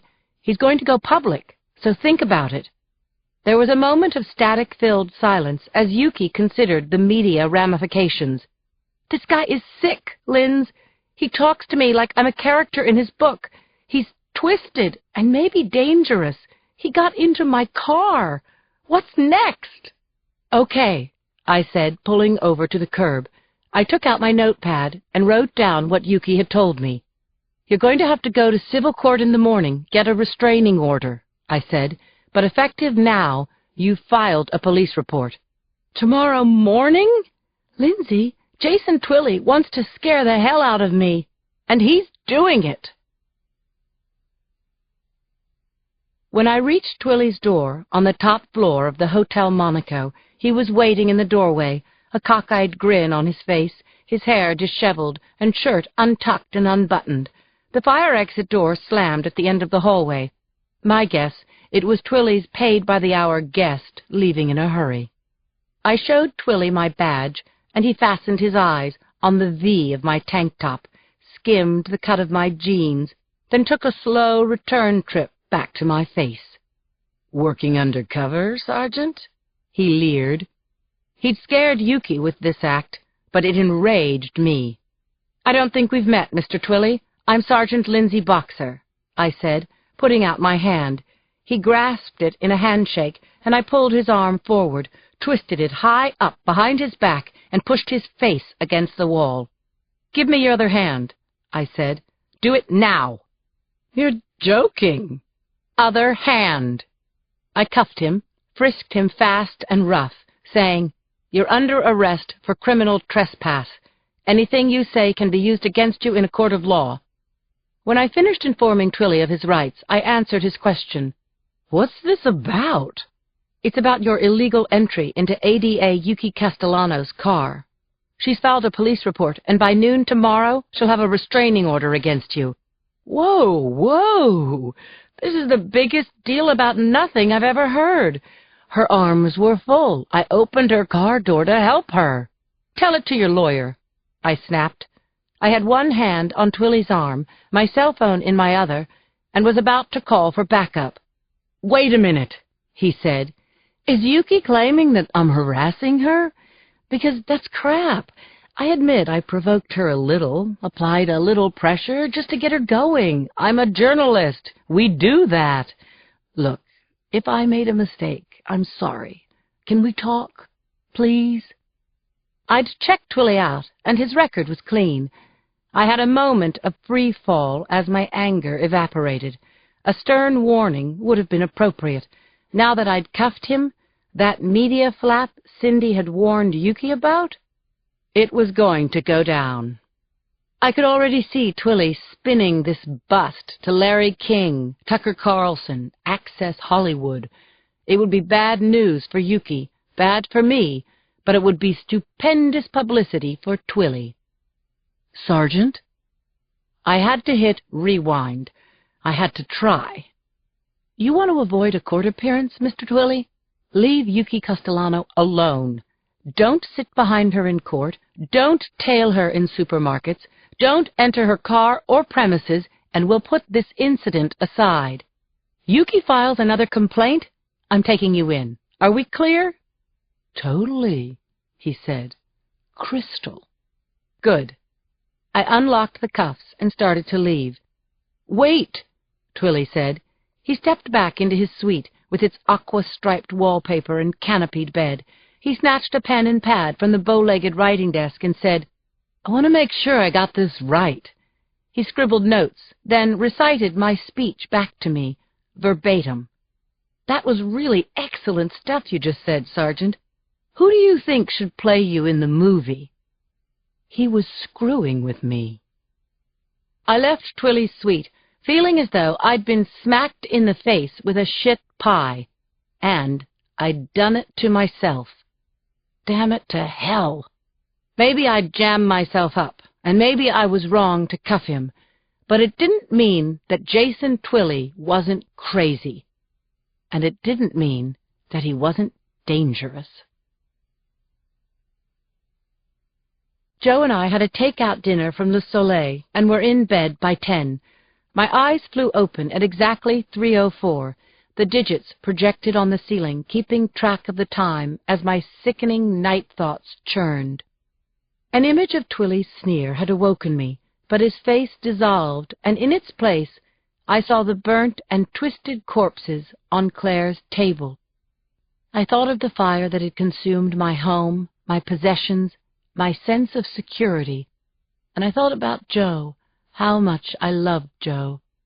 I'd wanted him to move to San Francisco so that we could make a life together, and we were doing it through thick and thin.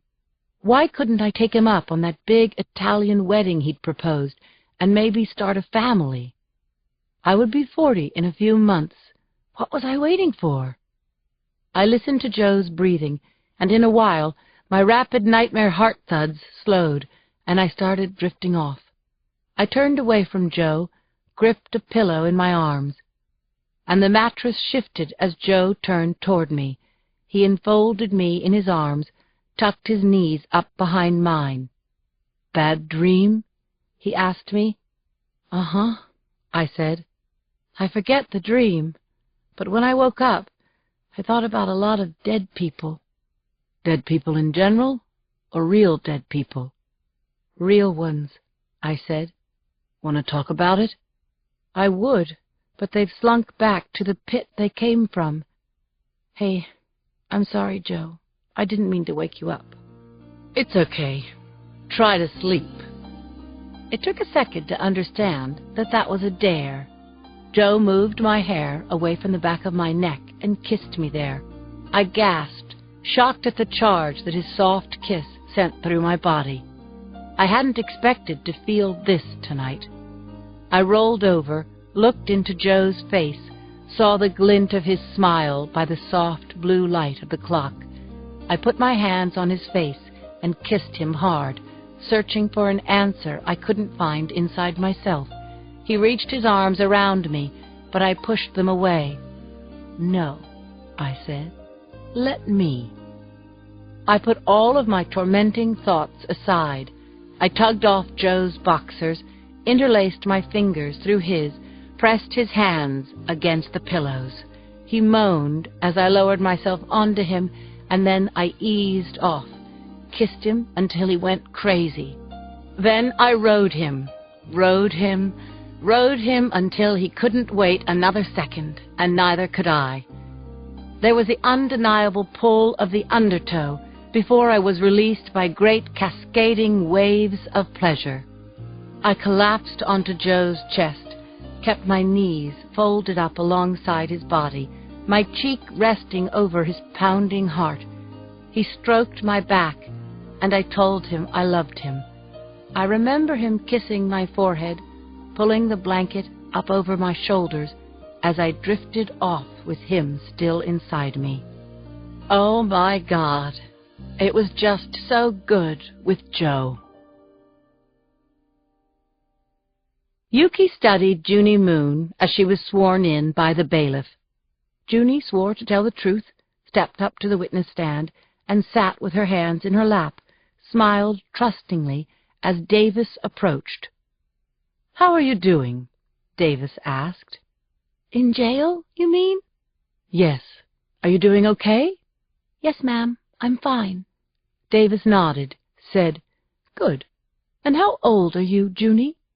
I'll be 23 next month. And when did you start turning tricks? Davis asked. When I was 14, Junie said softly. And how did that come about? My stepdad turned me out. Do you mean that your stepfather prostituted you? That he was your pimp? I guess you could call him that. He was having sex with me from the time I was about 12. Later on, he brought his friends over, and they had sex with me, too. Did you ever report your stepfather for rape or child abuse, anything like that? No, ma'am. He said it was how I paid my rent. Is your stepfather here today? No. He died 3 years ago. And your mother? Where is she? She's doing time for dealing. I see, Davis said. So, Junie, you're a bright girl, said Davis. Did you really have to be a prostitute? Couldn't you have gotten a job in a restaurant or a department store, maybe work in an office? Junie cleared her throat, said quietly, Doing sex is the only thing I've ever known, and I don't really mind.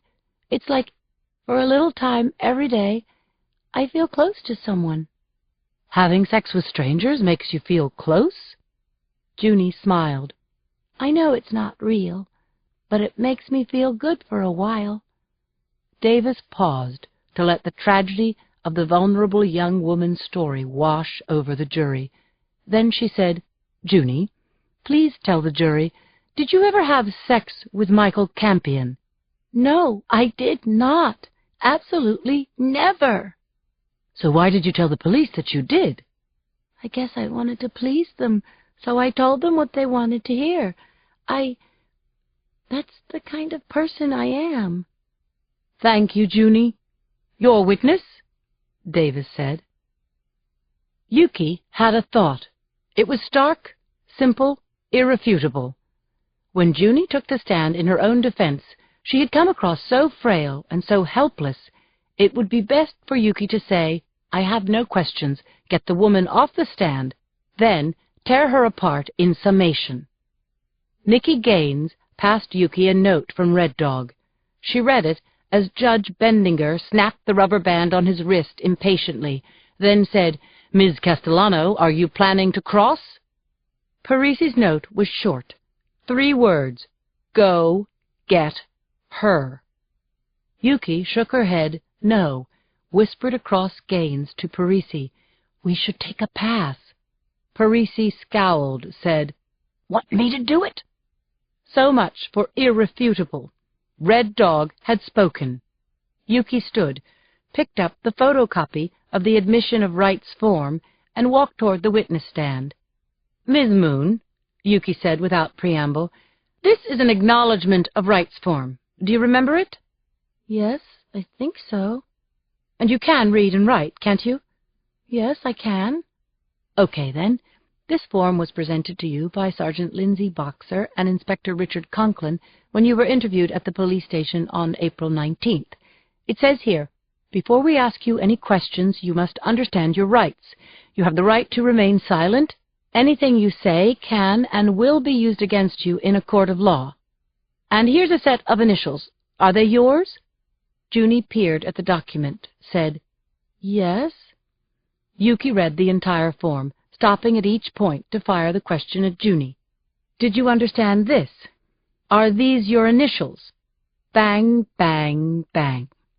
And after each question, Junie scrutinized the paper and said, Yes. And here at the bottom is a waiver of rights. It says that you understand your rights, that you don't want a lawyer, that no threats have been made against you, that you weren't coerced. Did you sign this? Yes, ma'am, I did. And did you tell the police that Michael Campion died in your house and that you disposed of his body? Yes. Did you feel tricked or intimidated by the police? No. Yuki walked to the prosecution table, put down the form, collected a nod from Parisi, and turned back to the defendant. Why did you make this confession? I wanted to help the police. I'm confused, Ms. Moon. You wanted to help them, so first you said you never met Mr. Campion, then you said he died in your arms, then you said you left his body parts in a dumpster, then you said you made up the story to please the police, because that's the kind of person you are. Ms. Moon, which lie do you want us to believe? I'm sorry. I don't know. I don't know what to say. A woman's voice sounded out from the gallery, directly behind the defense table. Stop! Yuki turned toward the voice, as did every other person in the courtroom. The speaker was Valentina Campion, wife of the former governor, mother of the dead boy. She was standing, resting a hand on her husband's shoulder for support. Yuki felt her blood drain to her feet. I can't stand what she's doing to that poor child, Valentina Campion said to her husband. Then she edged past him to the aisle, and as 200 people swiveled in their seats to watch her, Mrs. Campion exited the courtroom. Yuki had spent the night flopping like a beached tuna, and she was still sweating this morning, thinking how first she'd been sandbagged by her fricking boss, and then Valentina Campion had thrown her under a 16-wheeler. People bond during trials. Yuki knew that, and strange attachments were made. But Mrs. Campion protecting the defendant? That was crazy. Didn't she realize that Yuki was on her side? That she was trying to do the right thing by her son? Now the buzz in the courtroom grew as spectators and reporters watched L. Diana Davis take her seat. Davis looked smug, Yuki thinking that her opponent must have gotten drunk last night on self-congratulation. Junie Moon was escorted into the courtroom, and Davis stood, sat when her client sat, and immediately after they were both seated, the bailiff called out, "All rise." There was a muffled whoosh of people standing as the judge limped to the bench. The jury filed in, dropped their bags, settled into their seats. Judge Bendinger spoke to the jury, reminded them of his instructions. Then he asked Yuki if she was ready to give her summation, and she said that she was. Yuki put her hands on the side of the lectern and began to speak from her heart. "Ladies and gentlemen, Junie Moon is a prostitute," Yuki said. "She's in violation of the law every time she works, and her clientele is made up largely of schoolboys below the age of consent. But we don't hold the defendant less credible because of what she does for a living. Ms. Moon has her reasons, and that doesn't make her guilty of the charges against her. So please, judge her as you would anybody else. We're all equal under the law. That's the way our system works. Ms. Moon is charged with tampering with evidence and with murder in the second degree. In my opening statement, I told you that in order to prove murder, we had to prove malice. That is, that the person acted in such a way as we can construe them to have had an abandoned and malignant heart. What does an abandoned and malignant heart look like? Ms. Moon told the police that she ignored Michael Campion's pleas for help. She let him die, and then she covered up this crime by dismembering and disposing of that young man's body. "Could any of you cut up a person's body?" Yuki asked. "Can you imagine what's involved in dismembering a human being? I have a hard time cutting up a chicken. What would it take to dismember a person who was living and breathing and speaking only hours before, someone who was sharing your bed? What kind of soul, what kind of character, what kind of person, what kind of heart would it take to do that? Wouldn't that behavior define an abandoned and malignant heart?" The defendant made this confession when she thought she was off the record and in the clear, but Junie Moon got it wrong. A confession is a confession, ladies and gentlemen, on tape or off. It's as simple as that. She made an admission of guilt, and we're holding her to it. Now, the people have the burden of proving our case beyond a reasonable doubt. So if you can't answer every question in your mind, that's normal. That's human.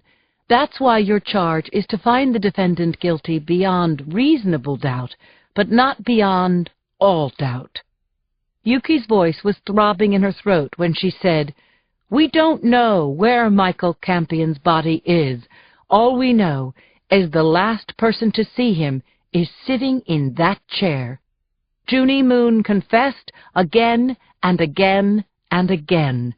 And that, ladies and gentlemen, is all you need to find her guilty and to give justice to Michael Campion and his family.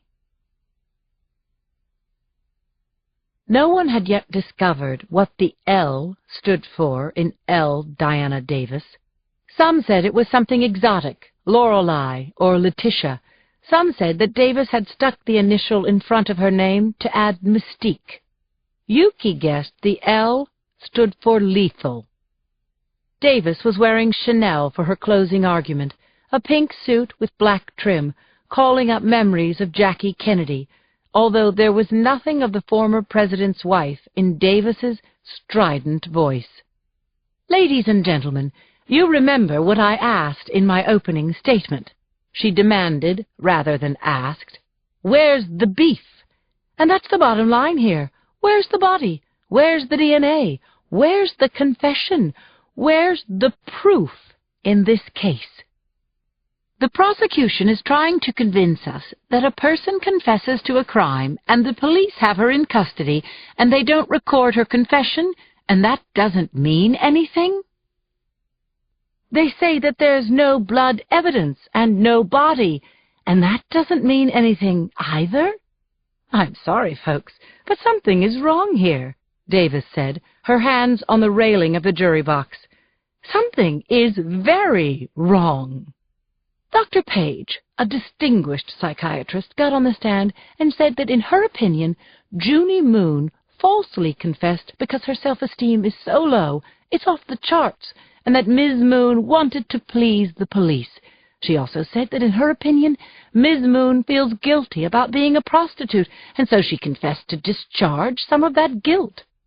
Ladies and gentlemen, let me tell you the dirty little secret about false confessions. Every time a major crime is committed, false confessions pour into the hotlines. Hundreds of people confessed to the Lindbergh baby kidnapping. Dozens of people told police they killed the Black Dahlia. Maybe you remember when John Mark Carr caused an international brouhaha when he confessed to the murder of John Benet Ramsey 10 years after her death.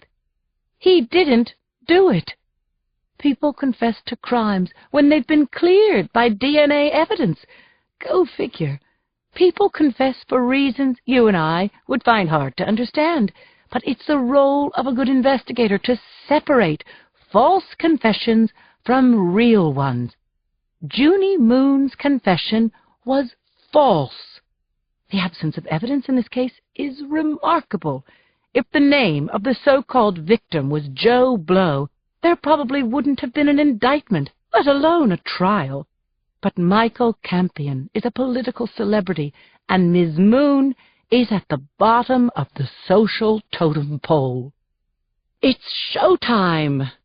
But this isn't showbiz tonight, ladies and gentlemen.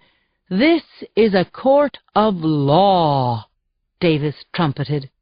So we're asking you to use your common sense as well as the facts in evidence. If you do that, you can only find Junie Moon not guilty of the charges against her. Period. It was after 7 when I got to Susie's. The patrons at the bar had achieved a high degree of merriment. I didn't recognize the plinky tune the steel band was playing, but it was all about sun and the sparkly Caribbean Sea.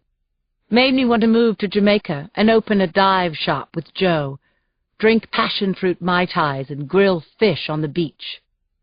I reached our table in the back room as Loretta was clearing away a plate of chicken bones.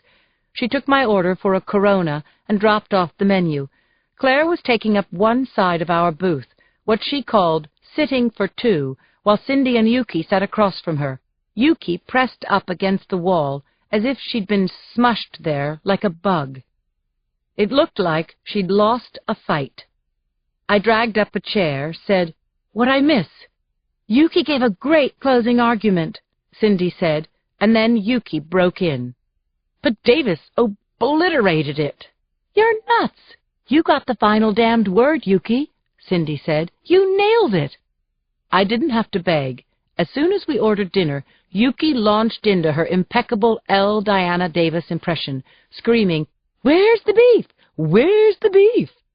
When Yuki paused for breath, Cindy said, "Do your rebuttal, Yuki. Do it like you mean it." Yuki laughed a little hysterically, wiped tears from her eyes with a napkin, downed her margarita, a drink she could barely handle on a good day, and then she belched. "I hate waiting for a verdict," she said. We all laughed, Cindy egging Yuki on until she said, "Okay," and then she was into it, eyes glistening, hands gesturing, the whole Yuki deal. I said, "Was a crime committed? Well, ladies and gentlemen, there's a reason the defendant is here. She was indicted by a grand jury, and not because of her relative social standing to the deceased. The police didn't throw a dart at a phone book. Junie Moon didn't call the police and make a false confession. The police developed information that led them to the last person to see Michael Campion. That person was Junie Moon, and she admitted it." "That's good, sugar," Claire murmured. Yuki smiled, continued on. "We don't have Michael Campion's body, but in the 6 months since he saw Ms. Moon, he has never called home, never used his credit card, his cell phone, or sent an email to his parents or friends to say he's all right. Michael wouldn't do that. That's not the kind of boy he was. So where is Michael Campion? Junie Moon told us he died. He was dismembered, and his body was dumped in the garbage. She did it. Period." "See?" Cindy said, grinning. "She totally nailed it." Only 3 blocks from the hall, Le Fleur du Jour is a popular morning hangout for cops. At 6:30 a.m., the smell of freshly baked bread made noses quiver up and down the flower market. Joe, Conklin, and I were at one of the little tables on the patio with a view of the flower stalls in the alley. Having never been with Joe and Conklin together, I felt an uneasiness I would have hated to explain. Joe was telling Conklin some of his thoughts about the arson homicide cases, saying he agreed with us that one person couldn't have subdued the victims alone. "These kids are show-offy smart," Joe said. "Quid Latine dictum sit, ultum videtur." "And that means what?" I asked, raising an eyebrow. Did everyone know Latin but me? Joe flashed me a grin. "It means anything said in Latin sounds profound." Conklin nodded, his brown eyes sober this morning. I'd seen this precise look when he interrogated a suspect. He was taking in everything about Joe, and maybe hoping that my boyfriend with his high-level career in law enforcement might actually have a theory. Or better yet, Joe might turn out to be a jerk. No doubt, Joe was appraising Richie, too. "They're definitely smart," Conklin said. "Maybe a little smarter than we are." "You know about Leopold and Loeb?" Joe asked, sitting back as the waiter put strawberry pancakes in front of him. The waiter walked around the table, distributing Eggs Benedict to me and to Conklin. "I've heard their names," Conklin said. "Well, in 1920, Joe said, 2 smart and show-offy kids, who were also privileged and sociopathic, decided to kill someone as an intellectual exercise, just to see if they could get away with it." Joe had our attention. "Leopold had an IQ that went off the charts at around 200, Joe said, "and Loeb's IQ was at least 160. They picked out a schoolmate at random and murdered him, but with all their brilliance, they made some dumb mistakes." "So you're thinking our guys could have a similar motive, just to see if they could get away with it?" "Has the same kind of feel. Crime TV has been educational for this generation of bad guys," Conklin said. They pick up their cigarette butts and shell casings. Our guys have been pretty careful. The clues we're finding are the ones they're leaving on purpose."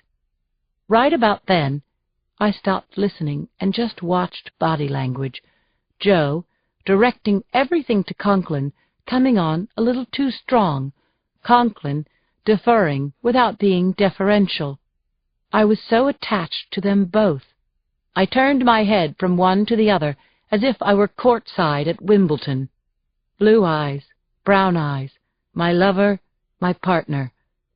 I pushed my eggs to the side of my plate.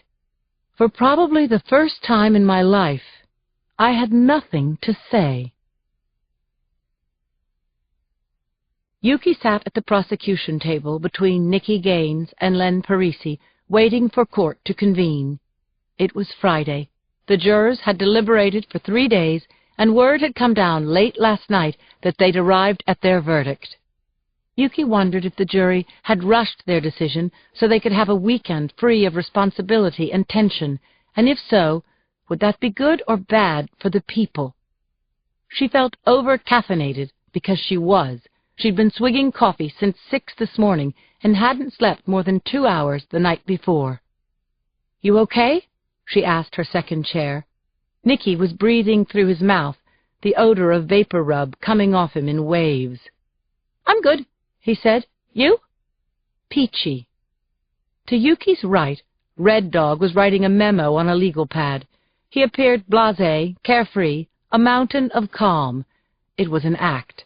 In fact, Parisi was a volcano resting between explosions. Across the aisle, L. Diana Davis looked fresh, powdered, and coiffed. She put a mothering arm around her client's frail shoulders. And then, at 9 on the dot, the bailiff, a sinewy man in a green uniform, called out, "All rise." Yuki stood, then sat back down as the judge took the bench. Nicky coughed into his handkerchief. Parisi capped his pen and put it in his breast pocket. Yuki clasped her hands in front of her, swung her head to the right as the door to the jury room opened and the jurors entered the courtroom. The 12 men and women were wearing church clothes today, hair combed and sprayed into place, men in jacket and ties, the women sparkling with jewelry. The foreperson's name was Maria Martinez, a woman Yuki's age, about 30, a sociology teacher and mother of 2. Martinez put her handbag on the floor next to her chair. Yuki felt a prickling sensation on the back of her neck and her arms as Judge Bendinger opened his laptop, made a joke to the court reporter that Yuki couldn't hear. Then he swiveled his chair face forward and said, "Order, please." The room quieted, and Bendinger asked if the jury had a verdict. Martinez said, "We do, Your Honor." The verdict form moved from Martinez to the judge and back again to Martinez. Nicky Gaines coughed again, and Parisi reached behind Yuki and flicked Gaines on the back of his head, frowned a rebuke. "Will the foreman please read the verdict?" Bendinger asked. Martinez stood, looking small in her charcoal gray suit. She cleared her throat. "We, the jury, find the defendant, Junie Moon, not guilty in the charge of murder in the 2nd degree. We find the defendant, Junie Moon, not guilty in the charge of tampering with evidence."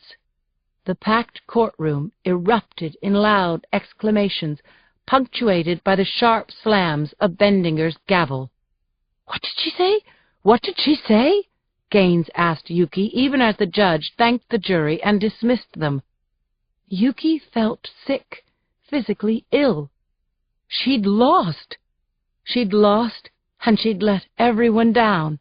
The police, the DA's office, the Campions, and even Michael. Her job and her passion had been to get justice for the dead boy, and she failed. "I shouldn't be doing this kind of work," Yuki said to herself. She stood abruptly. Without speaking to Parisi or Gaines, she turned around and said to the Campions, "I'm very sorry." Lowering her eyes, Yuki pushed her way into the crowded aisle and left the courtroom. Yuki saw Twilly rise from his seat in the gallery and move to follow her out of the courtroom and into the hallway. That bastard! She worked her way through the knots of people in the corridor, shoved open the door to the ladies' room, found an empty stall, and locked it. She sat with her head in her hands for long minutes, then went to the sink, washed her face, and slipped on her sunglasses. Once back in the hallway, she headed for the fire exit, heart still knocking inside her chest as she walked quickly down the staircase, her mind circling the verdict, still shocked that the jury had found Junie Moon not guilty. Yuki opened the door into the lobby and, walking with her head down, walked out of the gray cubicle building into the equally gray morning. Len Parisi was on the top step of the courthouse, standing like a red-haired sequoia inside a clump of journalists who were reaching their mics and cameras forward, shouting questions. 50 feet away from Parisi, 3 steps down, Martinez and several of the jurors were also surrounded by reporters. Yuki heard Martinez say, "We were overwhelmed with reasonable doubt." And then the video cameras shifted as L. Diana Davis exited the big steel and glass double doors with her arm still sheltering Junie Moon. Yuki ran down the remaining steps to the street. She saw Connor Campion and his wife at the curb, Campion's driver holding open the door to a Lincoln sedan. Jason Twilly was standing beside Campion, the two men in deep conversation as Yuki passed. Yuki crossed Bryant against the light, eyes focused on the all-day parking lot, glad to be invisible in the morning crush of pedestrians, especially relieved that Twilly was busy with a bigger fish than she. Yuki handed her ticket to the guy in the booth, who took her money, gave her change, started to tell her what a great day it was turning out to be. Yuki nodded and tuned him out. Keys in hand, she found her Acura toward the back of the lot. She heard someone call her name. She turned with a scowl, saw that Jason Twilly was coming toward her, his dark jacket flying open like the wings of a vulture. "Yuki, hang on!" Jason Twilly was following her again. Yuki jammed the car key into the key slot, heard the soft thwick as the locks opened. "Yuki, wait!" She turned again, one hand clutching the strap of her handbag, the other clenched around the handle of her briefcase. "I've got nothing to say to you, Jason. Go away." Twilly scowled, his expression murderous, the look of a man who could go violently out of control. "You listen to me, little girl," Twilly said. "Be glad that you lost, because Junie Moon didn't kill Michael Campion, but I know who did." What? What had he said? "Look at me, Yuki. Look at me. Maybe it was me." Yuki got behind the wheel and yanked the door shut in Twilly's face. Twilly bent down, rapped on her window, bap, bap, bap, losing it, desperate, yelling through the glass. "We've got unfinished business, Yuki! Don't drive away!" Yuki threw the car into gear, jammed down the accelerator, and with tires squealing, she left the lot. She called Lindsay from the car, her voice shrill over the sound of traffic. "Jason Twilly just told me he knows who killed Michael Campion, Lindsay. But he wants me to think that he did it, that he killed Michael, Lindsay. Maybe he did." Twilly's rented Mercedes was in her rear-view mirror as Yuki circled the block. She ran a red light, took a sudden turn into an alley, and when she was sure she was no longer being followed, she parked in a fire zone outside the hall. She flashed her ID at the security guard, ran through the metal detectors, then took the stairs to the squad room on the 4th floor. She was panting when she found Lindsay waiting for her at the gate. "Don't worry," Lindsay told her. "I've got your back." 2 hours after leaving the Hall of Justice, Yuki packed an overnight bag and headed out of town. She tried to shake the echo of Twilly's voice as she drove over the Golden Gate Bridge toward Point Reyes. Could Twilly really have killed Michael Campion? If so, why would he do it? And why would he tell her? She turned on the radio, found a classical station, dialed it up loud, and the music filled the car and her mind. It was a beautiful afternoon. She was going to Rose Cottage, walk in the surf, and remember that she wasn't a quitter, that she wouldn't quit on this. She turned off Highway 1, south into the small town of Olema, past the little shops at the intersection, and from there she negotiated the back roads by memory. She glanced down at her new wristwatch. It was only 2:30 in the afternoon, plenty of sunlight left in the day. The sign spelling out Rose Cottage, 1/4 mile, was almost hidden by the roadside flora, but Yuki caught it and made the turn through a forested glen and up an unpaved road that climbed the hillside. The rutted road became a driveway that looped in front of the manager's cabin just ahead. The manager, a tall, blonde-haired woman named Paula Vaughn, welcomed Yuki back to Rose Cottage. They exchanged pleasantries as Vaughn ran Yuki's credit card through the machine, and then the manager made the connection, saying, "I was just watching the news. Too bad you didn't win." Yuki looked up, said, "You've got takeout menus, right? The farmhouse does takeout?" Minutes later, she opened the front door to Rose Cottage, dropped her bags in the larger of the 2 bedrooms, and opened the sliders to the deck. The Bear Valley hiking trail passed to the right of the cottage, climbed upwards 400 feet through a wooded area, opening at the top of a ridge to a brilliant ocean view. She'd hiked this trail with Lindsay. Yuki changed into jeans and hiking shoes. Then she unsnapped the locks on her briefcase, took out her new Smith & Wesson .357 handgun, slipped it into one pocket of her windbreaker, put her cell phone in the other. But before she could leave for her nature walk, there was an insistent knock on the door. Jason Twilley was wearing chinos and a navy blue sweater with a leather bag hooked over his right shoulder. He looked handsome, urbane, as if he'd just stepped from the pages of Town and Country, and his crooked smile had lost its menace. "What are you doing here, Jason?" Yuki kept the door open about 4 inches, just enough to see and hear him, and she clamped her hand around the gun in her pocket, felt the power of that little weapon, knowing what it could do. "Hey, you know, Yuki, if I didn't like you very much, I'd be really hurt. I spend most of my life fending women off, and you keep slamming doors in my face. How'd you find me?" "I waited for you to leave your apartment and followed you. Wasn't that hard? Look, I'm sorry I got rough this morning." He sighed. "It's just that I'm in trouble. I took a huge advance on this book, and the money's gone." "Oh, really?" "Yeah. Sports betting, a little weakness of mine." Twilley added a dash of boyish charm to his smile. "Really nasty people want their money back, and they don't care if my book crashes." "Not my problem, Jason." Wait, just listen, okay? I can't give back the advance, you understand? And I've got these debts. All I need is your feelings, your insight, your own true words.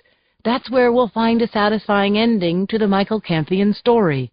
"Are you serious? After all the crap you've dished out?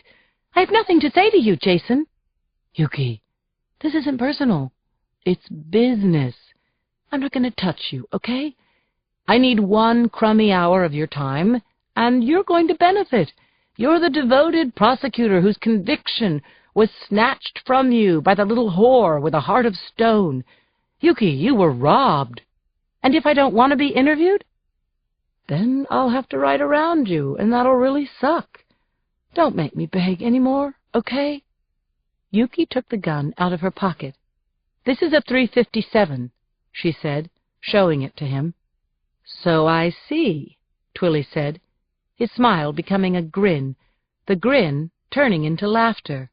"This is priceless. I'm glad you find me amusing." "Yuki, I'm a reporter, not a freaking mobster. No, this is good. Bring your gun. God knows I want you to feel safe with me. Okay if we go for a walk?" "This way," Yuki said. She stepped outside and closed the door behind her. Yuki kept her hand gripped around the gun in her pocket as she walked beside Twilly up the path through the woods. He did most of the talking, asking her opinion of the jury, of the defense counsel, of the verdict. "I think the verdict was completely off the wall," Yuki said. "I don't know what I could have done differently." "Not your fault, Yuki. Junie is innocent," Twilly said amiably. "Really? And you know she's innocent how?" They'd reached the ridge line, where a rocky outcropping overlooked the best view of Kellam Beach and the Pacific Ocean. Twilly sat down on the rock, and Yuki sat a few feet away. Twilly opened his bag, took out 2 bottles of water, twisted off the cap of the first, and handed the bottle to Yuki. "Don't you think it's strange that there was no trace evidence at the so-called crime scene?" he asked her. "Strange, but not impossible," Yuki said, taking a deep chug-a-lug from the water bottle. "That information that the police developed, that was an anonymous caller, right?" "How did you know that?" "I was writing a book about Michael, Yuki. I followed him all the time. I followed Michael to Junie's house that night. After Michael left Junie's house, I felt great. Michael Campion spent time with a hooker. Good meat for my story. I waited, and then I saw him leave. Alive. Of course, I didn't know he'd never be seen again." Yuki said. She'd come here to hear Twilly tell her who'd killed Michael or confess that he was the one that had done it, but suddenly she felt as though there was plastic foam inside her head. What was happening? Shapes shifted in front of her eyes, and Twilly's voice ballooned out of his mouth, volume rising and falling. What was that? What was Twilly saying? "Are you okay?" he asked her, "because you don't look so good." "I'm fine," Yuki said. She was nearly overcome with dizziness and nausea. She gripped the rock she was sitting on with both hands, held on tight. She had a gun. What time was it? Wasn't she supposed to keep track of the time? Twilly leered, his face very big in front of hers, big nose, teeth like a Halloween jack-o'-lantern, his words so elastic. Yuki became fascinated with the sounds more than the sense of what he was saying. "Get a grip," she told herself. "Get a grip." "Say that again." "When Michael went missing," Twilly spoke patiently, "the cops came up with nothing. No clues, no suspects. I waited for months." "Uh-huh." "The Campion story was getting stale, so I did what I had to do. Good citizen thing, right? I called in a tip. I gave the cops a suspect. Completely legitimate. I'd seen Michael leaving the house of a little hooker named Junie Moon." "You did that?" "Yep, it was me." And like an answered prayer, Junie Moon confessed. Man, sometimes I even think she did it. "But you didn't convict her, did you, Yuki? And now I have a shitty ending for my book, and whoever killed Michael is free.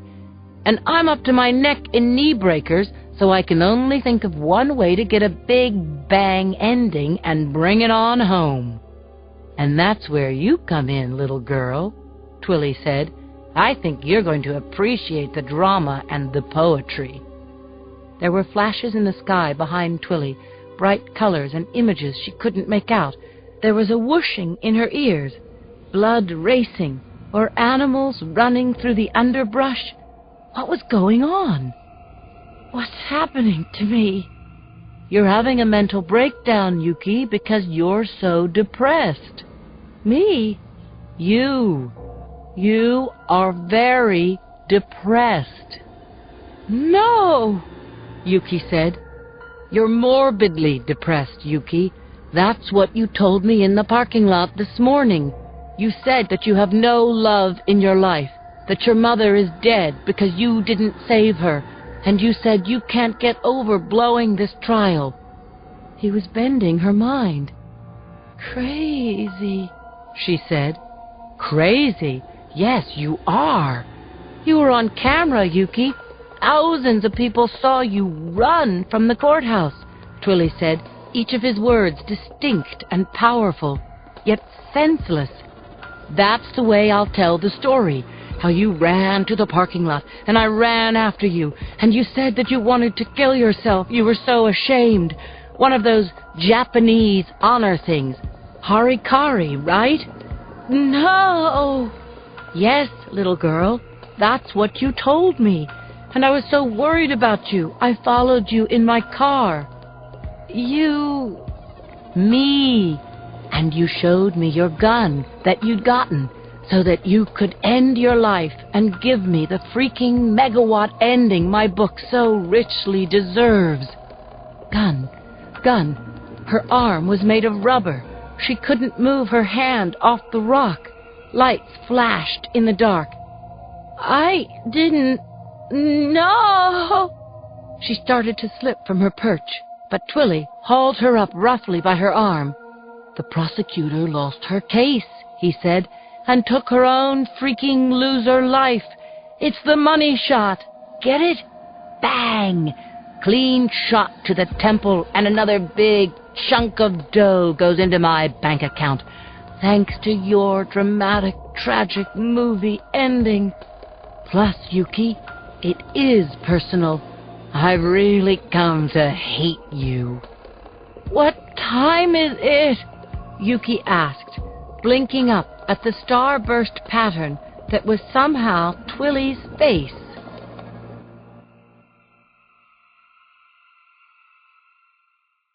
I was frantic. The audio had been coming in loud and clear from the transmitter in Yuki's wristwatch, but now we'd lost her. We'd gone out of range. I grabbed Conklin's arm, stopped him in the path that had petered out onto a small clearing before snaking out in 3 directions. "I've lost the transmission."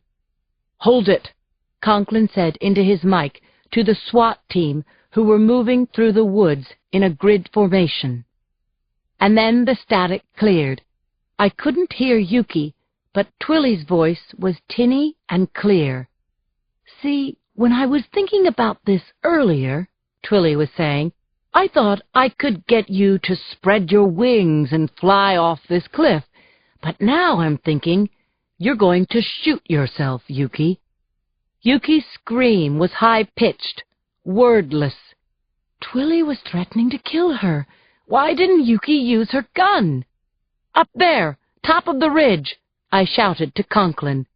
We were at least 200 yards away from the summit. 200 yards. It no longer mattered if he heard us. I ran. Brambles grabbed out at me. Branches snapped in my face. I stumbled on a root, grabbed out and hugged a tree. My lungs burned as I ran. I saw their forms between the tree trunks, silhouetted against the sky, but Twilly was so close to Yuki, I couldn't get a clean shot. I yelled out, "Twilly, stand away from her, now!" There was the crack of a gunshot. "Oh, God, no! Yuki!" Birds broke from the trees and flew up like scattershot as the report echoed over the hillside. 8 of us boiled out of the woods into the clearing at the ridgeline. That's where I found Yuki, on her knees, forehead touching the ground. The gun was still in her hand. I got down on the ground and shook her shoulders. "Yuki! Yuki! Speak to me! Please!" Twilly held his hands in the air. He said, "Thank God you showed up, Sergeant. I was trying to stop her, but your friend was determined to kill herself." I pulled Yuki into my arms. The smell of gunpowder was in the air, but there was no blood, no wound. Her shot had gone wild. "Yuki, I'm here, honey. I'm here." She moaned, sounded, and looked dopey. There was no liquor on her breath. Had she been drugged? "What's wrong with her?" I shouted at Twilly. "What did you do to her?" "Not a thing," Twilly said. "This is how I found her." "You're under arrest, scumbag," Conklin said. "Hands behind your back." "What are the charges, if you don't mind me asking?" How do you like attempted murder for starters? You've got to be kidding. I didn't touch her. Yuki was wired, buddy. You teed her up for a dive off this cliff. We've got it all. Conklin squeezed the bracelets tight enough to make Twilly yelp. I called for a medevac, sat with my arms around Yuki as we waited for the chopper to arrive. "Lindsay?" Yuki asked me. "I got it on my watch, didn't I?"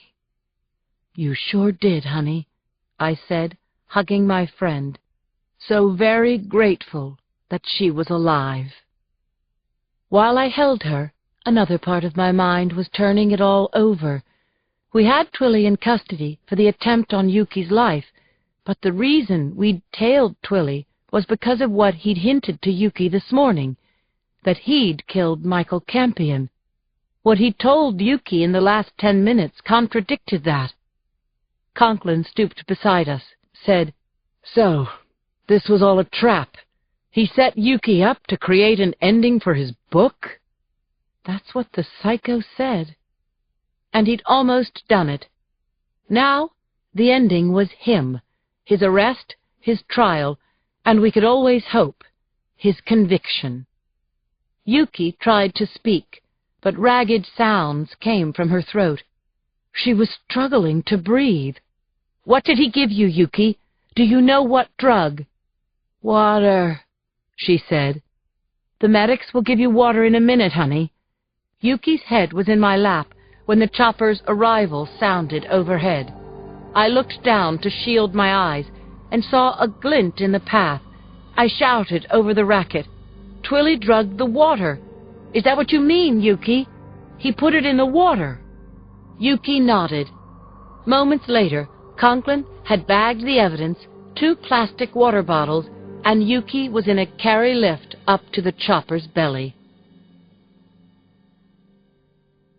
Part 5. Burning Desire. Hawk and Pidge left the car around the corner from the huge Victorian house in Pacific Heights, the biggest in a neighborhood of impressive multi-million-dollar homes, all with stunning views of the bay. Their target house was imposing and at the same time inviting, so American it was iconic, and at the same time completely out of reach for everyone but the very wealthy.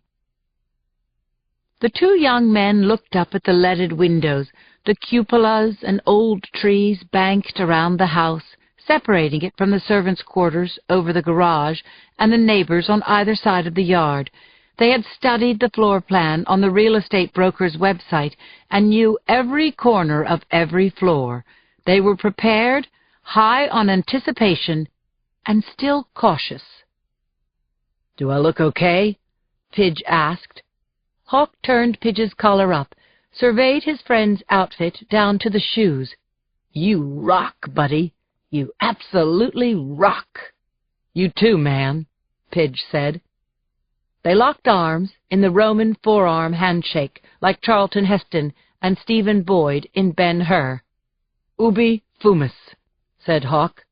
"Ibi ignis," Pidge answered. "Where there's smoke, there's fire." Pidge twisted the gold foil tight around the bottle of Cointreau, and then the 2 boys advanced, side by side, up the long stone walkway toward the front porch. There was a card taped to the glass panel on the front door. "To the members of the press, please leave us alone." Hawk rang the bell. Bing bong. He could see the gray-haired man through the small paned windows in the living-room windows, followed his silhouette as the famous figure walked through the house, turning on the lights in each room, making his way to the front door. And then the door opened. "Are you the boys who called?" Connor Campion asked. "Yes, sir," Pidge said. "And what are your names?" "We'll tell you later, sir, but just for now, we have to be careful. What we know could get us killed." "You have to trust us," Hawk said. "We were friends of Michael, and we have some information. Like I said on the phone, we can't keep quiet any longer." Connor Campion looked the 2 boys up and down, decided either they were full of crap or maybe, just maybe, they'd tell him something he needed to know. They'd want money, of course. He swung the door open wide and invited them inside. The 65-year-old man led the two boys through the vestibule and living room into his private library. "Is your wife at home?" the one called Hawk asked him. "She's had a very stressful day," Campion said. "She couldn't wait up. Can I get you boys something to drink?" "Actually, we brought you this," Pidge said, handing over the bottle of Cointreau. Connor thanked the boy, slid down the foil bag, and looked at the label. "Thanks for this. I'll open this for you if you like, or maybe you'd like something else. I'm having scotch." "We're good, sir," said Pidge. Campion put the bottle next to Michael's picture on the ornately carved mantelpiece, then bent to open the bowed glass doors of the vitrine he used as a liquor cabinet. He took out a bottle of Chivas and a glass. When he turned, he saw the gun in Hawk's hand. Campion's muscles clenched as he stared at the revolver. Then he looked up at the smirk on Pidge's face. "Are you crazy? You're holding me up?" Behind Pidge, Hawk's eyes were bright, smiling with anticipation, as he took a reel of fishing line out of his back pocket. Horror came over Campion as suspicion bloomed in his mind.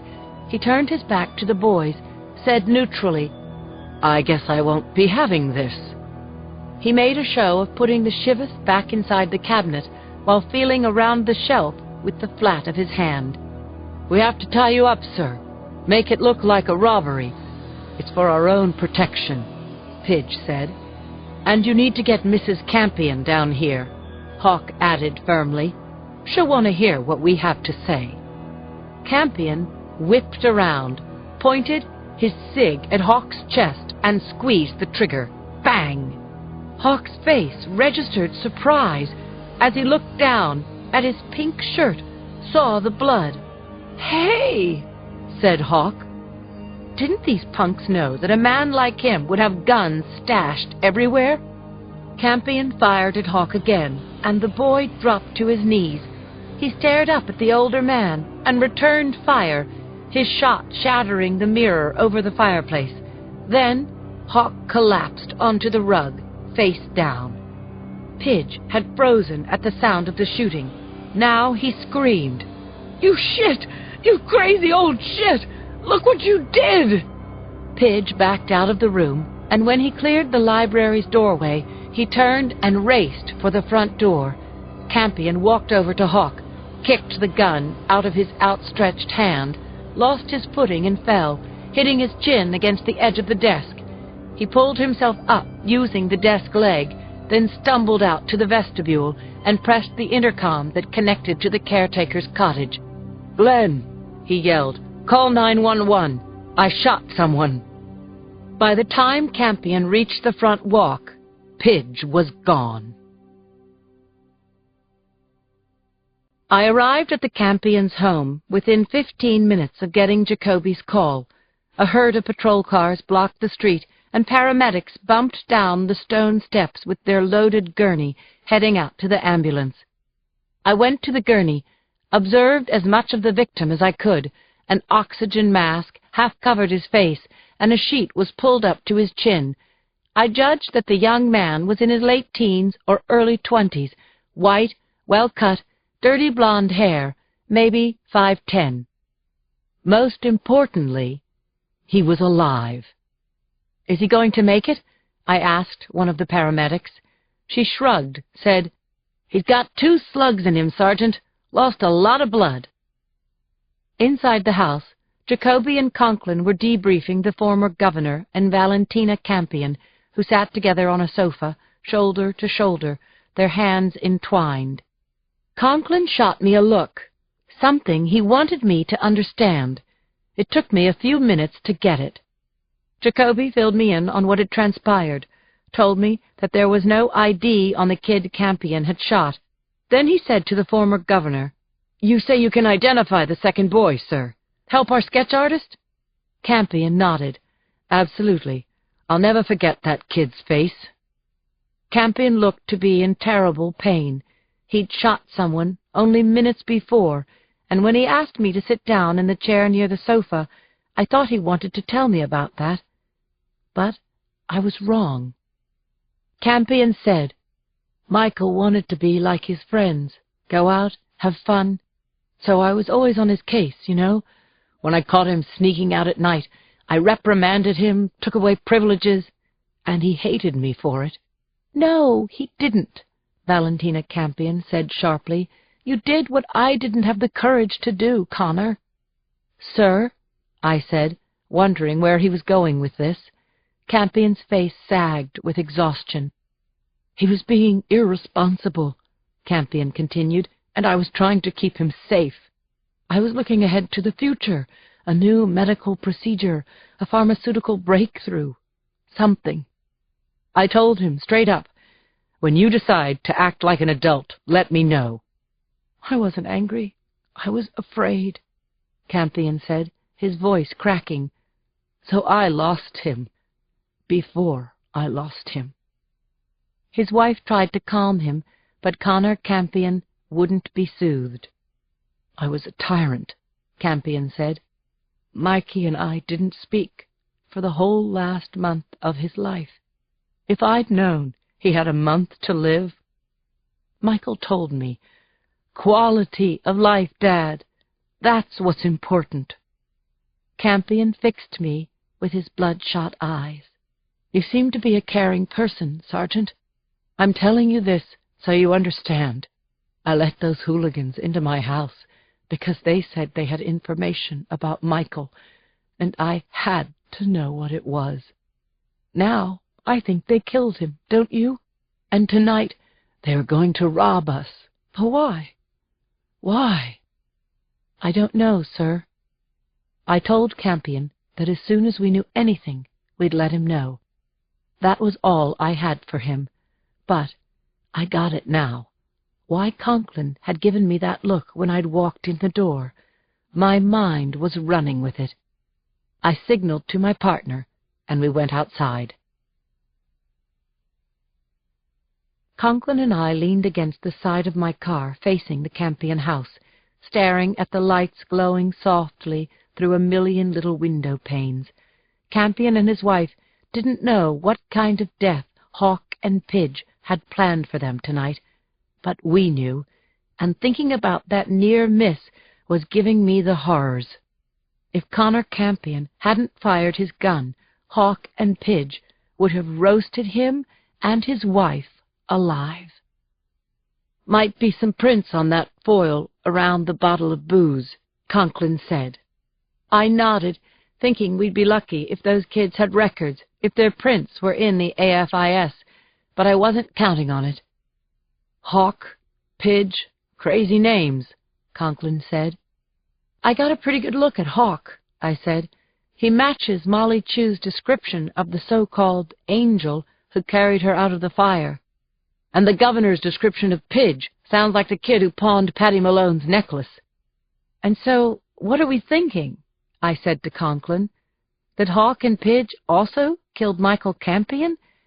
Because I don't see two guys killing a kid when their M.O. is to tie up rich couples, leave a few words in Latin inside a book, and then burn the house down.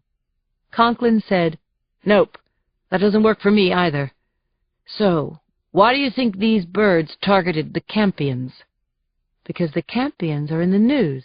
Big house, big fire, big headlines, big score. Conklin smiled, said, Only they screwed up. I smiled back, said, Yeah.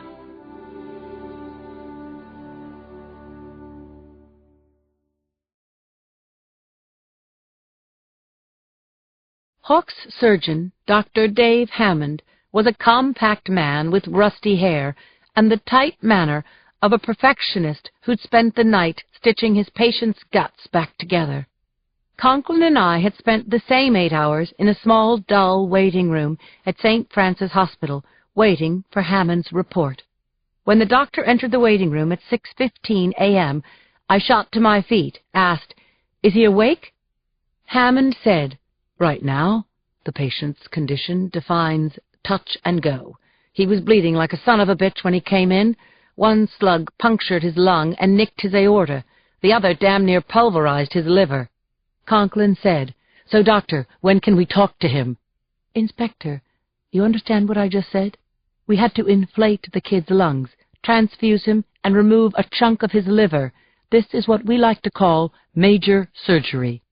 Conklin smiled winningly. "Okay, I hear you. Is he awake?" "He just opened his eyes."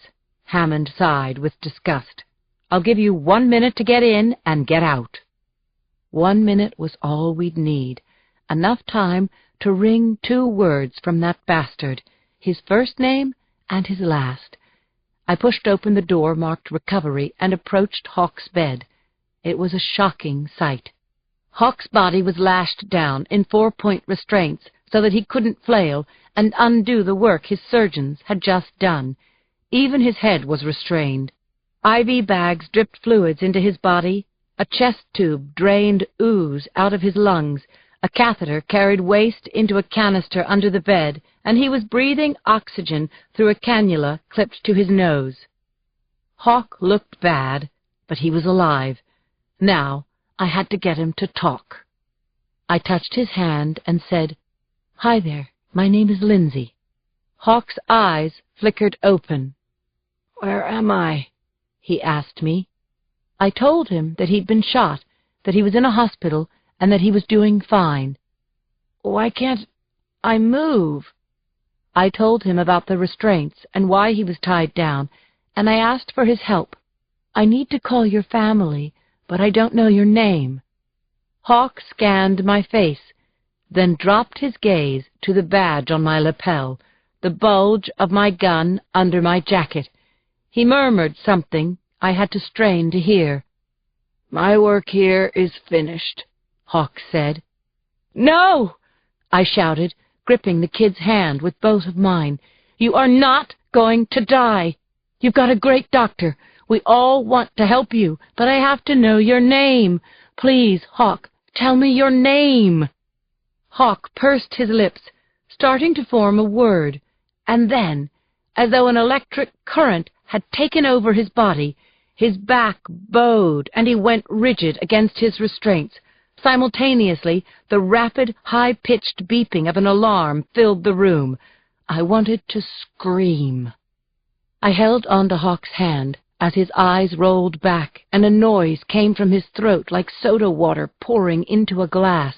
The monitor tracking his vital signs showed Hawk's heart rate spiked to 170, dropped to 60, and rocket again even as his blood pressure dropped through the floor. "What's happening?"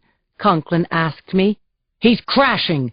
Hammond shouted, stiff-arming the door. The rapid beeping turned into a long squeal as the green lines on the monitor went flat. Hammond yelled, "Where's the goddamned cart?" As the medics rolled it in, Conklin and I were pushed away from the bed. A nurse closed the curtains, blocking our view. I heard the frenzy of doctors working to shock Hawk's heart back into rhythm. "Come on, come on," I heard Dr. Hammond say. Then, "Crap. Time of death, 6:34 a.m. "Damn it," I said to Conklin. "Damn it to hell."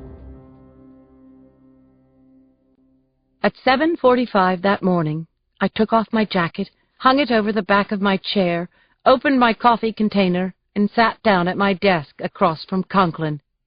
"He died on purpose, that monster," I said to my partner.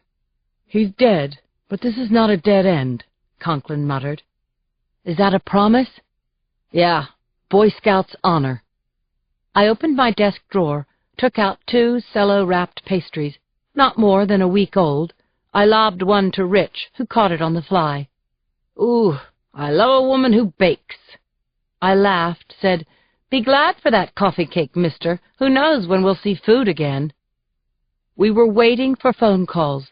A blurry photo of Hawk being wheeled out of the Campion house was running in the Morning Chronicle.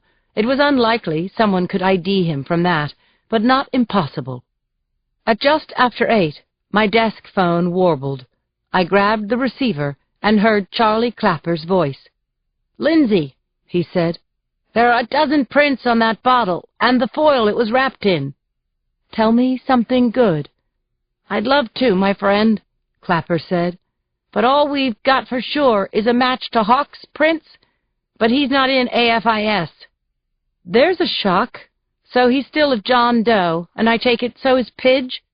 Sorry, kiddo. The only other match I got was to Connor Campion." I sighed, said, "Thanks anyway, Charlie," and stabbed the blinking button of my second line. Chuck Hanny's voice sounded wound up, excited.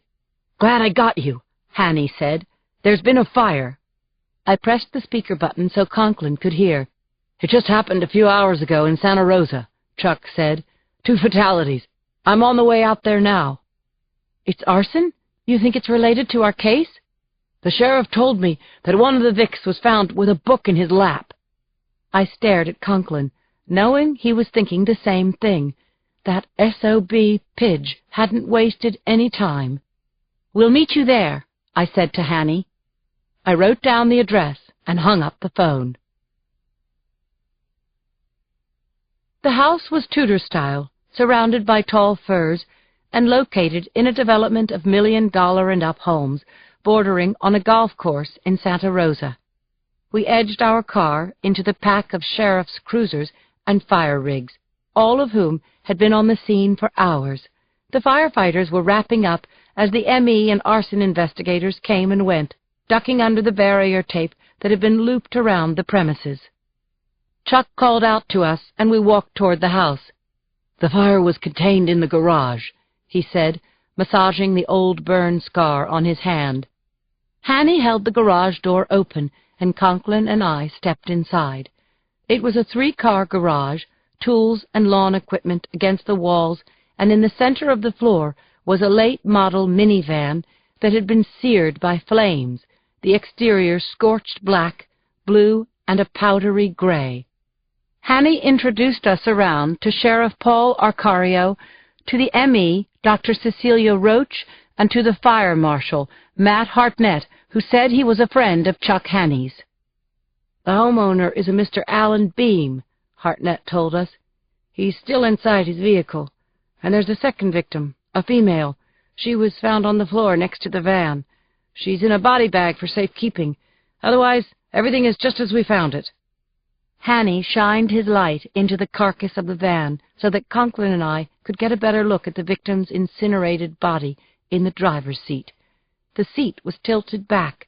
A heavy chain lay across the victim's legs, and a small book rested on his lap, right above the pink and protruding coils of his large intestine. I went weak at the knees.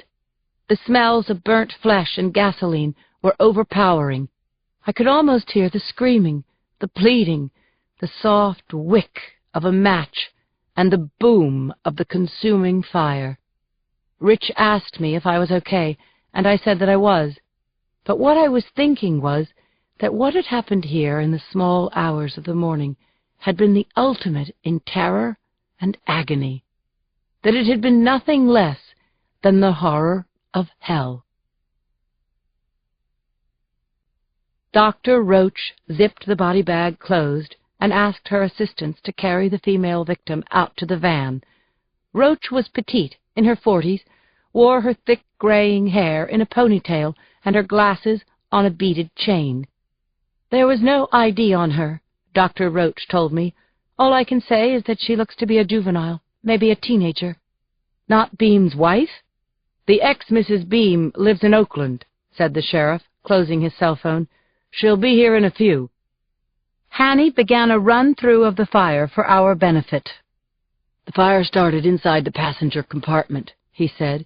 "Paper and wood were piled up in the back seat directly behind the driver. And this is a tow chain," he said of the heavy links lying across the victim's lap. He pointed to a metal bar down in the driver's side footwell, explained that it was a steering wheel lock, like the club, and that it had been passed through the chain and locked around the steering column. Hanny theorized that first the chains and the club were locked, then the newspapers and wood were doused with gasoline. "Then probably The gas was poured over the victims, and the can was wedged behind the seats. "Sorry, folks, but I've got to start processing this scene," Hartnett said, opening his kit. "I'm getting shit from the chief." "Hang on just a minute, will you please?" I asked the arson investigator. I borrowed a pen from Hanny, reached into the van, and as Hanny aimed his light over my shoulder, I used the pen to open the book resting on Alan Beam's lap. What kind of message had Pidge left for us? The usual fortune cookie nonsense? Or was he mad now? Would he slip up and give us something that made sense? I stared at the title page, but all I saw were printed words, "The New Testament." That was all. No scribbling in Latin, not even a name. I was backing out of the van when Rich said, "Lindsay, check that out." I went back in for a second look, and this time saw a bit of fire-blackened ribbon trailing out from the pages. Using the pen again, I opened the Bible to the bookmark, Matthew 3:11. A few lines of text had been underlined in ink. My cheek was nearly resting on the victim's parched and naked bones as I read the underlined words out loud. "I will baptize you with water for repentance, but after me will come one who is more powerful than I, whose sandals I am not fit to carry. He will baptize you with the Holy Spirit and with fire." Conklin grunted, said, "Purification by fire. It's a major biblical theme." Just then, the garage door opened behind us, and I turned to see a chic 40-something woman wearing a business suit limned in the sunlight behind her. Her face was stretched in anger and fear. "I'm Alicia Beam. Who's in charge here?" "I'm Paul Arcario," the sheriff said to her, stretching out his hand. "We spoke earlier. Why don't we go outside and talk?" Mrs. Beam pushed past him to the van, and although Conklin put an arm out to stop her, it was too late. The woman stared, then shrunk away, screaming, "Oh, my God, Alan!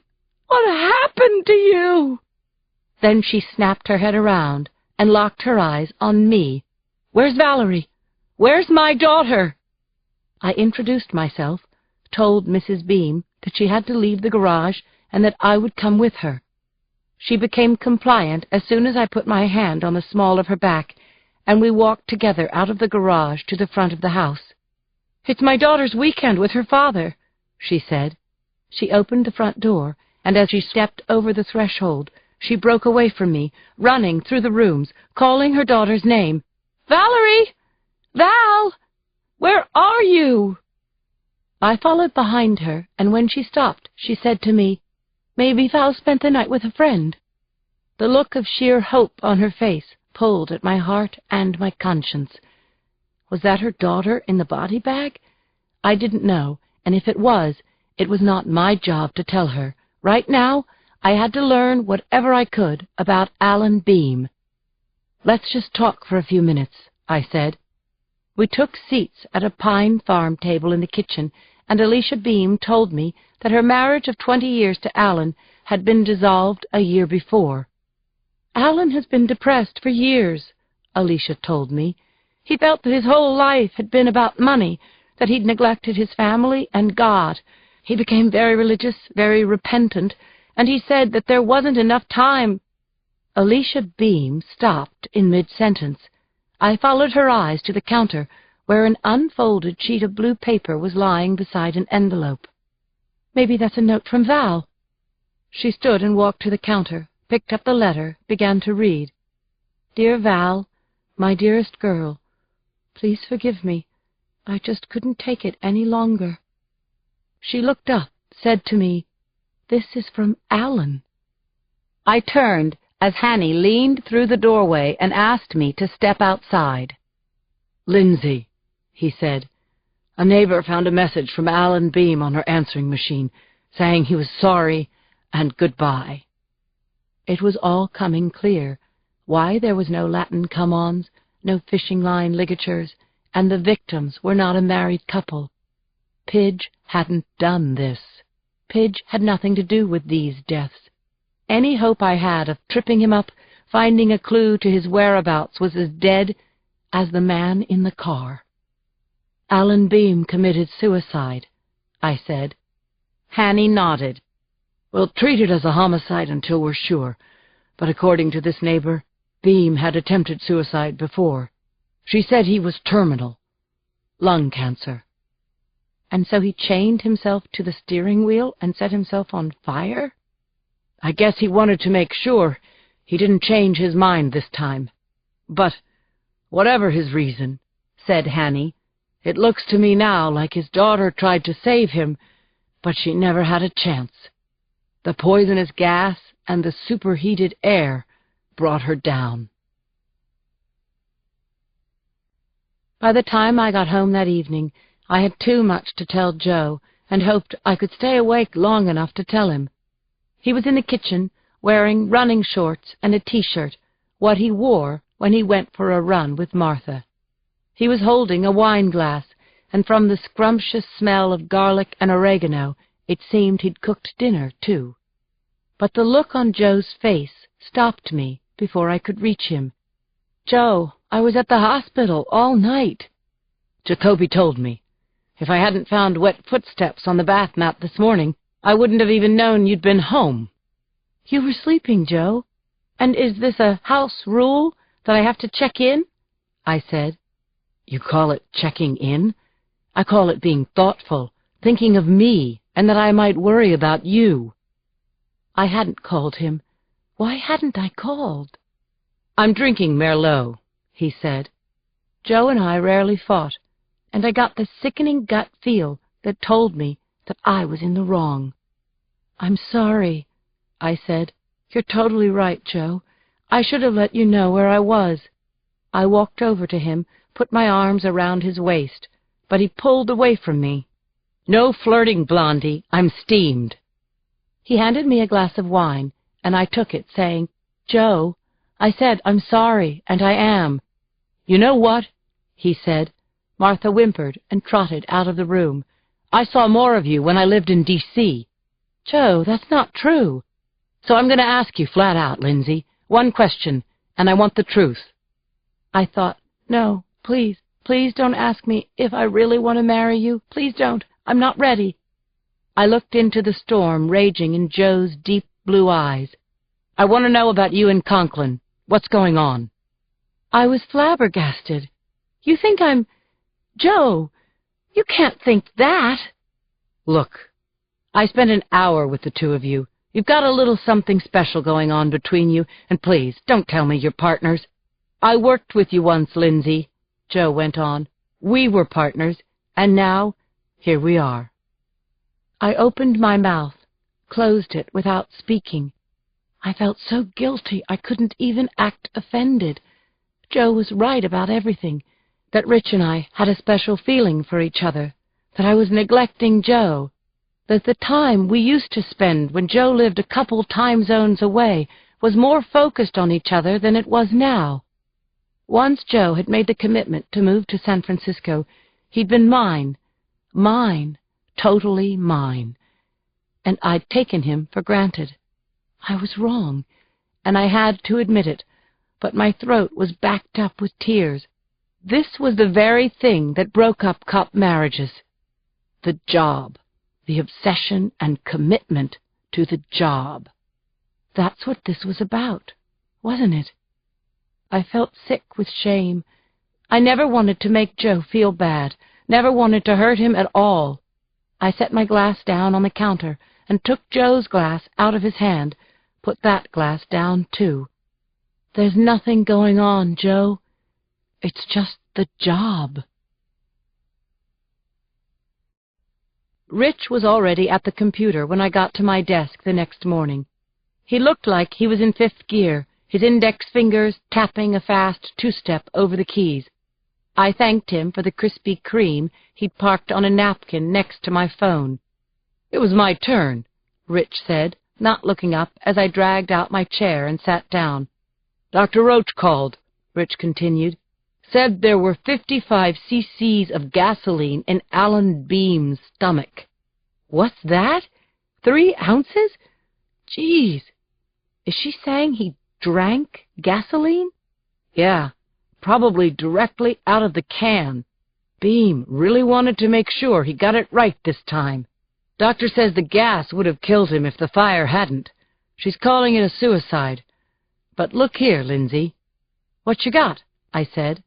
Come over here and see this. I walked around our 2 desks and peered over Conklin's shoulder. There was a website on his screen called Crime Web. Conklin pressed the Enter key and an animation began. A spider dropped a line from the top of the page, made a web around the blood-red headline over the feature story, then skittered back to its corner of the page. I read the headline. 5 fatal shootings this week alone.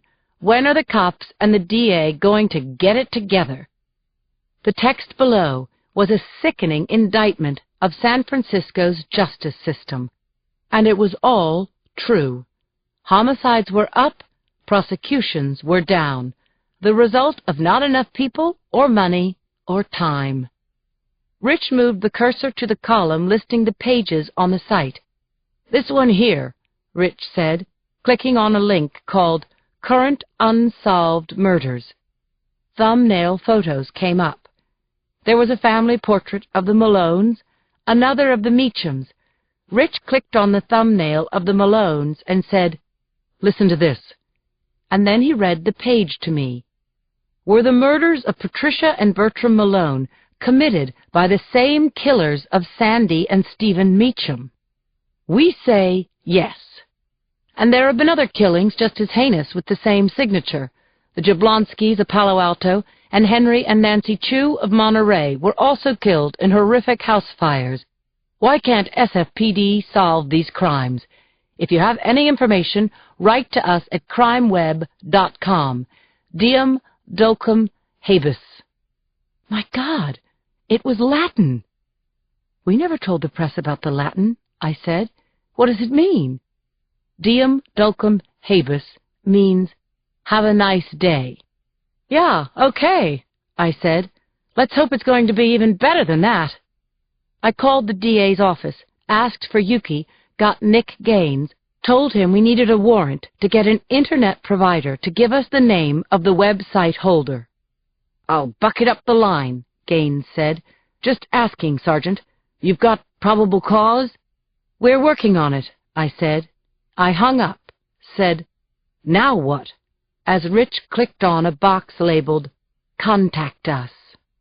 He typed with 2 fingers, Must speak with you about the Malone and the Meacham fires. Please contact me. Conklin's email address showed that he was with the SFPD. If the webmaster was Pidge, we could be scaring him off. On the other hand, there was no other hand. I needn't have worried. Only a couple of minutes after firing off his email, Rich had a response in his inbox. How can I help you? The email read. It was signed Link Weber, and it contained his phone number. The meeting with Weber was set for 4 o'clock that afternoon. Conklin and I briefed Jacoby, assigned our team, and set out at 2 o'clock for a bookstore in Noe Valley called Damned Spot. Inspectors Chi and McNeil were in the van parked on 24th Street, and I was wired for sound. Inspectors Lemke and Samuels were undercover, loitering in front of and behind the store. My palms were damp as I waited with Conklin in the patrol car. The Kevlar vest I was wearing was hot, but it was my racing mind that was causing the heat. Could this be it? Was Link Weber also known as Pidge? At 3:30, Conklin and I got out of the car and walked around the corner to the bookstore. Damned Spot was an old-fashioned bookstore, dark, filled with mystery books, second-hand paperbacks, and exchanged 2 books for 1 section, bearing no resemblance to the air-conditioned chain stores with latte bars and smooth jazz coming over the speakers. The cashier was an androgynous 20-something in black clothes, hair buzzed to a bristle, and multiple face piercings. I asked for Link Weber, and the cashier told me in a sweet, feminine voice that Link worked upstairs. I could almost hear the scratching sound of mice nesting in the stacks as we crept along the narrow aisles and edged past customers who looked psychologically borderline.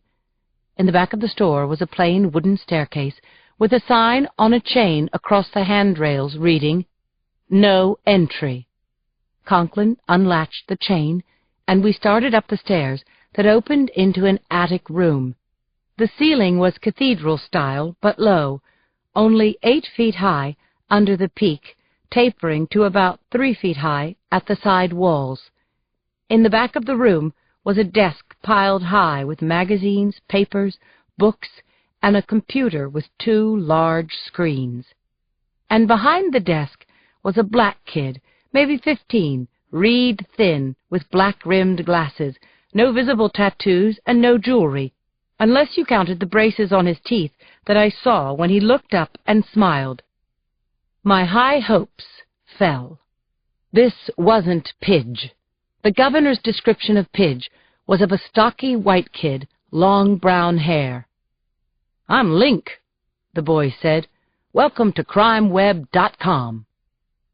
Link Weber said he was honored to meet us.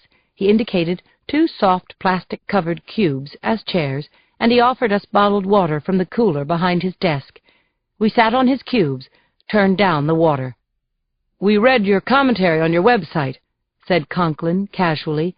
"We were wondering about your take on whoever set the Malone and Meacham fires." The kid said, "Why don't I start at the beginning?"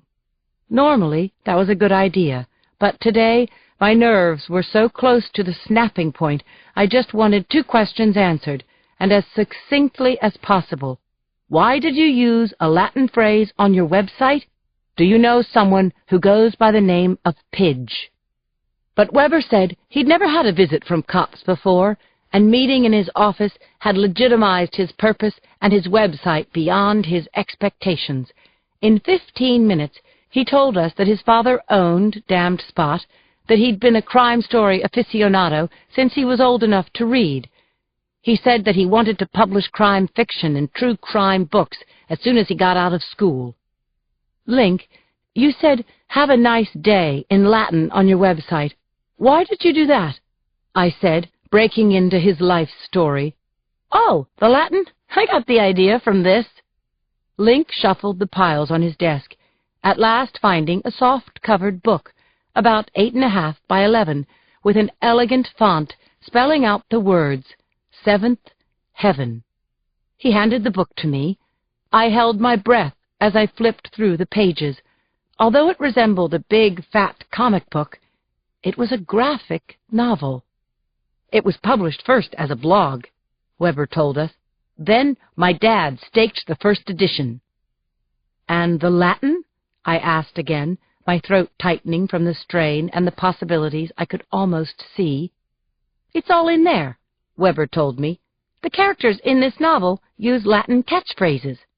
Listen, can I say on my website that you used me as a consultant? You have no idea what that would mean to me." I was looking at the title page of the book I held in my hands. Under the title were the names of the writer and the illustrator, Hans Vetter and Brett Atkinson. There was an icon under each of their names. Hans Vetter was the pigeon, and Brett Atkinson, a hawk. By 5 that evening, Conklin and I were back at our desks in the squad room. Conklin clicked around the internet researching Atkinson and Vetter, and I couldn't stop turning the pages of their novel. I was hooked. The drawings were stark black and white. The figures had huge eyes, calling to mind the manga style of violent borderline pornography imported from Japan. The dialogue was edgy, all American slang, punctuated by Latin sayings, and the story was actually crazy, but somehow compelling. In this book, Pidge was both the brains and the muscle. Hawk was the dreamer. They were depicted as righteous avengers, their mission to save America from what they viewed as an obscene fantasy world for the very rich. They referred to this American piggishness as seventh heaven and described it as a never-ending spiral of gluttony, gratification, and waste. The Pidge-Hawk solution was to kill the rich and the greedier wannabes, to show them what real consumption was. Consumption by fire. Pidge and Hawk dressed all in black, T-shirts, jeans, riding boots, and sleek black leather waist jackets with logos of their name birds front and back. Sparks flew from their fingertips, and their motto was, Aut vincere, aut mori. Either conquer or die. Hawk, the boy, not the character, had done both. My guess, he never expected any of his victims to live long enough to give away his pseudonym. The motives and the methods the killers used were clearly drawn in their book, but it was all disguised as make-believe, and that was making me crazy with anger. 8 real people had died because of this arrogant nonsense, and we had absolutely no evidence to prove that the real-life Hawk and Pidge were their killers. I flipped the book to the back cover, scanned the rave reviews from social critics and the high-profile bloggers. I said to Rich, "The sickest part yet? This book has been picked up by Brightline." Rich muttered, still tapping his keyboard. "Brightline is an indie studio," I said, "one of the best. They're turning this screed into a movie." "Brett Atkinson," Rich said, "is a junior at Stanford U, majoring in English Lit. Hans Vetter also goes to Stanford. He's in the computer department. These creeps both live at home, only 2 blocks apart in Mountain View, a couple of miles from Stanford." Rich turned his computer monitor around, saying, "Check out Brett Atkinson's yearbook photo." Brett Atkinson was Hawk, the boy Connor Campion had shot, the handsome, blonde-haired boy with patrician features we'd seen in the hospital just before he died. "And now," Rich said, "meet Pidge." Hans Vetter was a good-looking tough, an illustrator, computer sciences major, now polishing his extracurricular activities as a serial killer. "We will get warrants," I croaked. I cleared my throat and said, "I don't care who I have to beg." Rich looked as serious as I'd ever seen him. "Absolutely. No mistakes allowed. Aut vincere, aut mori," I said. Rich smiled, reached over the desk, and bopped my fist. I called Jacoby, and he called Chief Tracheo, who called a judge, who reportedly said, "You want an arrest warrant based on a comic book?" I barely slept that night, and in the morning, Rich and I went to the judge's chambers with Seventh Heaven, the crime scene photos of the Malones, the Meachams, the Jablonskis, and the morgue photos of the Chews.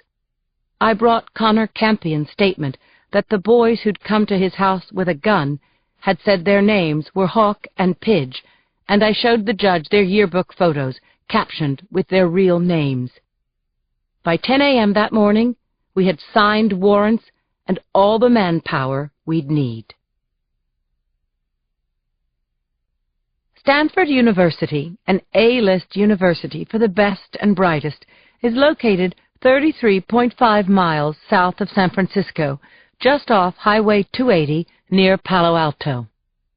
Hans Vetter, a.k.a. Pidge, spent his days in the video lab at the Gates Computer Science Building, a pale 5-story, L-shaped building with a tiled roof and a rounded bulge at the entranceway.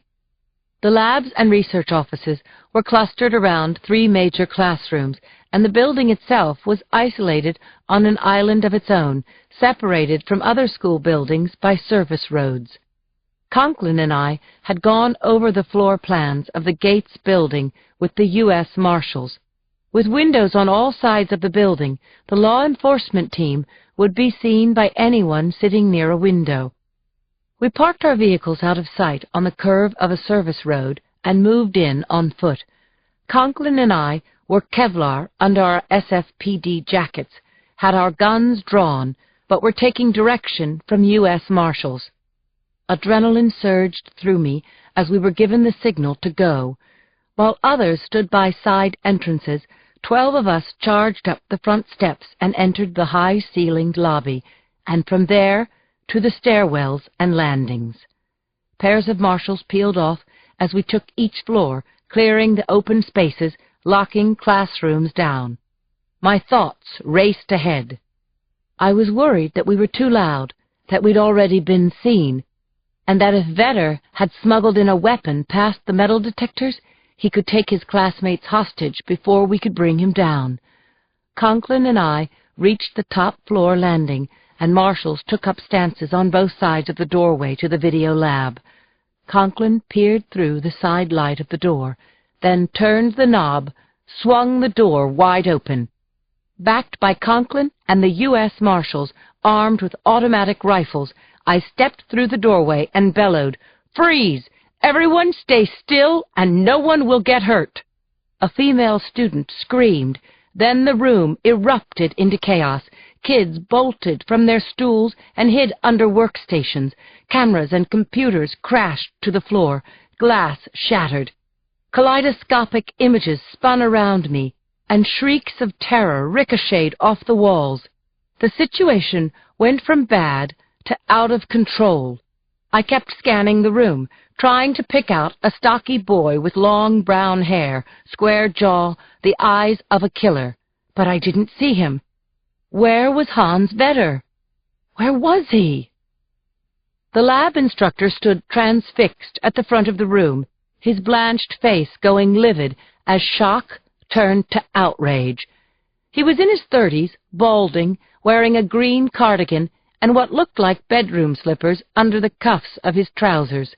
He shoved his hands out in front of him as if to push us out of his classroom. He announced his name, Dr. Neil Weinberg, and demanded, "What the hell? What the hell is this?" If it weren't so damned terrifying, it would have been almost funny to watch Weinberg, armed with only his flapping hands and his Ph.D., face down adrenaline-pumped federal law enforcement officers primed to blow the place apart. "I have a warrant for the arrest of Hans Vetter," I said, holding both the warrant and my gun in front of me. Weinberg shouted, "Hans isn't here!" A white female student with black dreads, a ring in her lower lip, peeked out from behind an overturned table. "I spoke to Hans this morning," she said. "He told me he was going away." "You saw him this morning?" I asked. "I talked to him on his cell." "Did he say where he was going?" She shook her head. "He only told me because I wanted to borrow his car." I left marshals behind to interview Weinberg and his students, but as Conklin and I left the building, I felt terra firma shimmy beneath my feet. Hawk's death last night had sent Pidge underground. He could be anywhere in the world by now. In the parking lot across from the Gates building, some kids were clinging together in clumps, others dazed and wandering. Still others were laughing at the unexpected excitement. News choppers circled overhead, reporting to the world on an incident that was a total disaster. I called Jacoby, covered one ear, and summed up the situation. I didn't want him to know how scared I was that we'd blown it and that Vetter was still out there. I tried to keep my voice even, but there was no fooling Jacoby. I heard him breathing in my ear as he took it all in. Then he said, "So what you're saying, Boxer, is that Pidge has flown the coop?" The sheriff's department and their SWAT team rolled up alongside our squad car as we braked on a crisp, well-shorn lawn. In front of us was a 3-story, colonial-style house only a couple of miles from the Stamford campus.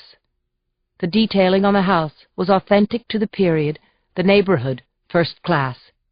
The mailbox was marked Vetter, and Hans Vetter's car was in the driveway. Walkie-talkies chattered around us, and radio channels were cleared. Perimeters were set up, and SWAT got into position.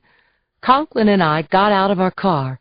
I said, "Everything about this place reminds me of the homes Hawk and Pidge burned to the ground." Using a car door as body armor, Conklin called out to Hans Vetter with a bullhorn. "Vetter, you can't get away, buddy. Come out, hands on your head. Let's end this peacefully." I saw movement through the second-story windows. It was Vetter, moving from room to room. He seemed to be shouting, but we were too far away to make out his words. "Who's he talking to?" Conklin asked me over the roof of the squad car. "Has to be his mother. God damn it! She's got to be inside." A TV went on in the house and was turned up loud. I could hear the announcer's voice.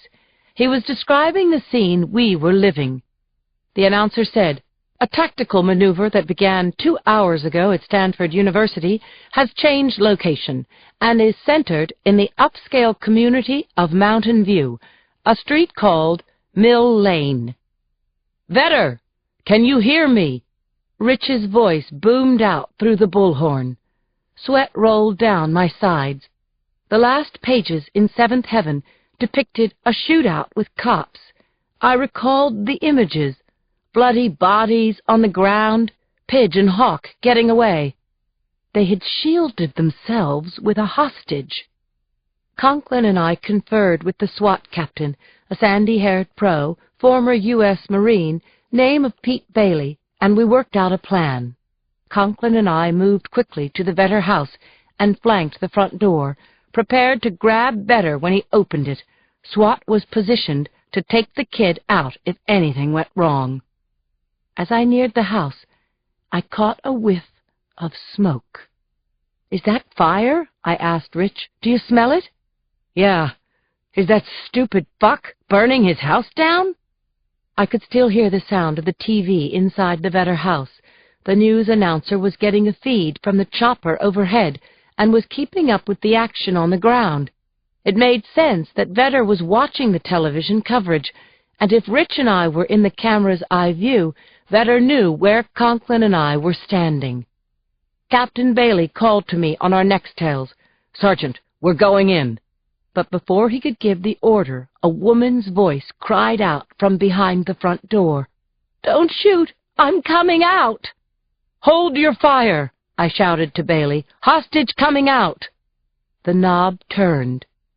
The door opened, and gray smoke swirled out into the dull, overcast day. There was the sound of a well-oiled motor, and under the shifting plume of pale gray smoke, I saw the leading edge of a power chair bump and maneuver, then stall on the threshold. The woman in the chair was small and frail, maybe palsied. She wore a long yellow shawl, draped over her head, fanning out over her shoulders, bunched loosely across her bony knees. Her face looked pinched, and diamonds sparkled on the fingers of her hand. She turned her frightened blue eyes on me. "Don't shoot," she pleaded. "Please don't shoot my son." I stared into Mrs. Vetter's ice-blue eyes until she broke the spell. She turned her head to the side and cried out, "Hans, do what they tell you." As she turned her head, the yellow shawl dropped away. My heart bucked as I realized that there were 2 people sitting in that wheelchair. Mrs. Vetter was sitting in her son's lap. "Hans, do what they tell you," Vetter mimicked. The chair rolled forward onto the lawn. I saw clearly now. Vetter's huge right hand was on the chair's power controls. His left arm crossed his mother's body, and he held the muzzle of a sawed-off, double-barreled 12-gauge shotgun hard against the soft underside of his mother's jaw. I lowered my 9 and forced a level of calm into my voice that I didn't remotely feel. "Hans, I'm Sergeant Boxer, SFPD. We don't want anyone to get hurt, so just throw that gun down, okay? There's a safe way out of this situation, and I want to get there. I won't shoot if you put down that gun." "Yeah, right," Vetter said, laughing. "Now listen to me, both of you," he said, pointing his chin at me and then at Conklin. "Stand between my mom and the cops. Now drop your guns, or people are going to die." I wasn't afraid. I was terrified. I tossed my gun to the ground, and Conklin did the same. We stepped in front of the wheelchair, shielding Mrs. Vedder and her wretched son from the SWAT team at the edge of the lawn. With a muted boom, flames broke through the windows at the front of the house as the living room flashed over. Shards of glass exploded into the front yard, and sparks rained down on our heads. Conklin held his hands out so that Vedder could see them. He shouted, "Vedder, we've done what you said. Now drop your damned gun, man. I'll take care of you. We'll surround you all the way in. Make sure you're okay. Just put down the gun." There was the roar of the backdraft, and then the whine of sirens as fire trucks neared the scene. Vedder wasn't giving up. Not if I was right that the wild glint in Vedder's eye was defiance. But Pidge had given himself no exit. What the hell would he do? Vedder laughed loudly. For a split second, all I could see were the beautiful, open-mouthed choppers of a kid who'd had the best dentistry in the world. I heard a faint click, and then a thunderous kaboom. I'd never seen anything like it before. 1 minute, I was looking into Mrs. Vedder's eyes, and in the next moment, her head exploded, the top of her skull opening like a flower. The air darkened with a bloody mist that coated me and Conklin and Vedder with a red sheen. I screamed, "No!" And Vedder laughed again, his smile blinding white, his face a mask of blood. He used the barrel of his gun to shove his mother's body out of the chair so that she tumbled and rolled, coming to a stop at my feet. Vedder aimed through the space between me and Conklin and fired again, the second horrific boom of double-aught bucks sailing over the heads of cops and SWAT 20 yards away at the edge of the lawn. I tried to wrap my mind around the horror of what I'd just seen. Instead of using his mother as a ticket to safety, Vedder had blown her up, and SWAT couldn't get a bead on Vedder without hitting us. Vedder thumbed the breech release, cracked the muzzle, and reloaded. He flipped his gun shut with a snap of his wrist, and it clacked as it closed. It was a sharp and unmistakable sound. Vedder was ready to shoot again. There was no doubt in my mind. I was in the last moment of my life. Hans Vedder was going to kill us. The air was heavy with smoke. The fire blazed. Flames leapt from the second floor up through the roof. The heat dried my sweat and the dead woman's blood on my face. "Step aside," Vedder said to me and Conklin. "If you want to live, step aside." Feeling came back into my fingertips, and hope rushed into the chambers of my heart. Now I understood. Vedder wanted SWAT to take him down in a superhero-style blaze of glory. He wanted to die, but I wanted him to pay. As if my thoughts had caused it, Vedder suddenly screamed and jerked in the wheelchair like he was having a grand mal seizure. I saw the wires and looked up at Conklin.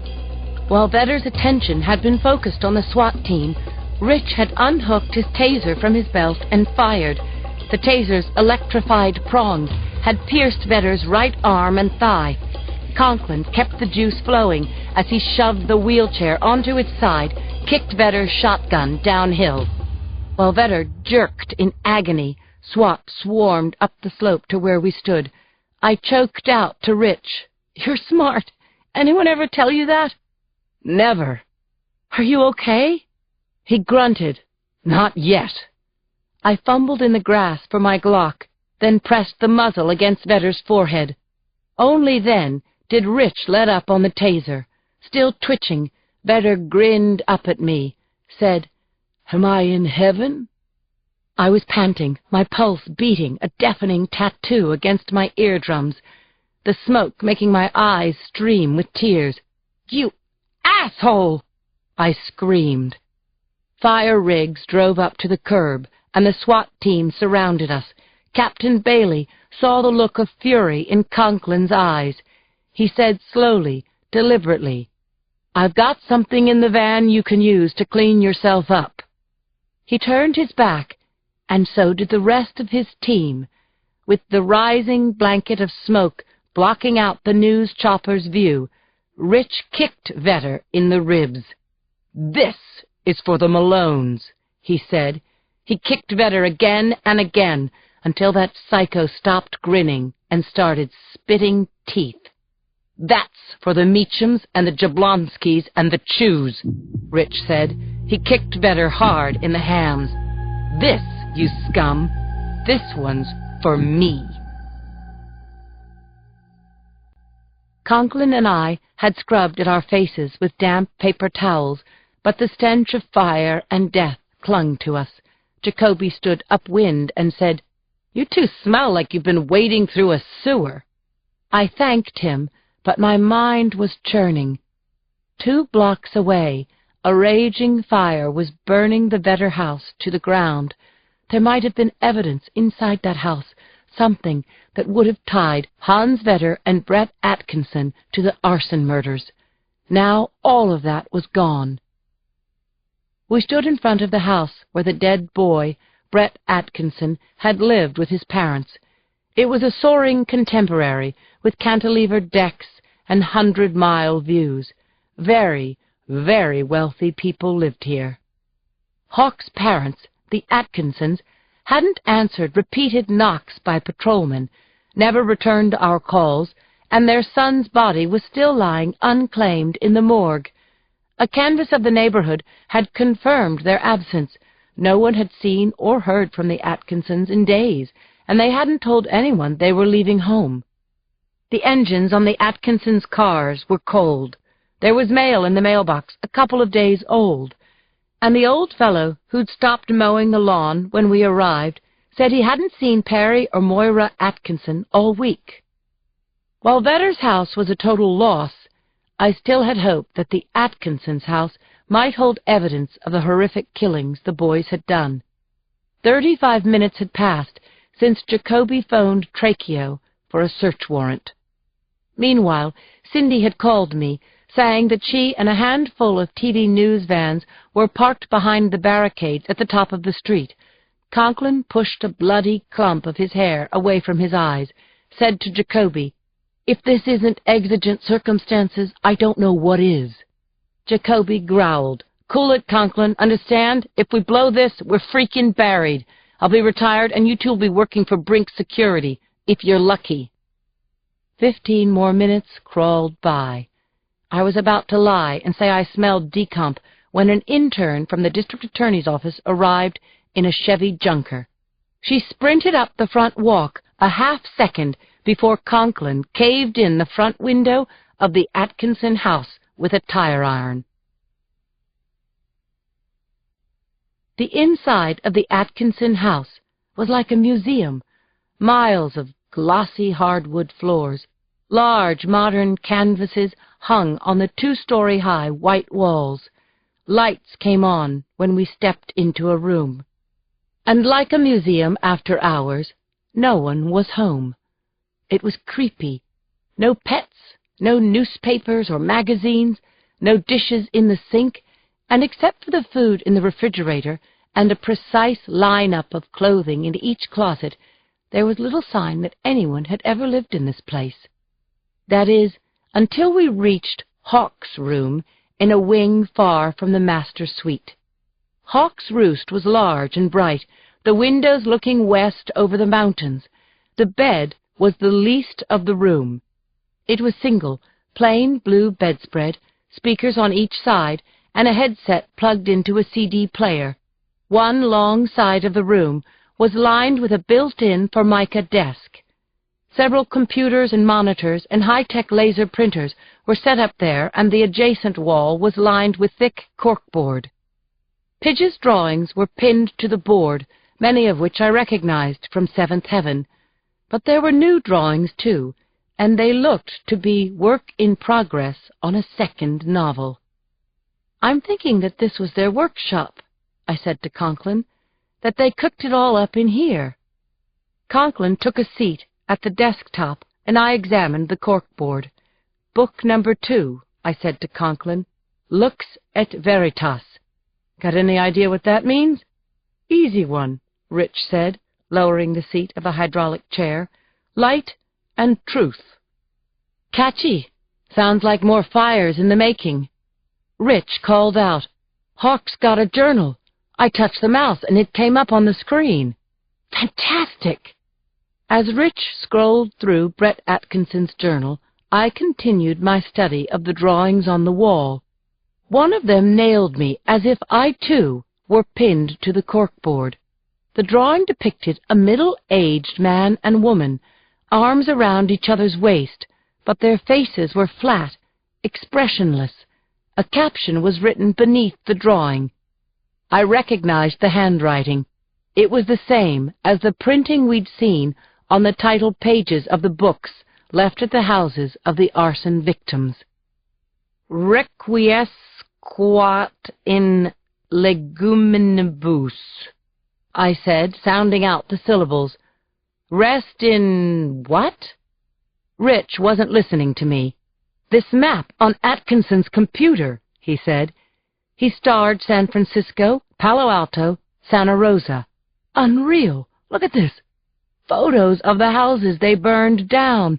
This is evidence, Lindsay. This is frickin' evidence." It was. I peered over Conklin's shoulder as he opened web pages, scanned research on each of the victim couples, including the names of their kids and the dates of the fires. Long minutes went by before I remembered the peculiar drawing pinned to the corkboard and was able to grab Rich's attention. "Requiescat in leguminibus," I said again. Rich came over to the wall and looked at the drawing of a couple who might be the Atkinsons. He read the caption. "Leguminibus," Rich said. "Means legumes, I think. Aren't they a kind of vegetable, like beans and peas?" "Peas!" I yelled. "Jesus Christ! Jesus Christ!" "What?" Conklin asked me. "What is it?" I hollered out to Jacoby, who was working the rest of the house with the sheriff's department. With Conklin and Jacoby behind me, I found the stairs to the basement. The freezer was of the trunk variety, extra large. I opened the lid, and cool air puffed out. "Requiescat in leguminibus," I said. "Rest in peas." I started moving the bags of frozen vegetables aside until I saw a woman's face. "This freezer is deep enough for 2, Jacoby muttered. I said, "Uh-huh," and stopped digging. From her approximate age, I was pretty sure I was looking at Moira Atkinson, dressed in her finest, frozen to death. I was wearing my new blue uniform, and I'd washed my hair 13 times, and once more for good luck, when I walked into the autopsy suite the next day. Claire was standing at the top of a 6-foot ladder, her Minolta focused down on Mika Vetter's decapitated and naked body. Claire looked huge and wobbly up there. "Can't someone else do that?" I asked her. "I'm done," she said. She climbed down the ladder, one ponderous step at a time. I gestured to the woman on the table. "I can save you some time," I said to Claire. "I happen to know this victim's cause and manner of death." "You know, Lindsay, I still have to do this for evidentiary purposes." "Okay, but just so you know, yesterday your patient sprayed me with blood, bone fragments, hair, not to mention brains. You have any idea what dripping brains feel like?" "Warm gummy bears, am I right?" Claire said, grinning at me. Yeah, exactly." "One of my first cases was a suicide," Claire said, getting on with her work, drawing a Y incision with her scalpel, from each of Miss Vedder's clavicles to her pubis. This old soldier ends it all with a 12-gauge shotgun under his chin, so I come into his RV, fresh out of training, you know, and I'm leaning over his body in the lazy boy, taking photos, and the cops are yucking it up. Because I had no idea. You see, that's the point, girlfriend. I started laughing for the first time in a long while. So as I'm leaning over the body, about a quarter of the guy's brain has been slowly peeling off the ceiling, falls, and smacks me right behind my ear. She slapped her neck to show me, and I rewarded her story with a good guffaw. Like I said, warm gummy bears. So how'd it go? She asked me. How'd which go? The interview with your patient's devil spawn, or the meeting with the mayor? Both of 'em, baby girl. I'm going to be here all night, thanks to your bird friends filling up my vault all over again. Well, Vedder first, short and to the point, I told Claire. He lawyered up, pronto, got nothing to say. But when he does get around to saying something, I'll bet you $100 he says his buddy tortured and killed all those people, and he just watched. Won't really matter, will it? Killer or accessory, he still gets the needle. Plus, you witnessed him killing this poor woman. Me and 30 other cops, but for the sake of the victims' families, I still want him convicted for killing them all. And you're meeting with the mayor? Ha! First Conklin and I get the high fives, and Jacoby almost cries. He's so proud of us, and I think, whoa, we're going to pull our horrible crime solution rate out of the basement up to maybe the ground floor, when the whole conversation devolves into which jurisdiction has the first bite at Vedder, since the killings took place in Sonoma and Santa Clara, as well as... Claire? Honey, what is it? What's wrong?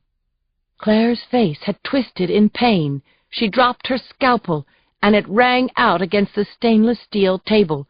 She grabbed her belly, looked at me with shock in her eyes. My water just broke, Lindsay. I'm not due for 3 weeks. I called for an ambulance, helped my friend into a chair. A minute later, the doors to the ambulance bay banged open, and 2 brawny guys strode into the autopsy suite, carrying a stretcher. "What's up, Doc?" said the biggest one. I said, "Guess who's having a baby?" Because little Ruby Rose was premature, we all wore sterile pink paper hospital gowns, hats, and masks for the occasion. Claire looked like she'd been dragged a quarter of a mile in a tractor pull, but the baby glow was there under her pallor. And since baby glow was contagious, we were all euphoric and giggly. Cindy was crowing about her interview with Hans Vedder's uncle, and Yuki, having put on a couple of ounces since recovering from being drugged with LSD and almost killed by Jason Twilly, chortled at Cindy's jokes. The girls told me that I looked hot and possibly happy, the way I should look since I was living with the perfect man. "How long is she going to keep us waiting?" I asked Claire again. "Patience, girlfriend. They'll roll her in when they're good and ready. Have another cookie." I just folded a gooey double chocolate chip with walnuts into my maw when the door to Claire's room opened, and Conklin came in. Rich held a big bunch of flowers behind his back, and he went around the room saying hello, kissing Cindy and Yuki on their cheeks, squeezing my shoulder, kissing Claire, and then he dramatically produced red roses. "They're ruby roses," he said, with a shy version of his brilliant smile. "My God, Richie, 3 dozen long stems? You know I'm married, right?" When the laughter stopped, Claire said, "I thank you, and when my little girl gets here, she'll thank you too." Cindy was looking at Conklin like she'd never seen a man before. "Pull up a chair," she said. "Richie, we're going to Susie's for dinner in a while. Why don't you come with?" "Good idea," I said. "We've got to toast our little associate member of the Woman's Murder Club, and you can be the designated driver." "I'd like to help you guys out," Rich said, "but I've got a plane to catch in—" He looked at his watch. "In 2 hours." "Where are you going?" Cindy asked. I wondered, too. He hadn't mentioned a trip to me. "Denver, for the weekend," Rich told Cindy. I looked away, my eyes sliding across Claire's face. She caught it, saw that I'd taken an unanticipated blow. "Going to see Kelly Malone?" Cindy asked, the reporter in her refusing to just shut up. "Mm-hmm," Rich said, and unless he'd caught the baby glow from Claire, he was excited. "I'd really better go. Don't want to get caught in traffic. Claire, I just wanted to congratulate you on this great news. I'll want a picture of Ruby as a screensaver." "Sure thing," Claire said, patting Conklin's hand, thanking him again for the flowers. I said, "Have a good weekend." And Rich said, "You too, all of you guys." And then he was gone. As soon as he was out of the room, Cindy and Yuki started talking about what a rock star Rich was, and wasn't Kelly Malone his high school sweetheart. And then the door opened again. A nurse rolled a tiny cart up to Claire's bed, and all of us peered inside. Ruby Rose Washburn was a beauty. Yuki got out of Lindsay's car, saying, "Now I know what they mean about feeling no pain." "We couldn't stop you from downing 2 margaritas, sweetie, and God knows we tried. You're way too little for that much octane. I'll walk you inside." I'm okay, Yuki laughed. "I'm going straight to bed, so I'll talk to you on Monday, 'kay?" She said goodnight to Lindsay and walked into the lobby of the Crest Royal, said hello to Sam the doorman, and wobbled up the 3 steps to the mail alcove. On the 3rd try, she managed to get the tiny key into the tiny lock, pulled out the banded packet of mail, and took the elevator up to her apartment. The apartment was empty, but since the ghost of her mother lingered in the furnishings, Yuki talked to Mommy as she dropped the mail on the console in the foyer. An envelope slipped out of her fingers onto the floor. Yuki peered down at it. It was a padded envelope, not very big, dark brown, with a handwritten label. She kicked off her high heels and said, "Mommy, whatever it is, it can wait. Your daughter is smashed." But the envelope was intriguing. Yuki put one hand on the console, bent, and picked up the envelope, stared at the unfamiliar handwriting in ballpoint pen. But the return address on the left-hand corner grabbed her. It was just a name, Junie Moon. Yuki ripped open the envelope as she walked unsteadily to her mom's green sofa. Junie had been acquitted of Michael Campion's death. Why would Junie be writing to her? Sitting on the sofa, Yuki shook the contents of the envelope out onto the glass coffee table. There was a letter and a second envelope with her name on it. Yuki unfolded the letter impatiently. "Dear Ms. Castellano, by the time you get this, I will be on the road somewhere. I don't even know where. I want to see America because I've never been outside of San Francisco. I guess you're wondering why I'm writing to you, so I'll get to the point. The evidence you wanted is in the second envelope, and you'll probably want to use it to give the Campions some closure. I hope you understand why I can't say any more. Take care. Junie Moon." Yuki read the letter again. Her mind was swimming, trying to follow what Junie had said. The evidence is in the second envelope. Yuki tore open the plain white envelope and emptied 2 items onto the tabletop. Item 1 was a shirt cuff, ripped from its sleeve, monogrammed with Michael Campion's initials.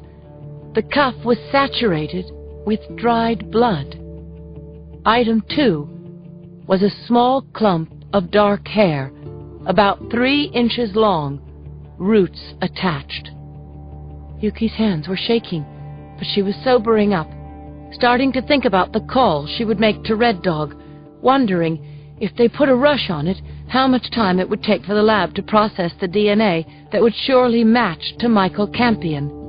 And she thought about how even if they were able to find Junie Moon and bring her in, the law was clear. She couldn't be tried for Campion's death again. They could charge her with stuff, perjury, obstruction, with hindering prosecution, but since her note didn't say how the evidence came into her possession, odds were that the DA wouldn't even try to indict her. Yuki looked at the gruesome evidence that had now dropped literally into her lap. She picked up the phone and called Lindsay. "Yuki?" she heard Lindsay say. "Linz, can you come back? I've got something you have to see." Junie Moon looked out the window and marveled again at the feeling of flight and at the amazing bright turquoise water below. And there, just coming into view, was a little town by the sea. She couldn't even pronounce its name. The pilot's voice came over the speaker. Junie put up her tray table and tightened her seatbelt, still staring out the window, seeing the beaches now, and the little boats and the people. Oh, my God, this was just too fantastic. She started to think again about that long-ago night when Michael Campion wasn't a client anymore. They'd talked about their love and how hopeless it all was. Michael had playfully tugged at the little braid hanging down the back of her neck. "I have an idea," he said, "a way for us to be together." "I'd do anything," she'd said. "Anything." "Me too," Michael had said. It was a pledge.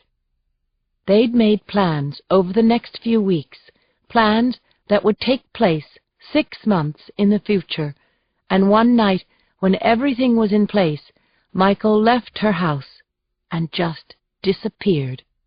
3 months later, someone called the police, saying he'd seen Michael at her house, and then the police had come, and she'd gotten confused and made up a story, and talked herself into a huge mess. It had been hell, jail, and the trial, and especially not being able to get mail or phone calls. But she'd known he would wait for her, and if she'd been convicted, he would come forward. But Junie had hung in, used the brains and the lawyer God had given her, and played her role to the hilt. And thank you, God, she'd been acquitted. 3 days ago, she'd taken the blood and hair he'd sent her and put it into that letter to Yuki Castellano.